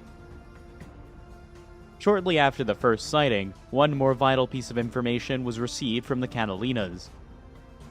A wave of strike aircraft was approaching the island. To Admiral Spruance on board the Enterprise, it was a priceless piece of information. Soon after the aircraft had hit Midway, the Japanese carriers would have to retrieve them for rearming and refueling. At that point, the carriers would be supremely vulnerable. As the Japanese strike wave came within range of Midway radar, all the island's remaining aircraft were scrambled. When the enemy arrived, the runways and hangars would be clear. Midway's fighters would be waiting to meet them, and the island's force of bombers and torpedo bombers would already be on their way to strike back at the Japanese carriers. In spite of the valiant efforts of Midway's mostly obsolete fighters, the Japanese bombers and dive bombers broke through without having lost a single aircraft. However, as soon as the lead attackers came within range of the island's anti-aircraft guns, they were met by a hail of fire. Finding no American planes on the ground, the bombers attacked and destroyed Midway's oil tanks on Sand Island. At the same time, the dive bombers targeted the airfield and hangars on Eastern Island and destroyed virtually every building in sight. With 15 of Midway's defending fighters already shot down, the Japanese fighters were now free to strafe ground targets. They too met a murderous hail of anti-aircraft fire. In all, 6 Japanese aircraft would fall to Midway's guns. When the Japanese headed back to their carriers at 0643, it was already apparent to the strike leader that although they left behind a trail of destruction, they had not succeeded in their primary objective. By radio, he reported that most of Midway's aircraft had escaped, and the island's runways remained largely intact. Midway's bombers were still a serious threat to the Japanese fleet. Even before the strike wave had returned to its carriers, Admiral Nagumo was ordering a second attack on the island. Only moments later, there was a dramatic confirmation of the threat Midway's aircraft posed to Nagumo's carriers. 6 American TBF torpedo bombers and 4 B-26 medium bombers suddenly bore down on the Japanese carrier fleet.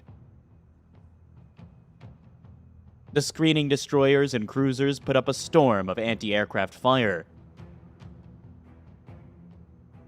At the same time, 10 Zero fighters of Akagi's Combat Air Patrol swooped in to attack.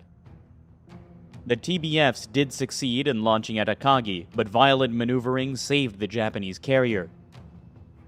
Savaged by the Zeros and by furious anti-aircraft fire, only 1 TBF and 2 B-26s survived the raid. At almost the same time as the Japanese fleet was beating off the first wave of attackers from Midway, the American task forces were preparing to launch their own strike waves. Reconnaissance had now confirmed that there were not 1, but 2 enemy carriers in the area. Such a target was simply too good a chance to miss.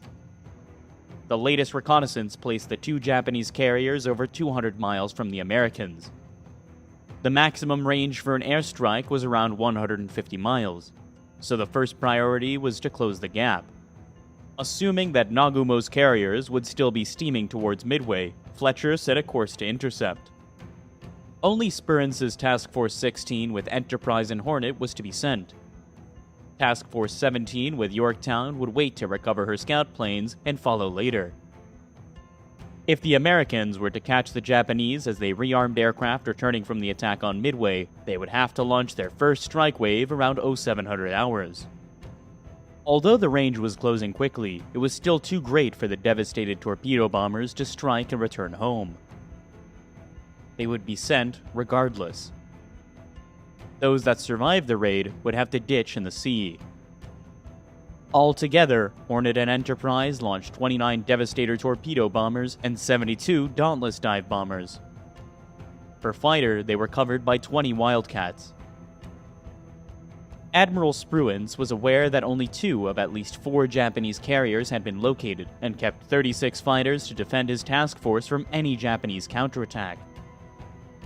As the strike groups from the Hornet and Enterprise set course for the enemy fleet, Yorktown, her scout planes now recovered, raced to catch up with Task Force 16.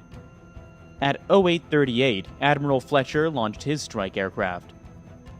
Within half an hour, the total number of American aircraft heading for the Japanese fleet had reached 156. Even now, the Japanese were still unaware that they had been found and targeted by enemy carriers. Nagumo's men were toiling to prepare their aircraft for the second raid on Midway, and the Admiral was confident his fleet was secure.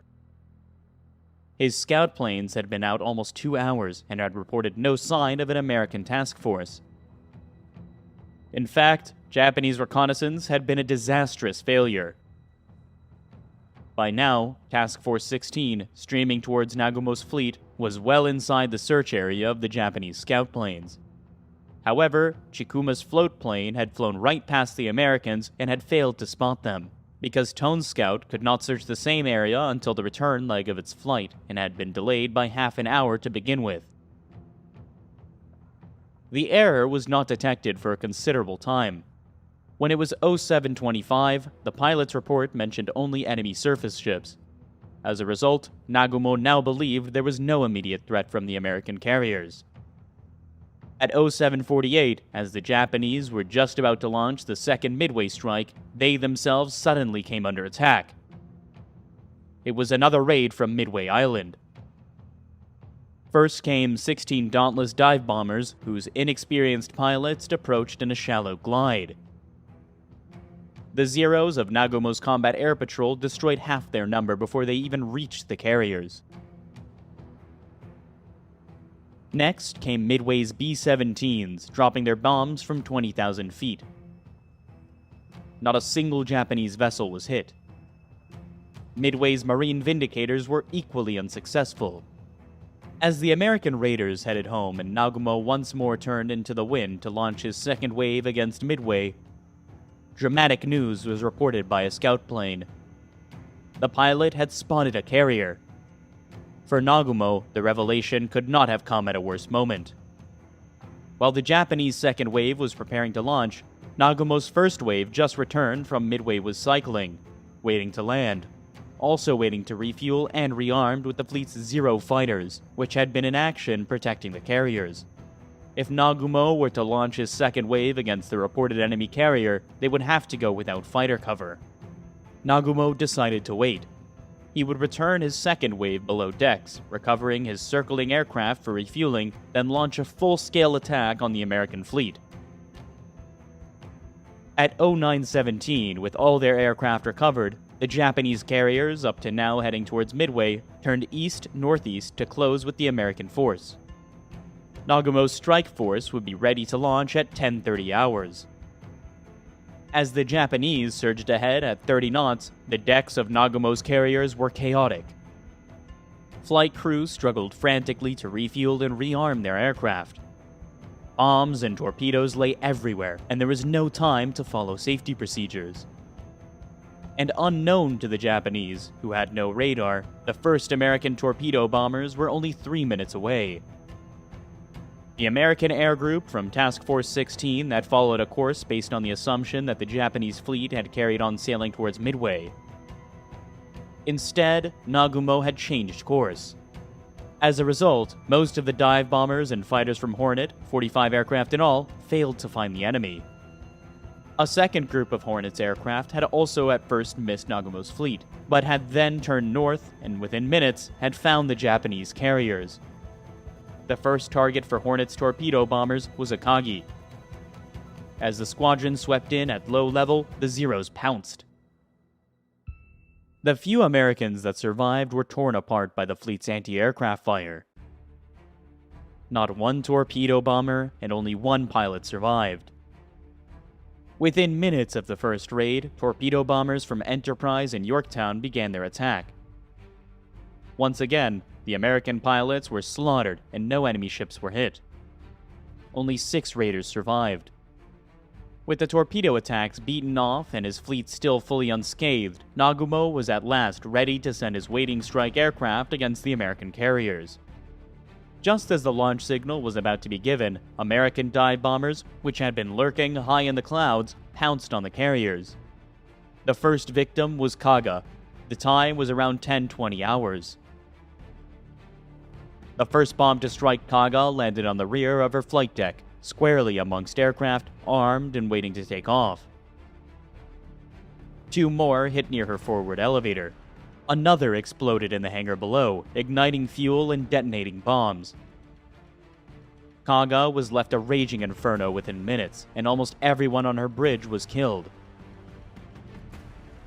As Kaga burned, Akagi was launching its first Zero fighter for the attack that was supposed to smash the American fleet. At that moment, 3 dauntless dive bombers struck. The first hit on Akagi landed near her midships lift and exploded in the hangar. The next fell amongst the parked aircraft on her deck. Fuel and bombs ignited immediately, killing the elite of the Japanese air fleet in their cockpits. Within minutes, the fire had spread forward, and Admiral Nagumo's flagship was doomed.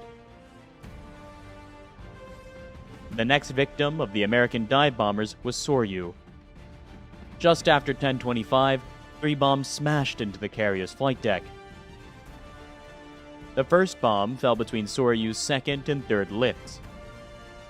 The next landed in front of the forward lift and penetrated to the hangar, detonating bombs, torpedoes, and fuel. The third struck on the rear deck, completely destroying a waiting strike wave. In the space of 5 minutes, the mightiest carrier fleet in existence had been shattered. Admiral Nagumo, his flagship blazing, was forced to transfer his flag to a cruiser. Of his once magnificent carrier force, only Hiryu was left, and immediately the order was given to launch her strike aircraft. There was still some hope, but even now, a devastating blow could be visited on the American enemy. The first wave of Hiryu's strike force was made up of 18 Val dive bombers and 6 Zero fighters. The target was Task Force 17 and the carrier Yorktown. Shortly before noon, the Vals were detected by Yorktown's radar. Already, 12 Wildcat fighters were in the air covering the carrier, and another 15 were on the deck refueling. These were ordered to launch at once. At the same time, Yorktown's aviation gas lines were shut down and her fire suppression system was activated. The Japanese strike wave, approaching at 10,000 feet, ran straight into Yorktown's fighter defenses. 10 were shot down by the Wildcats. The 14 survivors headed straight for the American carrier. 5 Vals survived the gauntlet of Wildcats and the hail of fire put up by Yorktown and her escorts. 3 bombs plunged into Fletcher's flagship. The first bomb struck Yorktown's flight deck and exploded. The second penetrated and burst below the funnel, damaging all but one of the ship's boilers and destroying her radar room. The third bomb crashed through Yorktown's #1 elevator and deep into her hangar. In spite of being hit by 3 bombs, so good was Yorktown's damage control that potentially catastrophic fires were quickly put out. No fuel or magazines exploded, and amazingly, Yorktown was streaming at 20 knots and able to recover and relaunch her fighters within 1 hour and 40 minutes of the attack. By now, the surviving Japanese carrier Hiryu had launched her second wave. A scratch force of 10 Kate torpedo bombers and 6 Zero fighters. Once again, American Wildcats savaged the raiders, but 9 torpedo bombers survived and swept into the attack. Because Yorktown was no longer belching smoke, she was mistaken for one of the unscathed sister ships. Although 5 more Kates were destroyed by anti-aircraft fire, 4 launched their torpedoes. Yorktown was hit twice on the port side, and one of the raiders deliberately crashed onto her deck. Within seconds of the strike, Yorktown was racked by explosions and began to list to port. At 1500 hours, the order was given to abandon ship. As the first of Yorktown's crew were being taken off by her attendant destroyers, aboard Enterprise, Admiral Spruance received news from a scout aircraft a Hiryu had been spotted. The Japanese carrier was 100 miles northwest of the dying Yorktown. At 1530 hours, Enterprise launched 24 Dauntless dive bombers and Hornet another 16. Meanwhile, Hiryu was recovering and refueling her last remaining aircraft for a third strike against the American carriers.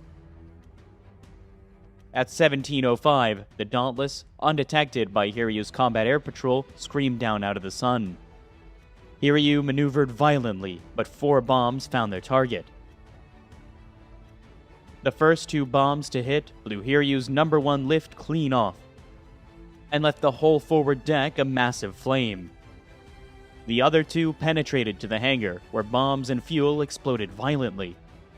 The waiting aircraft at the rear of the flight deck blew up, killing almost all their pilots. Admiral Nagumo's last carrier was finished, and with her, Japanese domination of the skies over the Pacific. When Admiral Yamamoto learned of the catastrophe that had befallen his fleet, he did not at once abandon all hope. Perhaps with the awesome firepower of his battleships and cruisers, he could yet destroy the Americans in a night battle. Yamamoto was clutching at straws. That evening, American carriers sailed eastward, and Yamamoto could no longer force a battle before daylight exposed his ships to air attack. At 02:55, on the morning of June the 5th, Admiral Yamamoto ordered a general withdrawal. On the morning of June the 6th, strike waves from the Enterprise and Hornet added to the American tally of 4 Japanese carriers by sinking 1 cruiser and damaging another.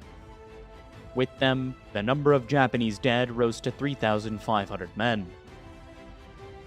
On the American side, the cost of victory was the carrier Yorktown, finally sunk by torpedoes from a prowling Japanese submarine, and the destroyer Hammond that had been lying alongside. In all, 307 aircrew, sailors, and Marines had died. For the United States, the Battle of Midway would prove the turning point in the fight against Japan. Unable to replace her losses in carriers and aircrew, the Japanese Empire would never again be capable of taking the initiative. Japan had not only suffered the greatest defeat in her history, but had, in a single day, lost the Pacific War.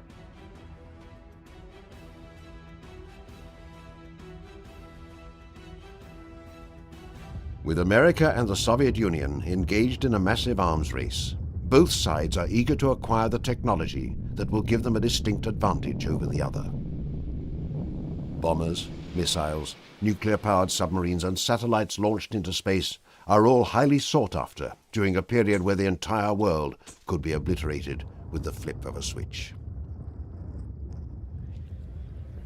During this weapons race, Nazi scientists are brought over to both sides of the curtain, where the weapons that at one time were to be used against them are studied and developed further in order to produce a checkmate against the opposing power. The names Wernher von Braun, Walter Dornberger and Hermann Oberth are usually mentioned when this topic in history is discussed. For it is their work that gives the United States the X-15, a rocket-powered plane that reaches the edges of outer space and holds the world record for speed, flying at over Mach 6. The X-20 Dynamic Soarer, a futuristic space plane that is to be used for multiple purposes, including the bombing of the Soviet Union from outer space. Designs demonstrating America's commitment to be the undisputed champion of Cold War weaponry. And while the names von Braun and Dornberger are etched in stone as the architects of American ingenuity, there is another scientist who is often overlooked by writers and historians. His name is Dr. Jürgen Sanger, a brilliant theoretician who has bigger dreams and aspirations than all the others combined. His ultimate goal is to produce a hypersonic spacecraft that can take passengers around the globe in mere hours. He has a concept that Nazi Germany desires to convert into a lethal weapon to be used against the United States. An idea that is resurrected from the ashes of the Second World War to be used as a game changer for whoever can master its concept. This is the story of Dr. Jürgen Sanger, one of Hitler's spacemen.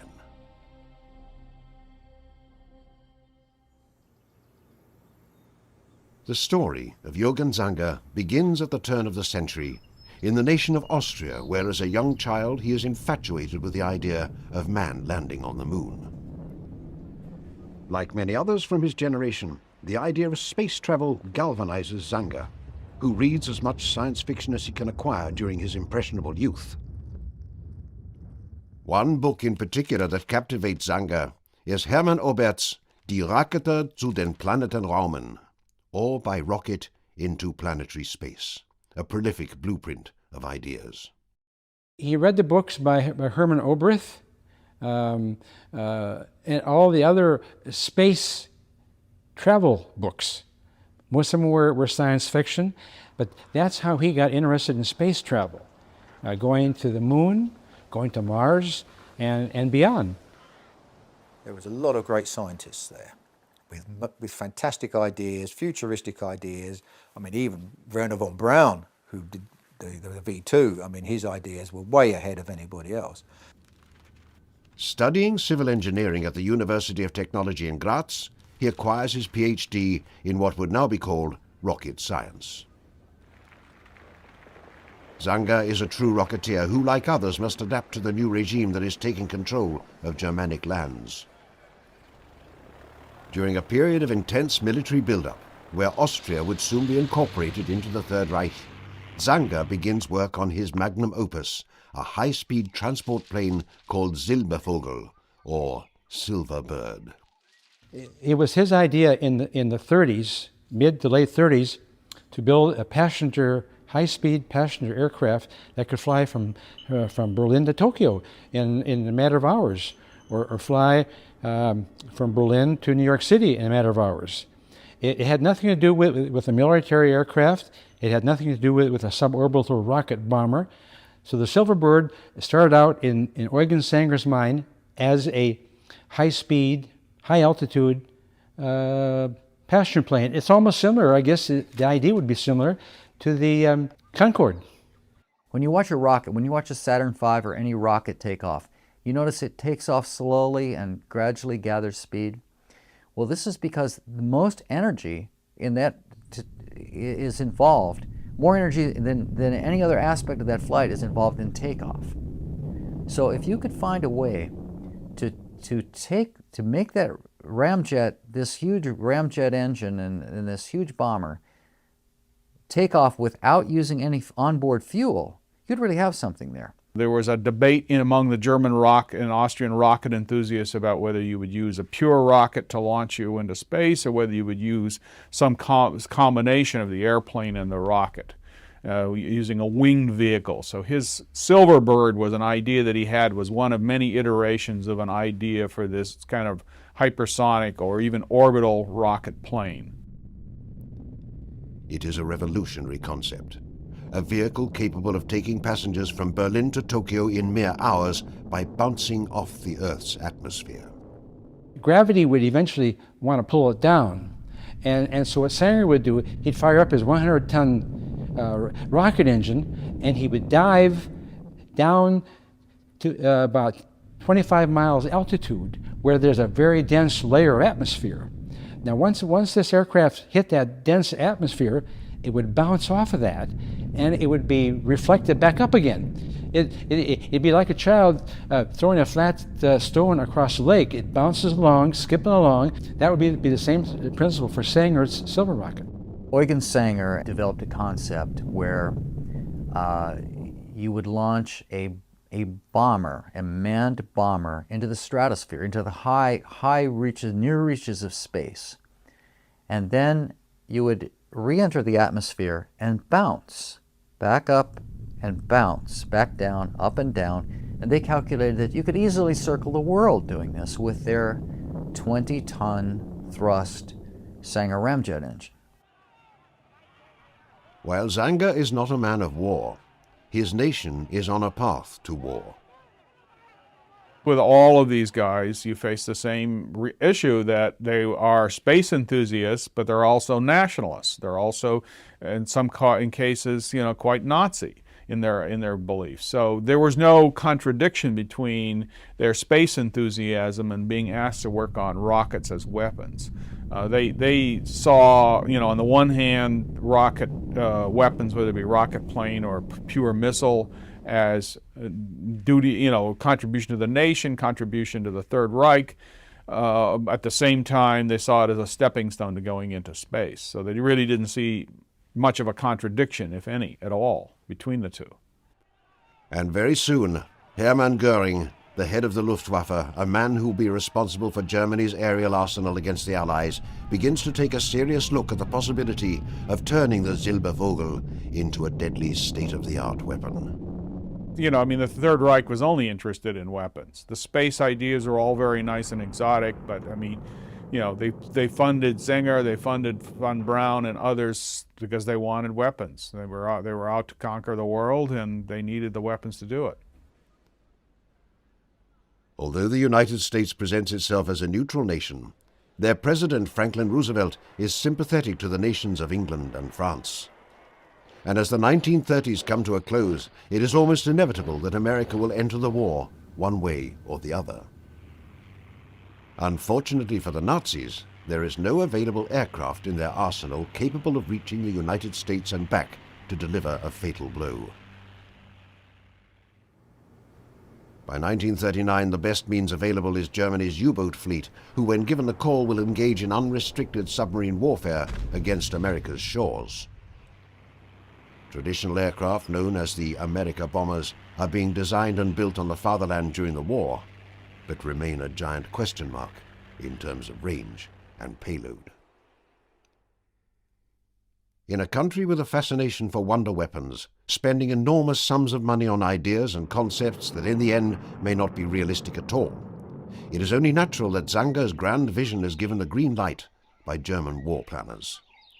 When he started working for the Luftwaffe in the late 1930s, I think he looked for a way to sell this idea. The Silver Bird was supposed to be a skip bomber, a hypersonic vehicle that would be launched probably from a sled.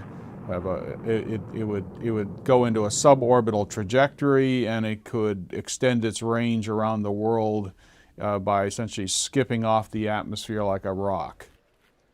A group of rocketeers are organized and funded by Goering, with research and development to be done at the Hermann Goering Institute, located north of Hanover.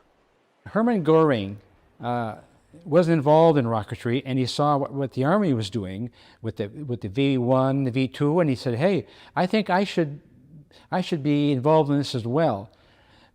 So he started his own group of rocketeers, men who he could find who hadn't been picked up and picked over by Dornberger. So he started to invent and manufacture power plants, and these were in rocket and pulse jets. And from that, he also designed mini fighters with pulse jets, which then led to the idea that perhaps, we could actually go into the atmosphere and have long distances and bomb United States or whatever.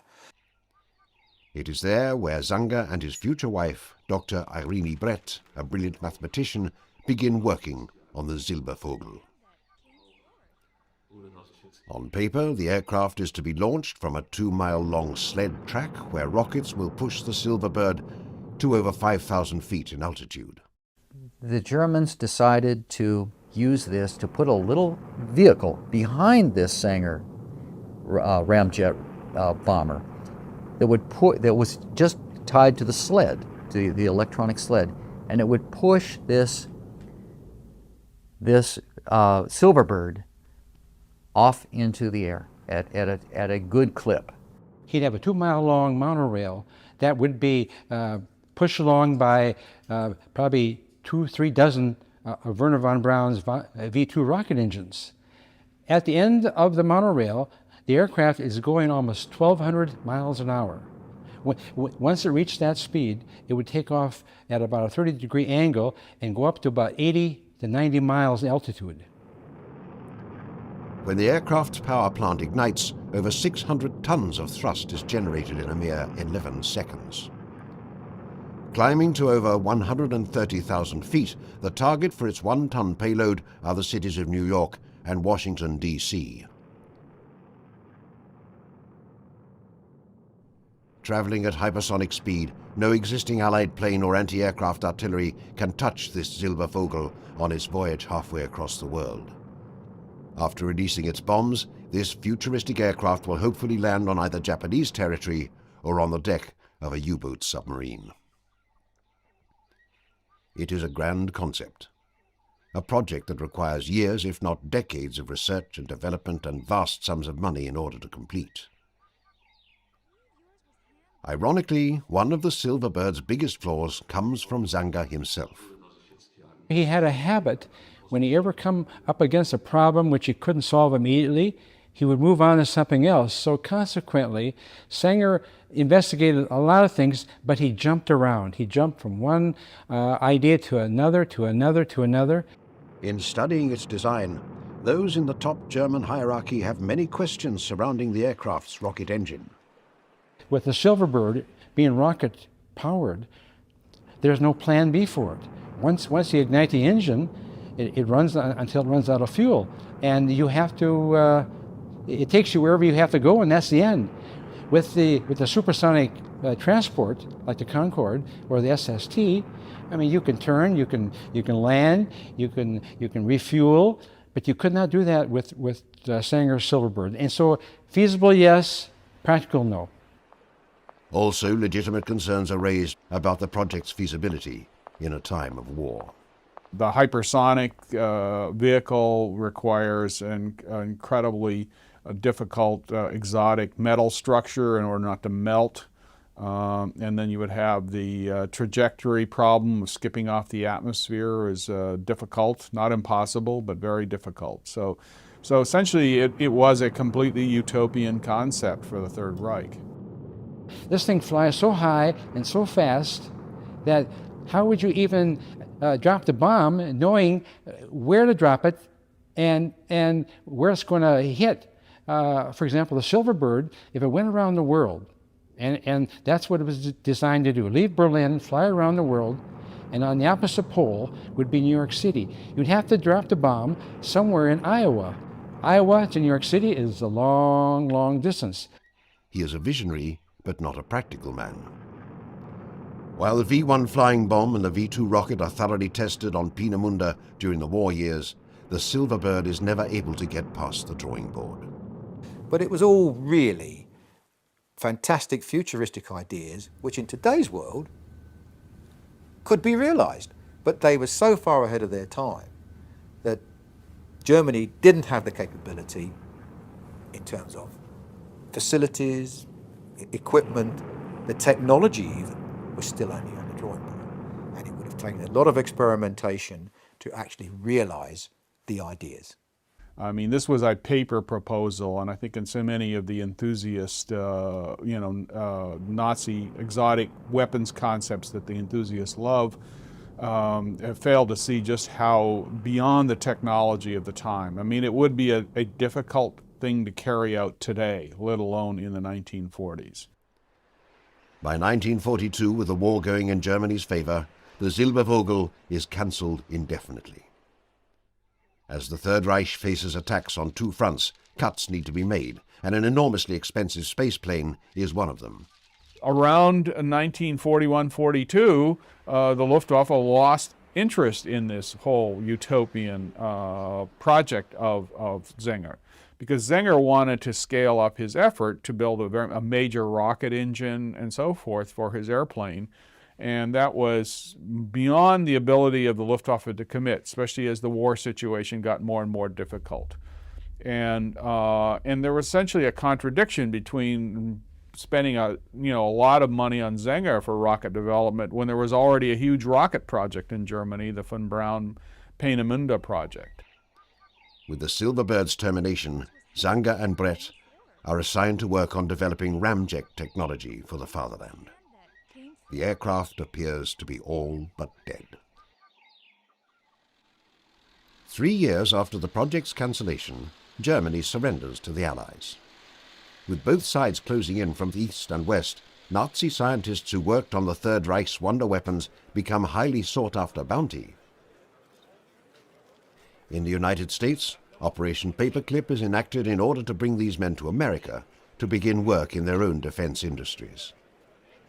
The same people who developed the deadly V-2 rocket that killed thousands during the Second World War now have their slate wiped clean as they begin their new lives, working for their one-time enemy. With tensions escalating as the Soviet Union becomes America's biggest adversary, they will need every advantage possible in order to defeat a regime that soon will possess both the atomic bomb and a delivery system capable of reaching the cities that Germany could never touch. Surprisingly, while hundreds of scientists are rounded up and sent to both sides of the Iron Curtain, Zenger and his wife, Irene Brett, go to neither superpower. Instead, they travel to France to restart their failed research. Anybody who was picked up by the Soviets post-World War II, for example, if Zenger had been picked up by the Soviets, he had been squeezed like a lemon in order to get whatever knowledge and technology ideas he had out of him. He didn't want to go to the Soviet Union. Now, Zenger did not want to come to America in Operation Paperclip. In fact, he was never invited.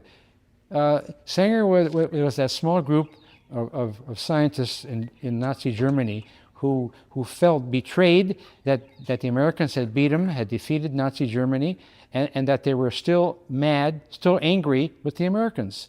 And so Zenger, along with a few others, said, I'm not going to work for the Americans. I will not go to America. I'll go to France, where there's a more friendly work environment, and that's where I'm going to continue my career. With the Soviet victory in 1945, its army begins capturing detailed blueprints of numerous German designs being worked on during the war. When the Soviets overran Berlin, they overran the Reichsluftfahrtministerium building, and they copied every aircraft design that the Germans had proposed and were proposing to build post-World War II.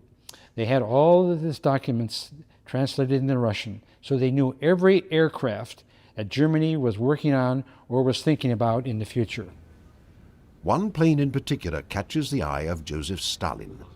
Stalin seized upon the idea about 1946-47 and was interested in in funding it, and because it seemed like the magic answer to figuring out how to attack the United States. The Soviets wanted Sanger.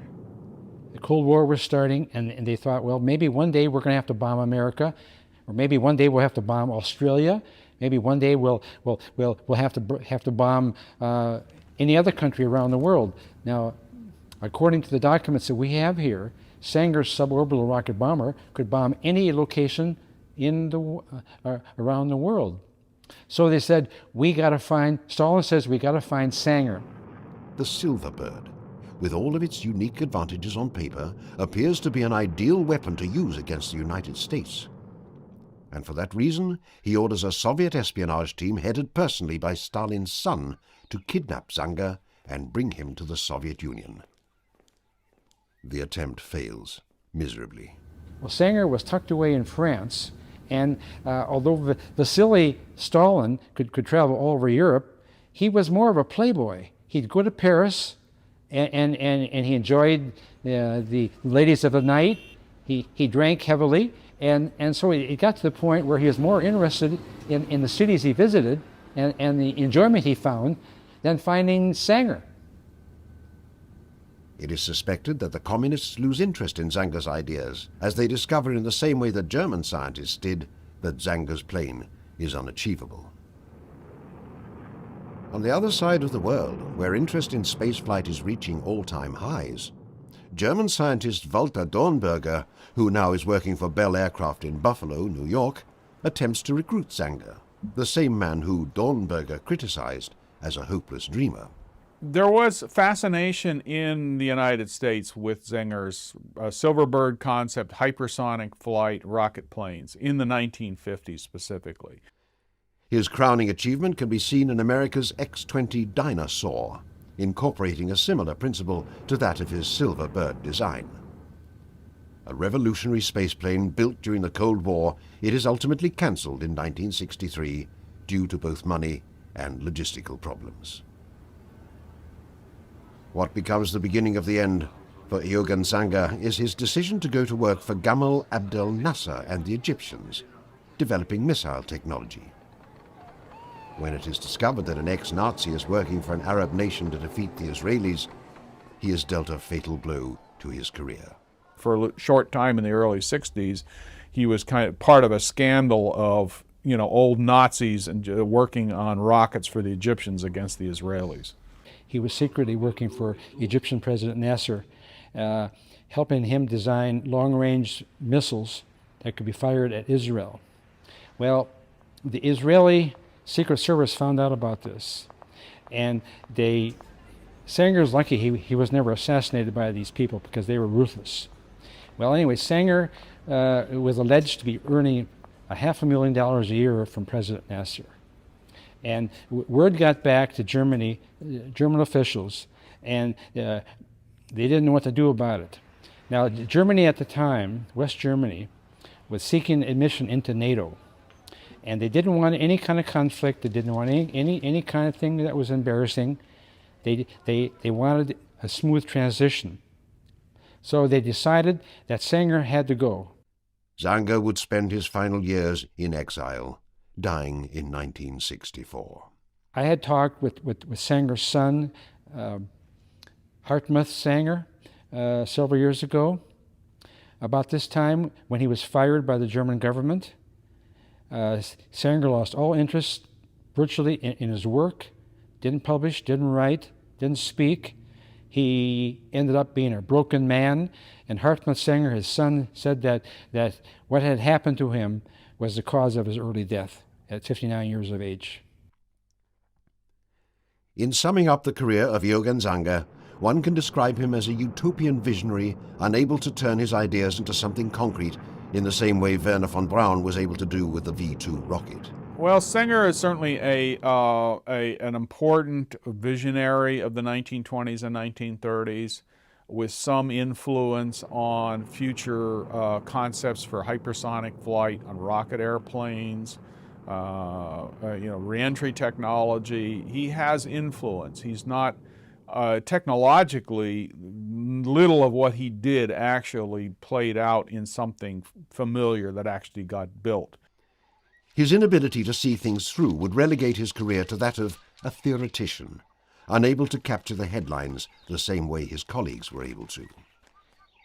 At the same time, his contribution to rocket technology, to ramjets, to the lifting body, to skip trajectory, and to hypersonic flight can never be ignored. Had his Silver Bird been completed, its impact would have been monumental to whatever country possessed the weapon. For that reason, Dr. Eoghan Zanger, one of Hitler's spacemen, is in the history books as one of the most brilliant minds of the 20th century.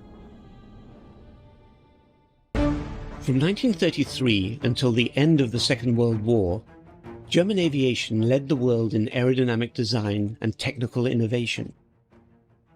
Long before the outbreak of hostilities, German industry produced an armada of technically superior warplanes. When war broke out, the Luftwaffe quickly overwhelmed some of Europe's most vaunted air forces.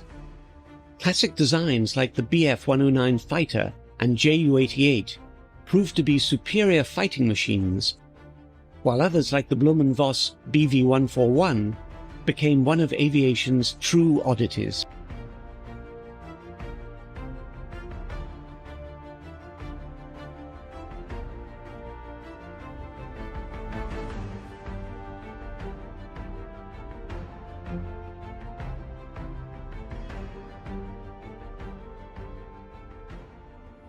Germany's plan for war in Europe called for an air force that was to be used in direct support of its ground forces.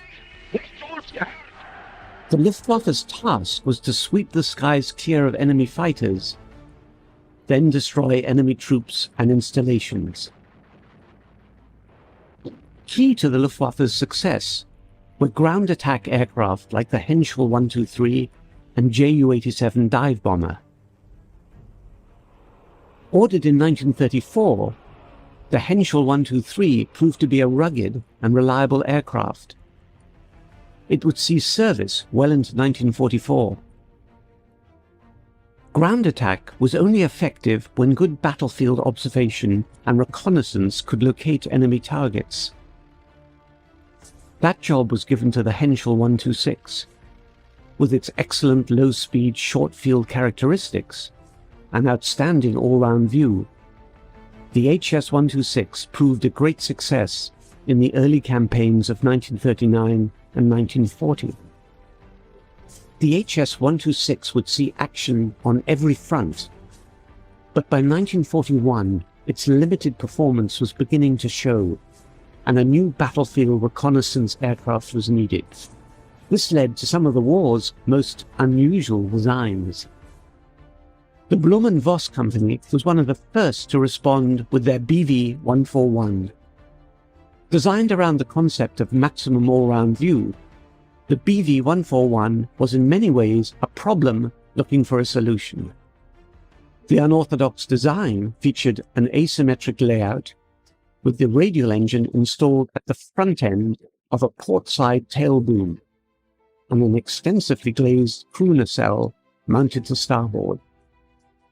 Unusual and radical in design, the BV-141 performed surprisingly well, but in the end it was considered too unconventional and it was cancelled in 1943.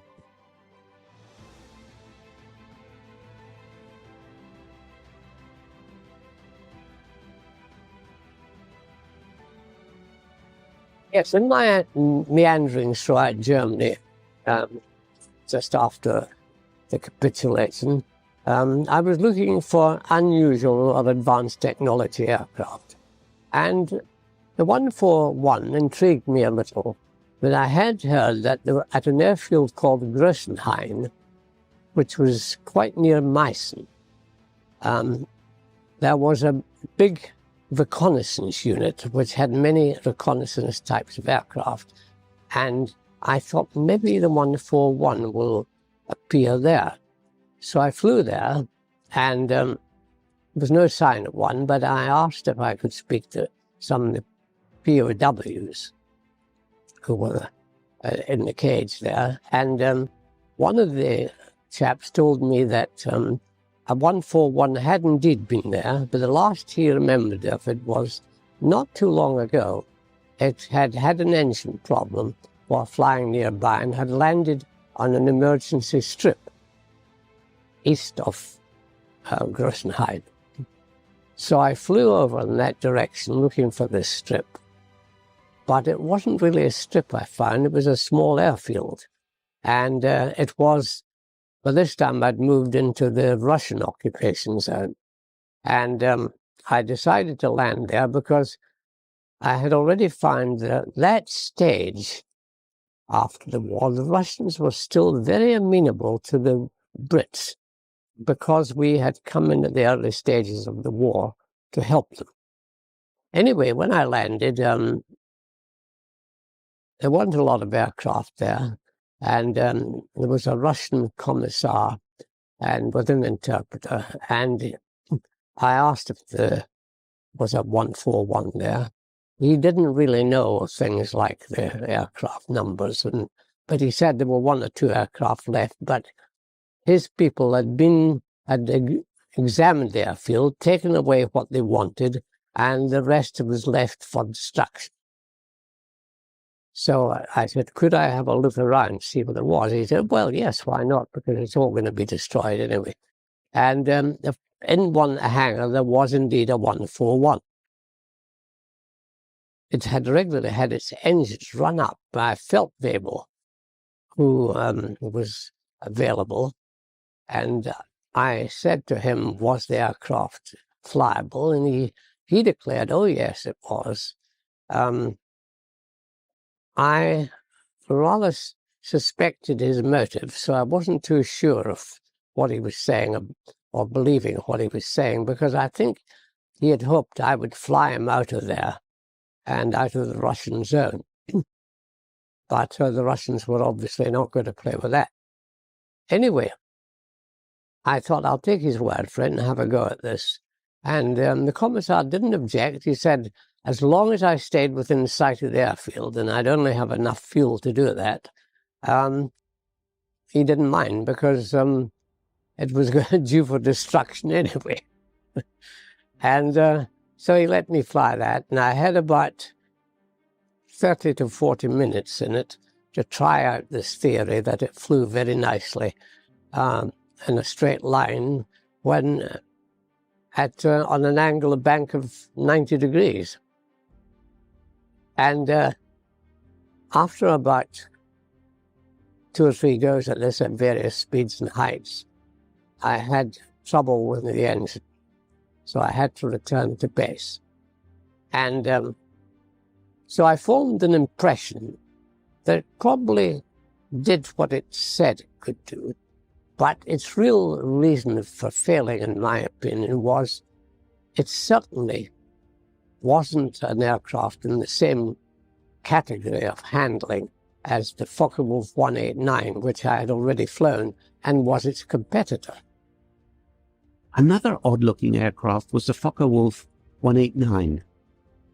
The completely glazed central nacelle, twin engines and tail booms were considered too radical for conservative Luftwaffe officials. Performance, however, won the day. Known as the Flying Eye, the FW-189 proved supremely versatile, universally popular, and one of the most reliable aircraft ever to see Luftwaffe service. During combat operations, the FW-189 surpassed all expectations. Despite flying low over the battlefield and taking large amounts of damage, it had the ability to absorb punishment and fight another day. So I think that killed it more than the theory that it gave the gunner a wonderful field of fire by having no starboard half of the tailplane and being asymmetrically offset to give a clear field of fire to the gunner. So that was my experience of it. Not very impressive, but interesting.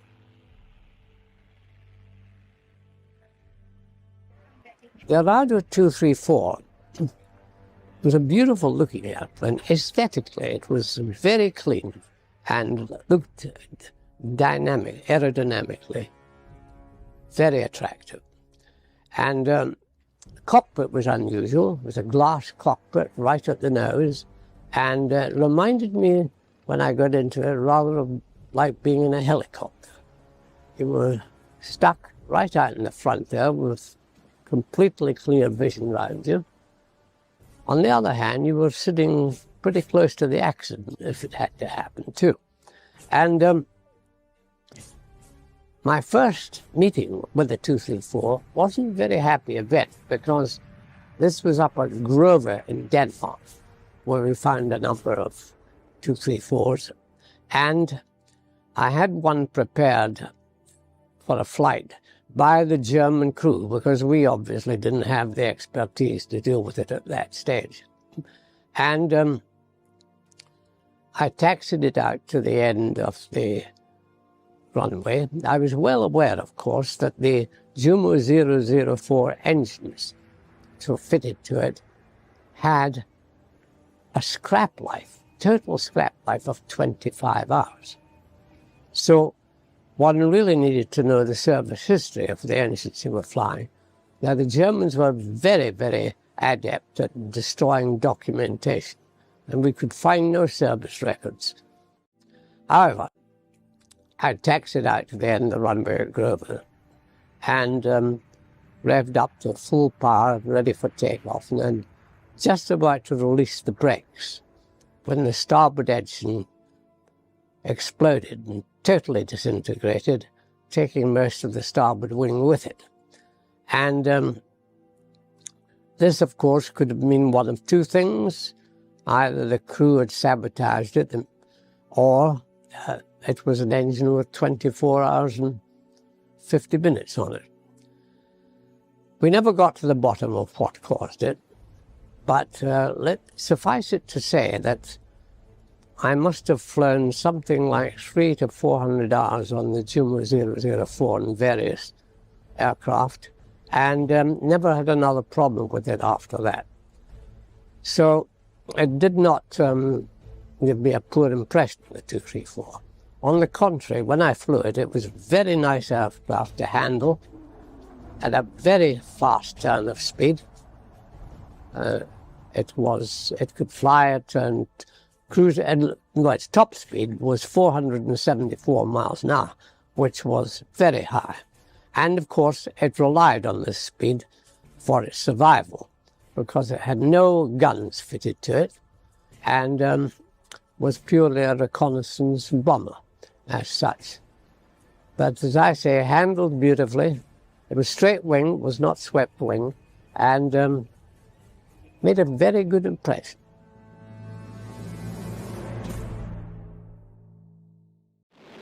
It is the aftermath of the war to end all wars, and Europe begins to pick up the pieces. While many Germans find the limits imposed on them under the Treaty of Versailles restrictive, a loophole leaves them free to experiment with rocket power, not yet considered an instrument of modern war. The VFR, a spaceflight society founded in Breslau, Germany, gathers together many rocketry enthusiasts. From just 3 members at their first meeting, the society flourishes, attracting hundreds of amateur rocketeers. And in 1933, one of these amateurs has some ideas that catch the eye of the newly elected Nazis. His name is Wernher von Braun. Working under a military grant, von Braun proposes to use liquid propulsion to power rocket flight, and goes on to create the V2 rocket. He also comes up with plans for a series of manned vertical takeoff interceptors. This exotic weapon would launch high into the air and swoop down on incoming bombers. But the German Air Ministry, unimpressed with the power of the proposed craft, cancel it in the planning stages.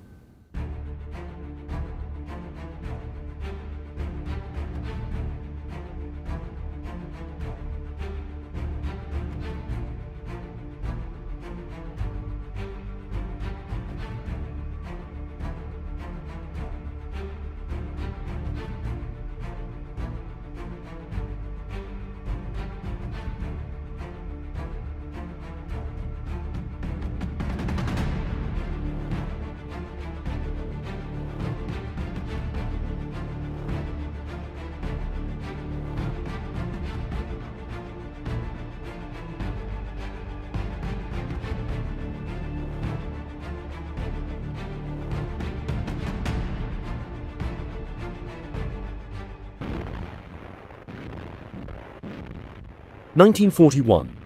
Hitler's plan for an 11-month war has stretched into 2 years.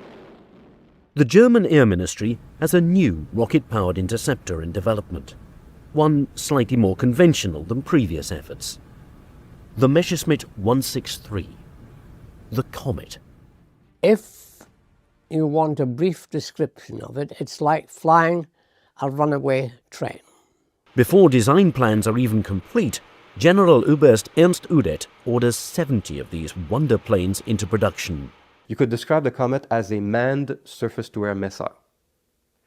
It was not designed to fly long distances. It was designed to take off, climb very fast, shoot down bombers, come back down as fast as possible, land as safely as possible, which could be a neat trick, be refueled, reloaded, and then go up again. That was a theory. In practice, it proved rather more complicated than that. From the mind of Alexander Martin Lippisch, the Comet is a swept-wing design, but with a novel twist. There's no tail wing. Formerly the director of a glider research group, Lippisch understands the need to reduce total drag on a fast-moving aircraft. This he achieves through his tailless design.